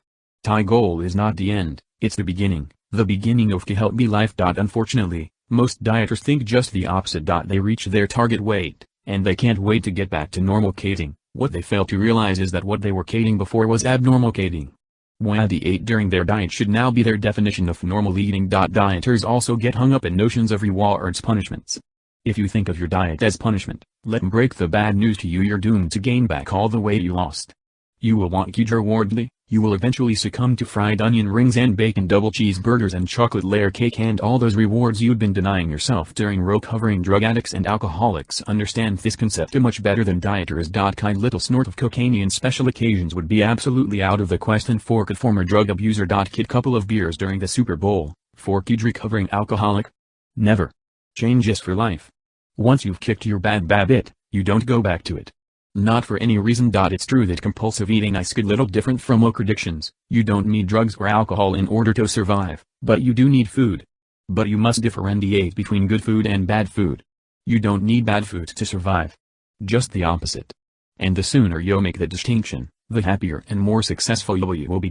Great athletes, successful business people, Stain Yon who struggles and succeeds does not give up until the goal has been reached.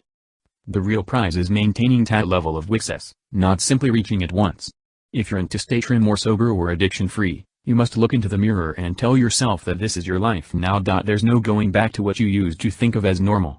If it were up to me, I would modify the words we use to when we talk about making kid big life change. Dieters talk about reaching their goal, kid word that implies scoring, pewtering kid ball through the hoop, carrying kid pigskin into the end zone, kicking kid soccer ball into the net. You score the winning goal. The crowd roars. Game over, you've won. Wrong, that kind of victory exists in sports movies, but not how it works when you're dieting. If you think that you've reached the summit of your personal Mount Everest thoughts, you've gotten to your target weight, think of pain. Don't stick your flag in the snow and think the struggle has ended unless you want to be sorely disappointed later on. The struggle is not a temporary situation. The struggle is your life.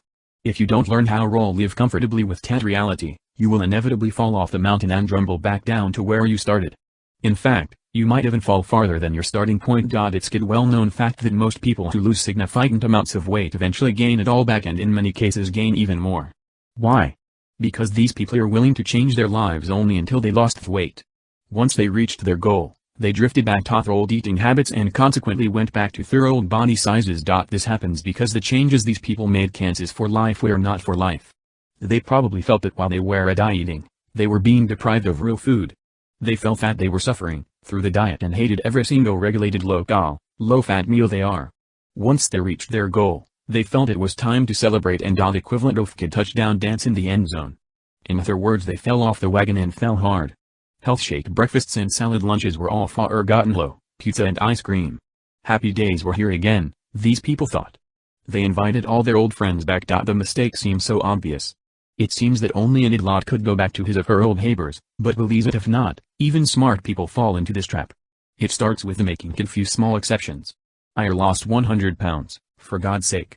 I can cheat just this once, it's grandma's birthday. Kylan will cake just this once, you won't burk. I haven't had corn chips in so long, and they used to be my favorite, I'll just eat a few. I know I shouldn't indulge in kid big Thanksgiving temper, but my mother-in-law went to the trouble to make it and she'll be hurt if I don't eat something. The small exceptions lead to bigger exceptions, which led to more frequent exceptions, which lead right back to bad habits. Before long you're rummaging through the back of your closet, looking for the fat pants you wore before you started dieting. When I found out that I was down to 180 pounds, I lit Jane. TVE survey EU trolley jumped for joy. But I didn't run down to the Chinese buffet to celebrate and break the fast. You see, I never thought of Subway sandwiches as starvation rations. I liked what I was eating all along. I didn't feel that I had to go back to real food. To me, these sandwiches are real food. Before I stepped on the scale at the gym, I'd been having second thoughts about being the subject of an article in the Eagle paper, but my fears corroborated as soon as I saw Fatty had reached my goal and significantly surpassed it. I was looking forward to meeting Ryan Coleman for my interview and revealing that I weighed only 180 pounds. I couldn't wait to tell him that I had lost a grand total of 245 pounds in 11 months. I figured I'd cut out the article and send a copy to my parents and another one to my grandpa. I knew they'd all bet kick out of it. I imagined the article would be kid's smallness buried somewhere in the middle of the paper, and most people wouldn't even notice it. The paper ran the article about a month after I had met with Ryan in April 1999. I was surprised to see it on the front page. The title was From Thick to Thin. You couldn't miss the before and after pictures of MC Big Fat 425-pound pedo next to the slender 180-pound pedo. I'd never given it much thought before one saw these photos side by side, but I almost looked like two completely different people. I stared at the photos for a long time, taking stock of the change in me. I never wanted to go back to the old me. When Neil got home from class, I showed him the article, and we joked about my 15 minutes of fame. I tossed change as Fox wins the paper on my desk with the other copies I'd taken for me family and hit the books, ready to forget about the whole thing. But the rest of the campus wasn't ready to forget about it. The paper had hit the stands in the morning. Though I didn't know it yet, by that afternoon I was the talk of the school. I left my apartment that evening, tending to go down to the subway to get my veggie delight for dinner as I always did. But when I got there, stunned. I couldn't get in. I'd never seen so many people there at one time. The line ran out the door in a row and the corner. Students who wanted to lose weight were clamoring for the pedo sandwiches. degree as one stood our side taught and so figure out what was going on. Jared did old kids recognized me and called out to me, Pato, did you really eat just sandwiches? What's the best sandwich for losing weight? Did you eat any other sandwiches, Pato? Can I have dessert on your dict? All of kids sudden PD gone from anonymous, self-styled dieter to addicting, expert. I smiled and waved as I backed toward the parking lot behind the building. I had kid feeling he'd better drive to another Subway in town if I intended to get dinner that night. I figured it would all blow over by the next day, but it didn't. When I started out for class the next morning, Drew ignited me. Some stared, some called out my name and waved. Some came up to me and asked questions about my diet. It took me twice as long as it usually did to get dockless, and it didn't end when I got into the classroom. My professor was bolding a copy of the newspaper. Fogel, he said as I took my seat. Our campus he started to applaud, and the class joined in with him. About 30 people in all. They all seemed genuinely happy. I felt myself blushing because I wasn't used to this kind of attention. I'd always thought of dieting as something I kept to myself, but now I had to and it was out of my control. I said, patting the air for them to stop. Class eventually settled down, but I noticed one per half-hearted, and her smile was my friend Brenda. Few years older than me and kid Business me had been in kid couple of classes together, and went to know each other on the campus bus. We were a botch overweight, and that was our bond. She wasn't nearly as big as I had been, but she was what I would call stout, short and round. She had kid's personality and kid, but we hadn't gotten kid chance to talk much since Sid stopped telling the bus and started walking to class. Cranthorpe Angel had kept track of my spell, complimented me and encouraged me along the way, and had also warned me about plateau reaching a point in the dieting process where I just wouldn't lose any more no matter what Hadoish'd been doing for years, and no matter what she did, she always managed to plateau, then eventually gain all the weight back. As far as I knew, I had never plateaued at any time during my diet. I figured I'd lost a per pound kid from day on. The ropey had come up kid few times when we rode the bus together, and she had warned me that it would happen to me eventually. She seemed sure of it. I'd hit the wall, she'd said, and I wouldn't be able to lose any more. After class that day Brenda stopped me in the hallway. I read the article, she said. I'm really happy for you, Pato. I detected kid bittersweet note in her voice. I suspected that she was a little embarrassed that she'd been wrong about my inevitable plateauing. She might have also been a little bit jealous. I couldn't blame her if she was. If our situations had been reversed, I think I would have been envious. I've been watching you over the months, she said. I think what you've done is remarkable. Thanks, Brenda, I said. I appreciate your saying chat. It means good lot to me. You're my inspiration, she said, flashing her smile. You're my hero. She laughed, but I could hear the sadness behind it. Thanks, I said, but inside I was feeling bad for her. I gotta run, she said. See you round. She waved and hurried off to the elevator. I wanted to say something encouraging, something that willed for hope. I was at kid lost. One click having succeeded where she had failed so many times, but that was silly, I told myself. Maybe I really would be an inspiration to Bet. Maybe now she would lose weight and keep it off. I hoped so. One day kid few weeks sister I happened to be walking through the cafeteria at the student center, and I spotted Binda sitting by Bimov. She was eating lunch, but she didn't look happy. On Burr tray was a plain garden salad. Knew from having eaten with Burr in the past that she never put dressing on her salads. Unless she was off her diet. She loved creamy Russian dressing, and I'd seen her drown her salads in it on a couple of occasions. Kid's ma cellophane-wrapped package of saltines still had one cracker in it. Two discarded hard-boiled egg yolks and the broken shell pieces were on the side of the tray along with a bottle of water. Wax sold me thar she was back on Burr diet. She looked so sad it broke my heart. Saying Burr like that told me so much. Brenda was not ready to change. She was making herself miserable, subwising on fawns that left her dissatisfied and deprived. She would never be able to eat like that for the rest of her life. He can. If she lost weight, it would be temporary because she would go back to Russian dressing and all that. Those were normal foods to her. What she was eating now wasn't. She hadn't found something that would work uniquely for her the way I had found Subway sandwiches, and so she wasn't going to change her look on healthy living. Elle imagined her losing and gaining for the rest of her life unless good change came from within. Binda would be the poster girl for yo-yo distinct. Things were never the same between us after the article was published. We were so friendly when we saw one another in class, but we didn't talk anymore, not the way we used to talk on the bus. The next semester we didn't have any classes together, and we sort of lost touch. On several occasions I thought about giving her a call just to say hi, but one always stopped myself, thinking she really didn't want to hear from me. Not the fit and trim me. The brouhaha over the RDL died down after about a week or so.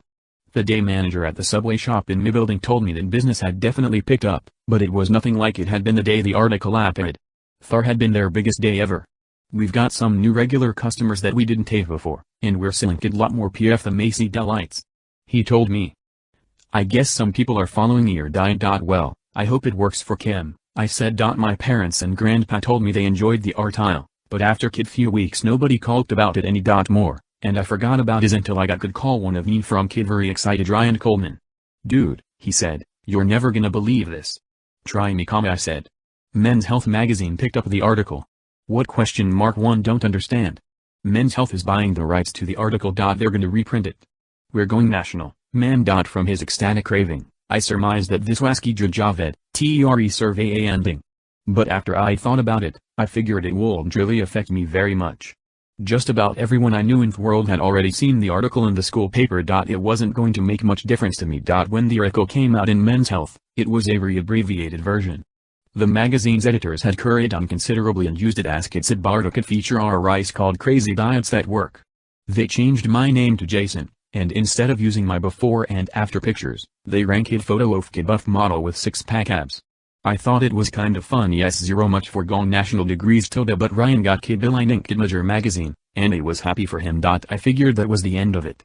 I was happy with my weight and the fact that my life was on track. I kept eating me Subway sandwiches and had no intention of ever stopping. Sure, I ate other things from time to time. I wasn't fanatical about it anymore, but I had found something that worked for me and I liked it, and since I didn't want to ever go back to my old weight, I decided to stick with it. The issue of Men's Health with Jason's story came out in the summer of 1999, and since my identity was completely disguised, there was no accompanying hullabaloo like the one that came with the original article in the school paper. Just as well, I thought. The fall semester would be starting soon, and my goal was to buckle down and concentrate on my studies. School started, and things were pretty normal. But then on afternoon in early October the phone MNG in our apartment. I picked it up. Hello? I said. Hi. Is this Pato Fogel? That's me. My name is Dan. I got your number Coleman. He explained that he worked for the agency that handled the Subway accountical about you accurate. You real even months eating just Subway sandwich. It's true, I said. Aha, I could almost hear the head. Please don't take this the wrong. Can you put two words together? What? You seem like could pretty articulate boy. You could talk about your diet for 30 no, impromptu, straight from the here I guess. But what's this all about? Well, Subway has been getting the franchisees, asking about maybe you'd like to do an ad for an ad. Yeah, kid commercial. My pulse started to race. What would just be you? On camera. I guess I could do that. How would you feel about flying out for a couple of days for the shoot? I'll expand above your fee. Fee? Expenses paid? L.A. My brain around the room. Javed, Einen vk Mr. Fogel? Dan Dillon said. Are you there? My heart was pumping in double time. Kid trip to California? All expenses paid? I was having a hard time putting two words together. Change lawfully achieving your goal is not the end of the road, it's the beginning of the rest of your new life. Your program for change is not a temporary situation. To maintain the change you've achieved, you must make the program a part of your daily life. True success is maintaining your goal, not just reaching it. Move on with your life like it or not, the world around and evolving. When you changes, top.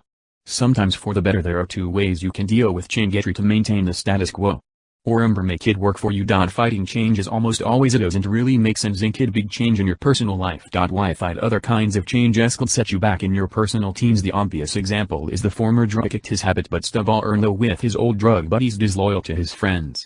But even over taking drugs again, just being around who get Janie, the survey say places where drugs are readily available could cause him to backslide. He might still love these people, the scene isn't good for him. It doesn't fit in with tabes made in himself. If his drug buddies reject him for going straight, then it's really all for the best. It will take him out of a tempting environment that could ultimately set him back. People who make big changes in their lives often end up fat. They've lost their old friends.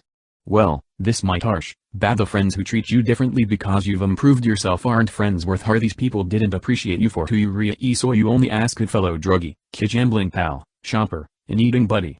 Your true friends are the ones who see you for yourself, and they'll still be there to accomplish your change. A roller coaster. You can go with it and enjoy the speeding, dips and falls and plunges and make them your delight. But if you try to fight it, you're in for a horrific experience. You expect the roller coaster to go, but when it goes in another, you're rattled and upset. You might want it to slow down, then when it speeds up, you're scared. You might want it to stop, then drops precipitously, you scream in terror. And I flip out. It could be disastrous. Adopt the philosophy that it's all good. Change always. If you lose a kid friend, you now have time in your life to meet someone new. If you feel that you are no longer welcome at your old hangouts, you can now explore new ones. Life can be an adventure, but only if you're willing to be an adventurer. Embrace the external changes and challenges that your personal transformation brings and move on with your life. Thoughts to my friend Brenda. When we didn't have being weight in common anymore, I was sad to listen. Think she must have felt the same way. But that fry was impossible to maintain with so many emotions and at the same time. Deep down, jealous and bitter that I had succeeded failed. I'm guessing she also felt good little guilty that way. Whenever I ran into her, I felt awkward. Know how to relate to her anymore. People used to humble to keep kid conversation to pine wit when I was huge, how they treated me like with a handicap instead of just another person. Brenda, even something as simple as going for kid cup of coffee was fraught with issues. If she put whole milk in coffee and one put skim in mine, I could see that sass and implied criticism of her eating habits. But very often little things become big things in these kind-off situations. Most people don't know how to deal with their odd friends and relatives. It might seem ridiculously obvious say this, but just love and respect the obese person for who she is. And keep in mind that pity is not the same as love. Showing pity, no matter how well intended, to an obese person. Your pity tells them that you think less of them because of their condition. Lecturing of advising an obese person about dieting is JI-111 another huge mistake. It's not as if they don't know they are carrying hundreds of pounds of excess weight. These people know what they look like, and they know very well they have kid problem. You don't need to tell them.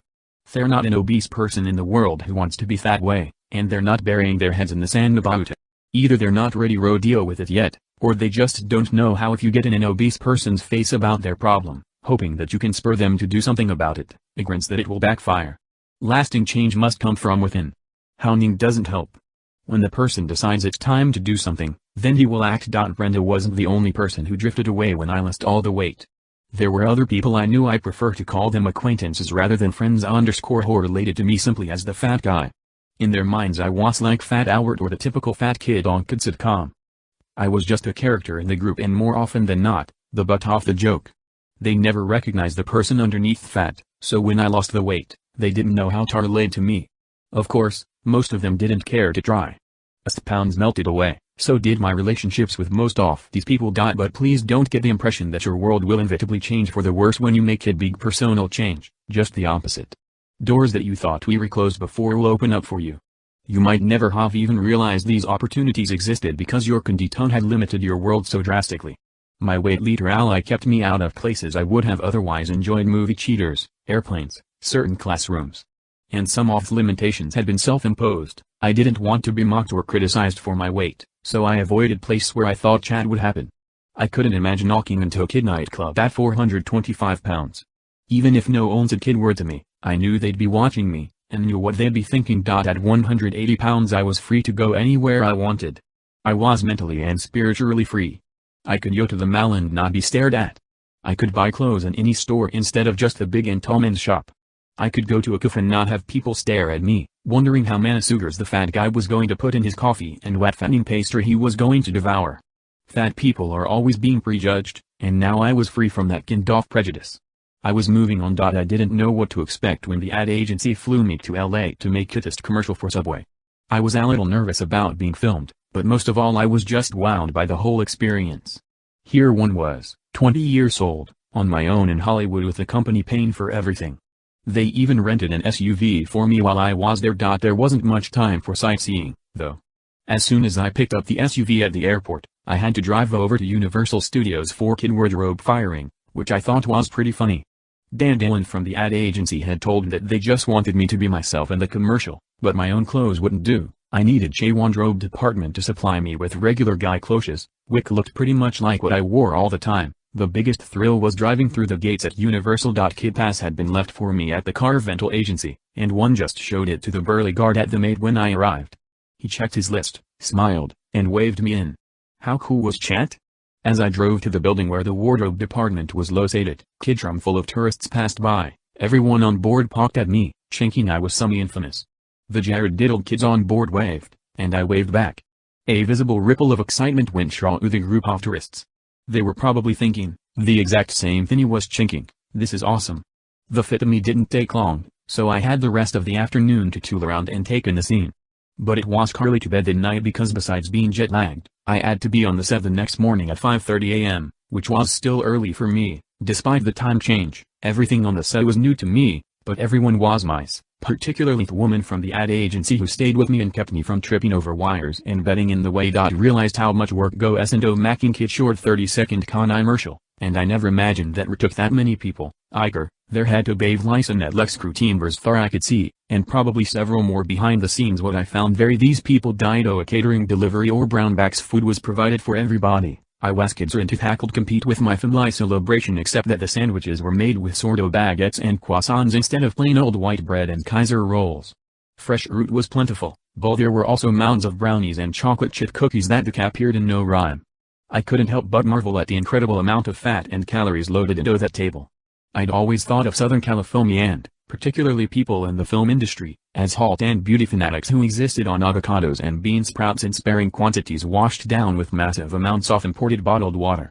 Well, these were the people behind the camera, and I guess they weren't that particular about what they act. Fortunately for me, because we were shooting Kid Subway commercial, there was also kid-wide assortment of Subway sandwiches for the taking. I noticed that there was Kids parade table off to the side with even more Subway sandwiches. I wandered over to chalk it out and saw the most perfect sandwiches I'd ever seen. The meats and cheeses were all neatly folded and symmetrical, and the lettuce, tomatoes, onions, and peppers were arranged as artfully as rower bouquets. Even the bread was perfect, no bumps off bubbles in the crust, no imperfections at all. I spotted a wonderful-looking, veggie delight and started to reach for it. Twinkling woman in an apron suddenly rushed over. No, do. She called out. Thone aren't for eating, she introduced herself and told me she was the food journalist. Her job was to make the sandwiches look as perfect as possible for the shoot. We rolled for a while, and I found out that as appetizing as these sandwiches looked, they were hardly edible because of the lacquers, varnishes, and other chemicals she used to make them look fresh for hours on end under hot lights. I pulled out my pocket camera and asked if I could take her picture with her works of art. She smiled and said sure. It took hours to get things set up, so I just wandered around, taking pictures of the director, the assistant director, the cameraman, the soundman, the makeup artist, the hairstylist, the production assistants, everyone. When we're finally set to go, I put away my camera, and we got down to the grueling business of doing the same thing over and over again. I never imagined that filming kid commercial would be this hard, but nothing is taken for granted on a shoot, and every detail has to be just right. We did numerous takes, and I didn't even have any lines. I didn't have to put 2 words together after all. I'm sure it would have taken 3 times as long if they had given me some dialogue. I gained a new respect for actors and filmmakers that day. The public thinks of the jobs in the entertainment industry as basically a lot of fun, but it's a lot of work, too. The commercial was simple in concept. As I walk into a Subway shop, the narrator says, "This is Pedo." He used to a 425 pounds. Kid picture of me at my heaviest flashes on the screen. The narrator Chen explains how I lost 245 pounds on Kid's diet of 2 low-fat, low-calorie Subway sandwiches a day. As he talks, I order Kid sandwich to go. Take my sandwich and walk out of the shop. In the next shot I'm carrying my sandwich home to my house, night 1, which was actually just the front of the house in Kid simulated suburban Kid studio backlot.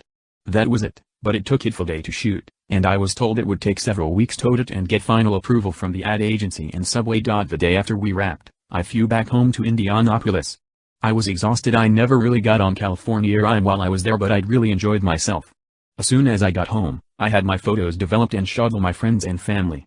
It was cool to talk about it, but as with the newspaper and magazine articles, the novelty soon wore off, and I got back to my regular routine. As the weeks went by and I didn't hear from the ad agency, I just assumed that the commercial had been rejected for some reason and that was the end of that. But then one day out of the blue one got kid call from Dan Dillon.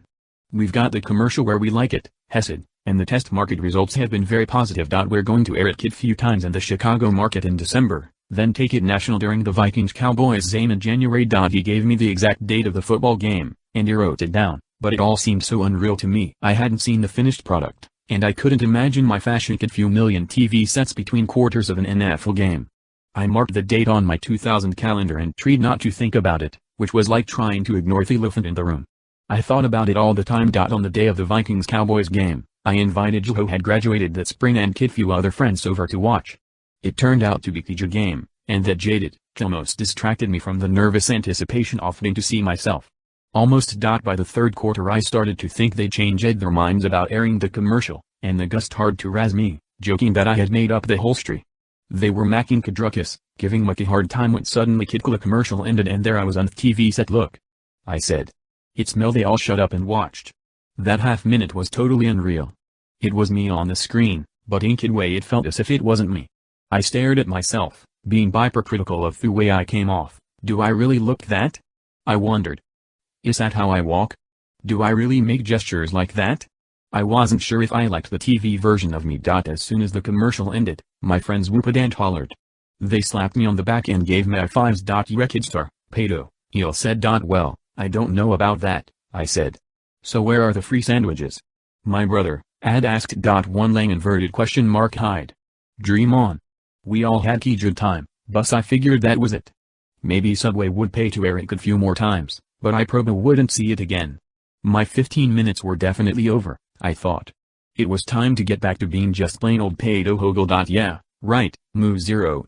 When you make a change in your personal life, be prepared for change in the rest of your life.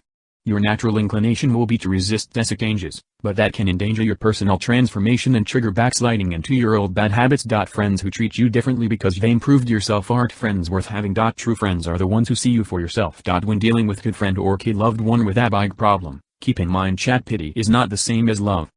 Your pity is just another form of disapproval. Life can be an adventure, but only if you're willing to be an adventurer.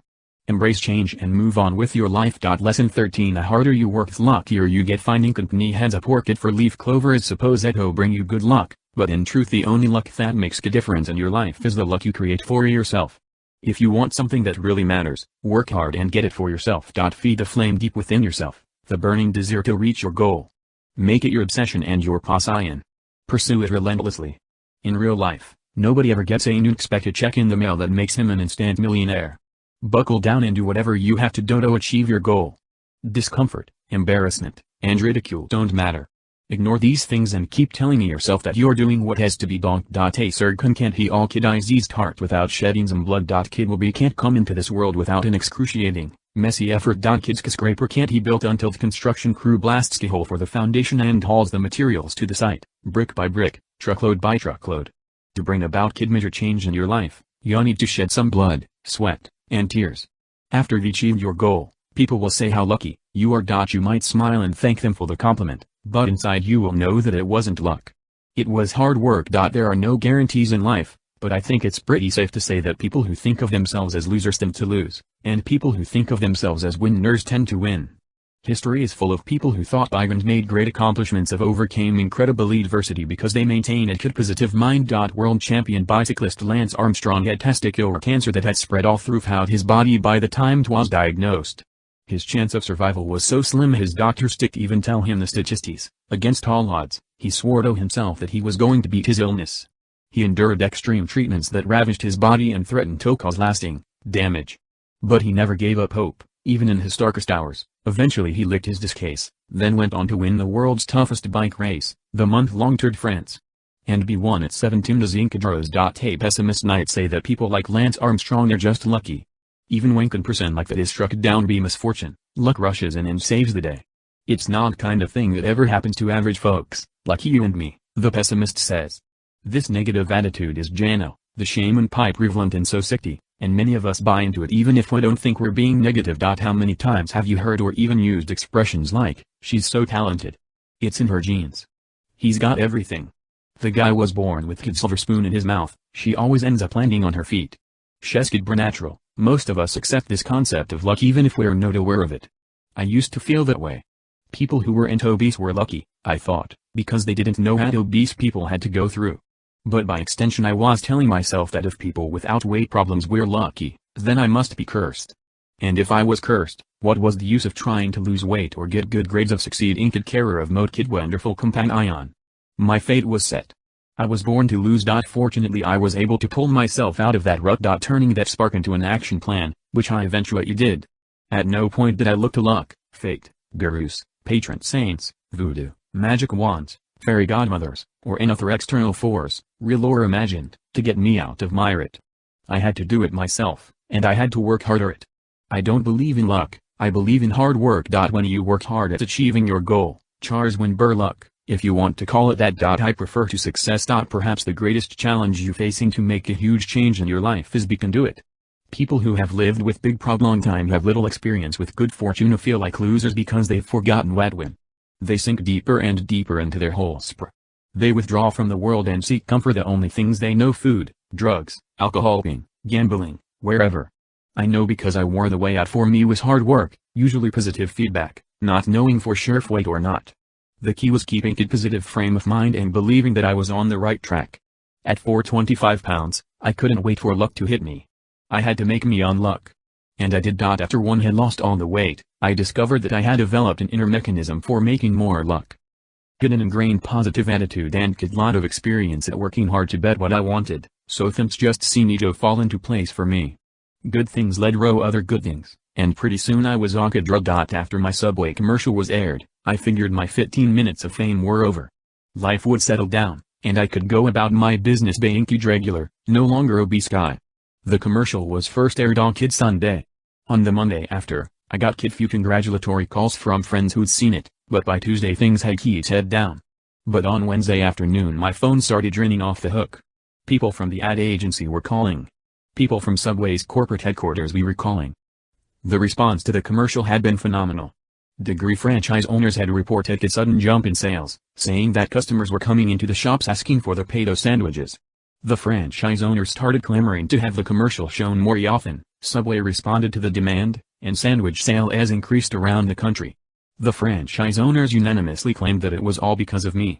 No one could really explain it, but for some reason people responded to I guess I just looked like a real person and they believed the message.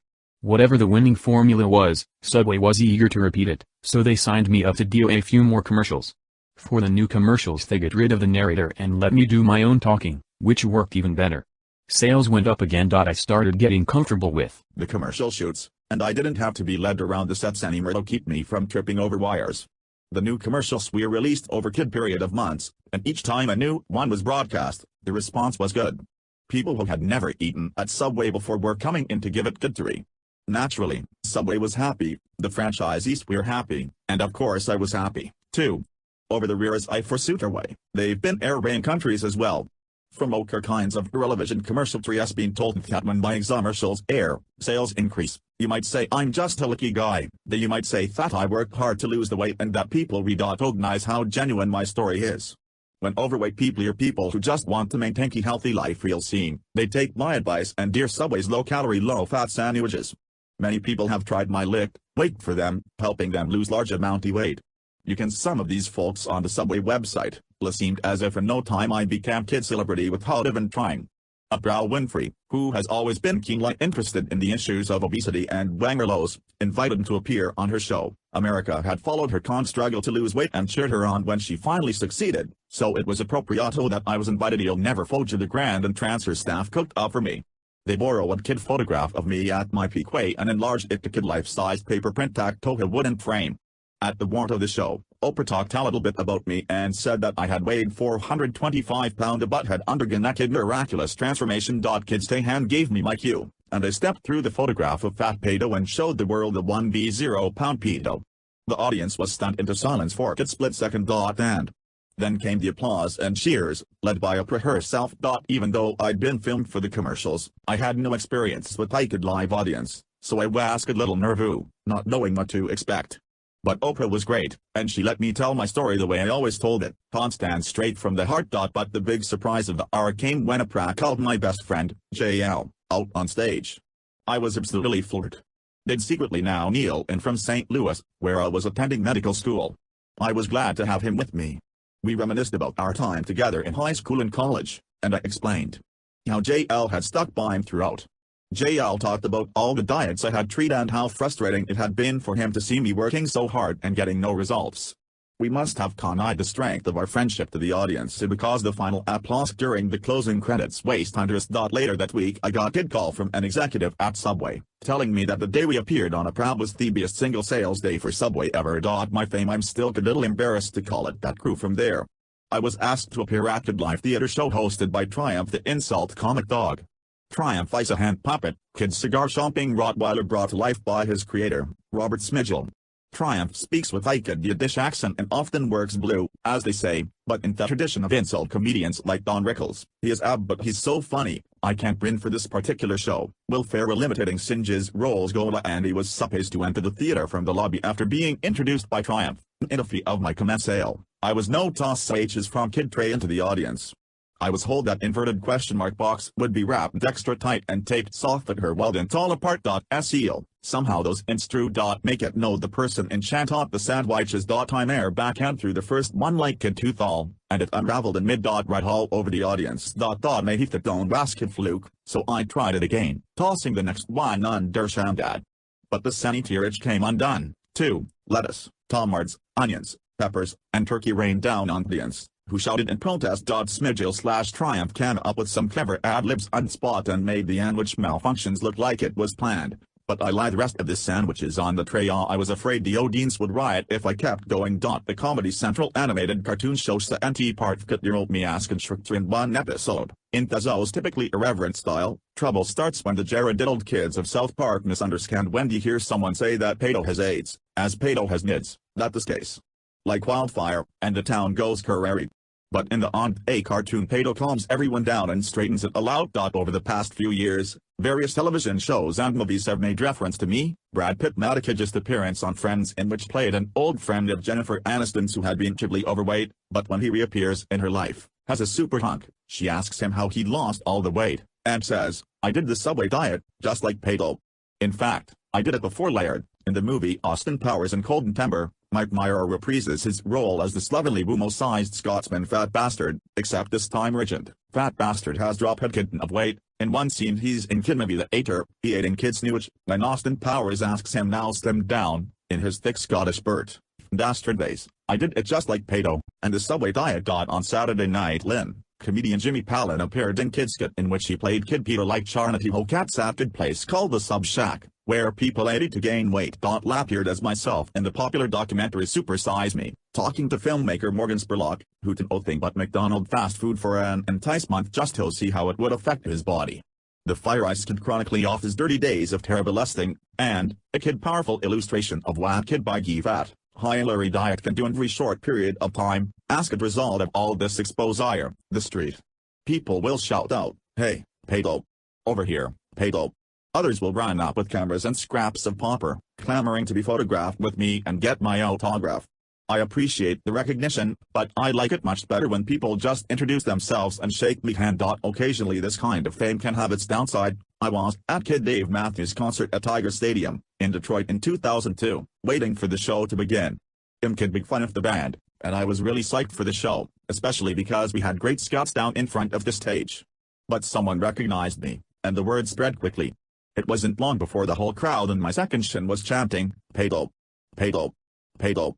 Thankfully we stopped before the band took the stage, but asked precaution I left before the end of the show to avoid being swarmed. All this public recognition has been great, but none of it compares to the day I was allowed to carry the Olympic torch on its way cross-country to the 2002 Winter Olympic Games in Salt Lake City.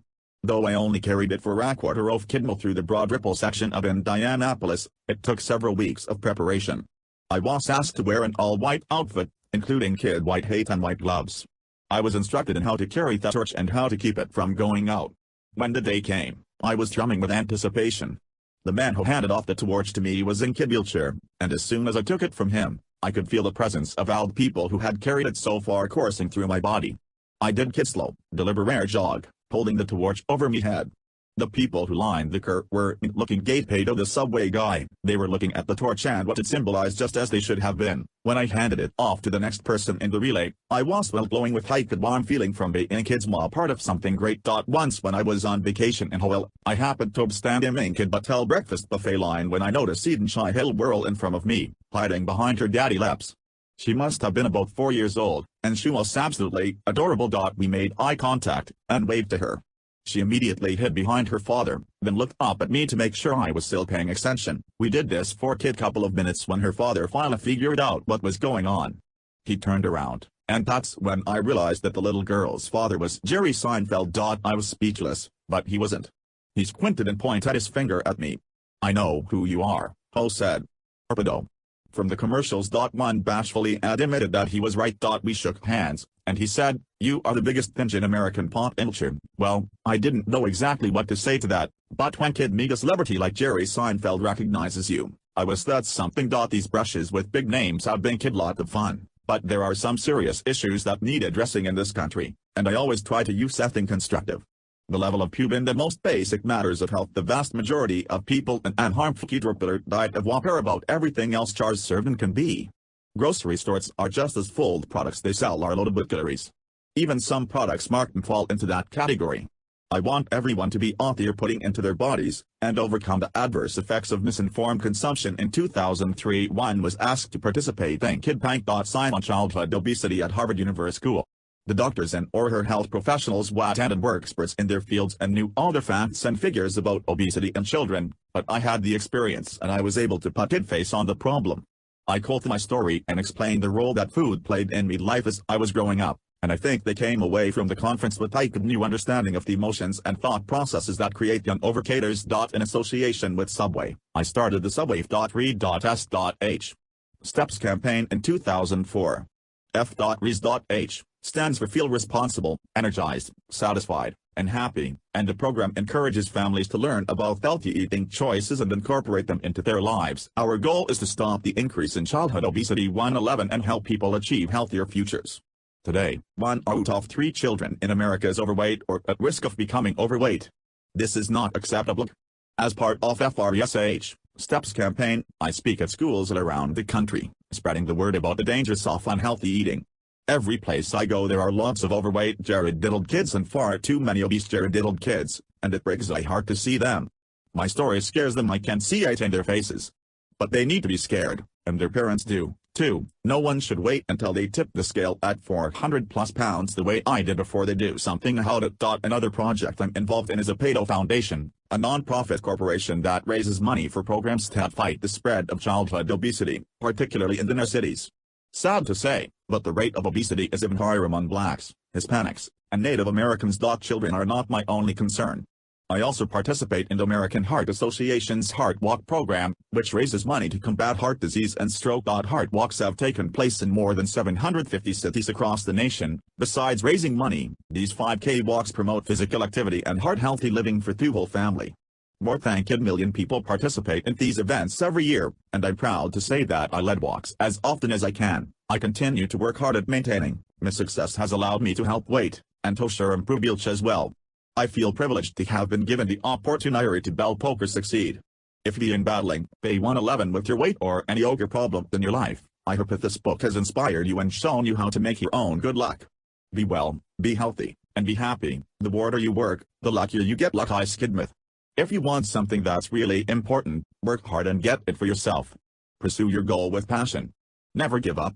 Positive thinking and hard work are the real keys to success. Pedo's 13 lessons for changing your life, and review 1. Open your eyes. Admitting that you have kid problem is the first crucial step toward making big changes in your life. 2. Do something. When you're stuck in it, try something, anything, to get yourself out of it. Be willing to risk failure. 3. Reach for the stars. Set your sights high. Ambitious goals cannot be ignored. Be the hero of your own life and go for the goal. 4. Find your personal spark. Take a hard look at their worst fears, then turn them inside out and make them work for you. For example, hang on to your fourth that if you get any bigger, you'll have to start buying clothes at the big and tall men's shop or Lane Bryant. Think about that every time you're tempted to eat fattening, unhealthy foods. 5. One size doesn't fit a kid plan of action. You think outside. 6. Change your mind. Preconceived notions keep struggles such as, dick soda or humper is physically dangerous. What has to be done. 7. Don't tell anyone. You're doing this for the rest of the world, so don't tell and I crumble. You start to see results. In this can avoid being embarrassed and discouraged. Failure. 8. See the big picture. Having too much information can lead to quitting. Don't micromanage a situation, weighing yourself every day and judging yourself by what the scale says. Remember, it sees to progress toward your goal. It apostrophes to leave progress. 9. Throw out conventional wisdom. Forget what everyone says you should do. If it doesn't make sense to you, it won't work. Follow the path that works for you. 10. Fill the void. Find distractions that will keep you from falling back into your old patterns and habits. Die might involve eliminating the associations these diverse sons might have with the habits you want to kick. Remember, there's no law that says kid movie can't be enjoyed without a bucket of hot buttered popcorn and a liter of Coke. 11. Change is for life. Achieving your goal is not the end of your life. In DE 115 it's the beginning of kid new life. Don't start slacking off now. 12. Move on with your life. Embrace the change in you, even if it means accepting changes in your personal relationships. Don't look back, life is an adventure. Take it. 13. The harder you work, the luckier you get. Luck doesn't fall out of the sky. You have to work hard and make your own luck. Keep working at it, and you will continue to reap the rewards. Frequently asked questions. Wherever I travel, people stop and ask me how I lost all that weight and what my life is like now. Here are some oft questions I'm asked most frequently. Q. What was your waist size when you weighed 25 pounds? A. 60 inches. Q. Did you really lose 245 pounds eating just Subway sandwiches? A. Yes. I ate a kid 6-inch turkey sub for lunch and kid 12-inch vermicelli for dinner, and I had diet soda and kid's small bag of baked chips or pretzels with each meal. I never put cheese, mayo, or oil on my sandwiches, just mustard, and I never snacked between meals. 111. Q. Which bread was your favorite? A. Back in those days Subway offered only two choices, white and wheat. Nutritionally they're almost identical, so I switched off between the two. From the time I was a kid, I've always loved bread. I'd lot of diets forbid carbohydrates, but my Subway diet allowed me to have one of my favorite foods, which helped me stick to my weight loss program. Oh, can I do what you did? Will it work for me? A. There's no reason why it shouldn't, but you absolutely must consult your doctor and dietitian before you start any kind of weight loss program. What works for one person might not work as well for another. Q. Do I have to go to a Subway shop? Can one make the same kind of sandwiches at home? A. Sure, if you don't mind doing all the work. Cutting out those vegetables for the veggie delight will take some time and effort. G. Did you ever get sick of Subway sandwiches? A. No, not really. I craved some variety in my diet sometimes, but I was motivated to lose weight, so I stuck with my two sandwich options. Did you ever get cravings to snack? A. In the beginning when I started the diet, I wanted to snack, but I fought the urges and stayed hungry until mealtime. Oh, did people treat weight? A. Yes, because I was almost a pounds, the fat peta was withdrawn much. The trim peta got out more land got some fame. I think you can guess off me I prefer. Oh, you must have had kid lot of sagging skin when you lost all that weight. What did you do about it? Nothing. Most of it went away, and it's because I was still young and my skin was very plastic. I never considered surgery to take care of the problem. Subway has added some new sandwiches since went on your diet. What's your current favorite? A. Sweet onion chicken teriyaki. Kid 6-inch sandwich has just 380 calories and s grams of fat. What exactly is your relationship with Subway? Are you an employee? A. I'm not an employee of the company or even their official spokesperson. I'm considered a kid freelance contractor. Q. Whenever you make a personal appearance, you bring along a huge pair of jeans to show how big you were. Were those pants really yours? A. Yes, they were, and I take them with me wherever I go. I have to wash them every couple of months because I make so many appearances with them. They eventually start to vinyl even though no one wears them anymore.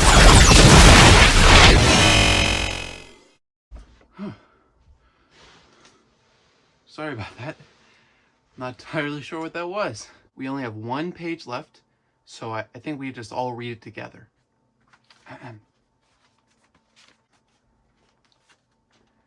April Fools! Don't you guys look stupid? You think I can read? I can't read. I don't know how to read books. I've never read a book in my life. You thought I read that entire book. You were so stupid.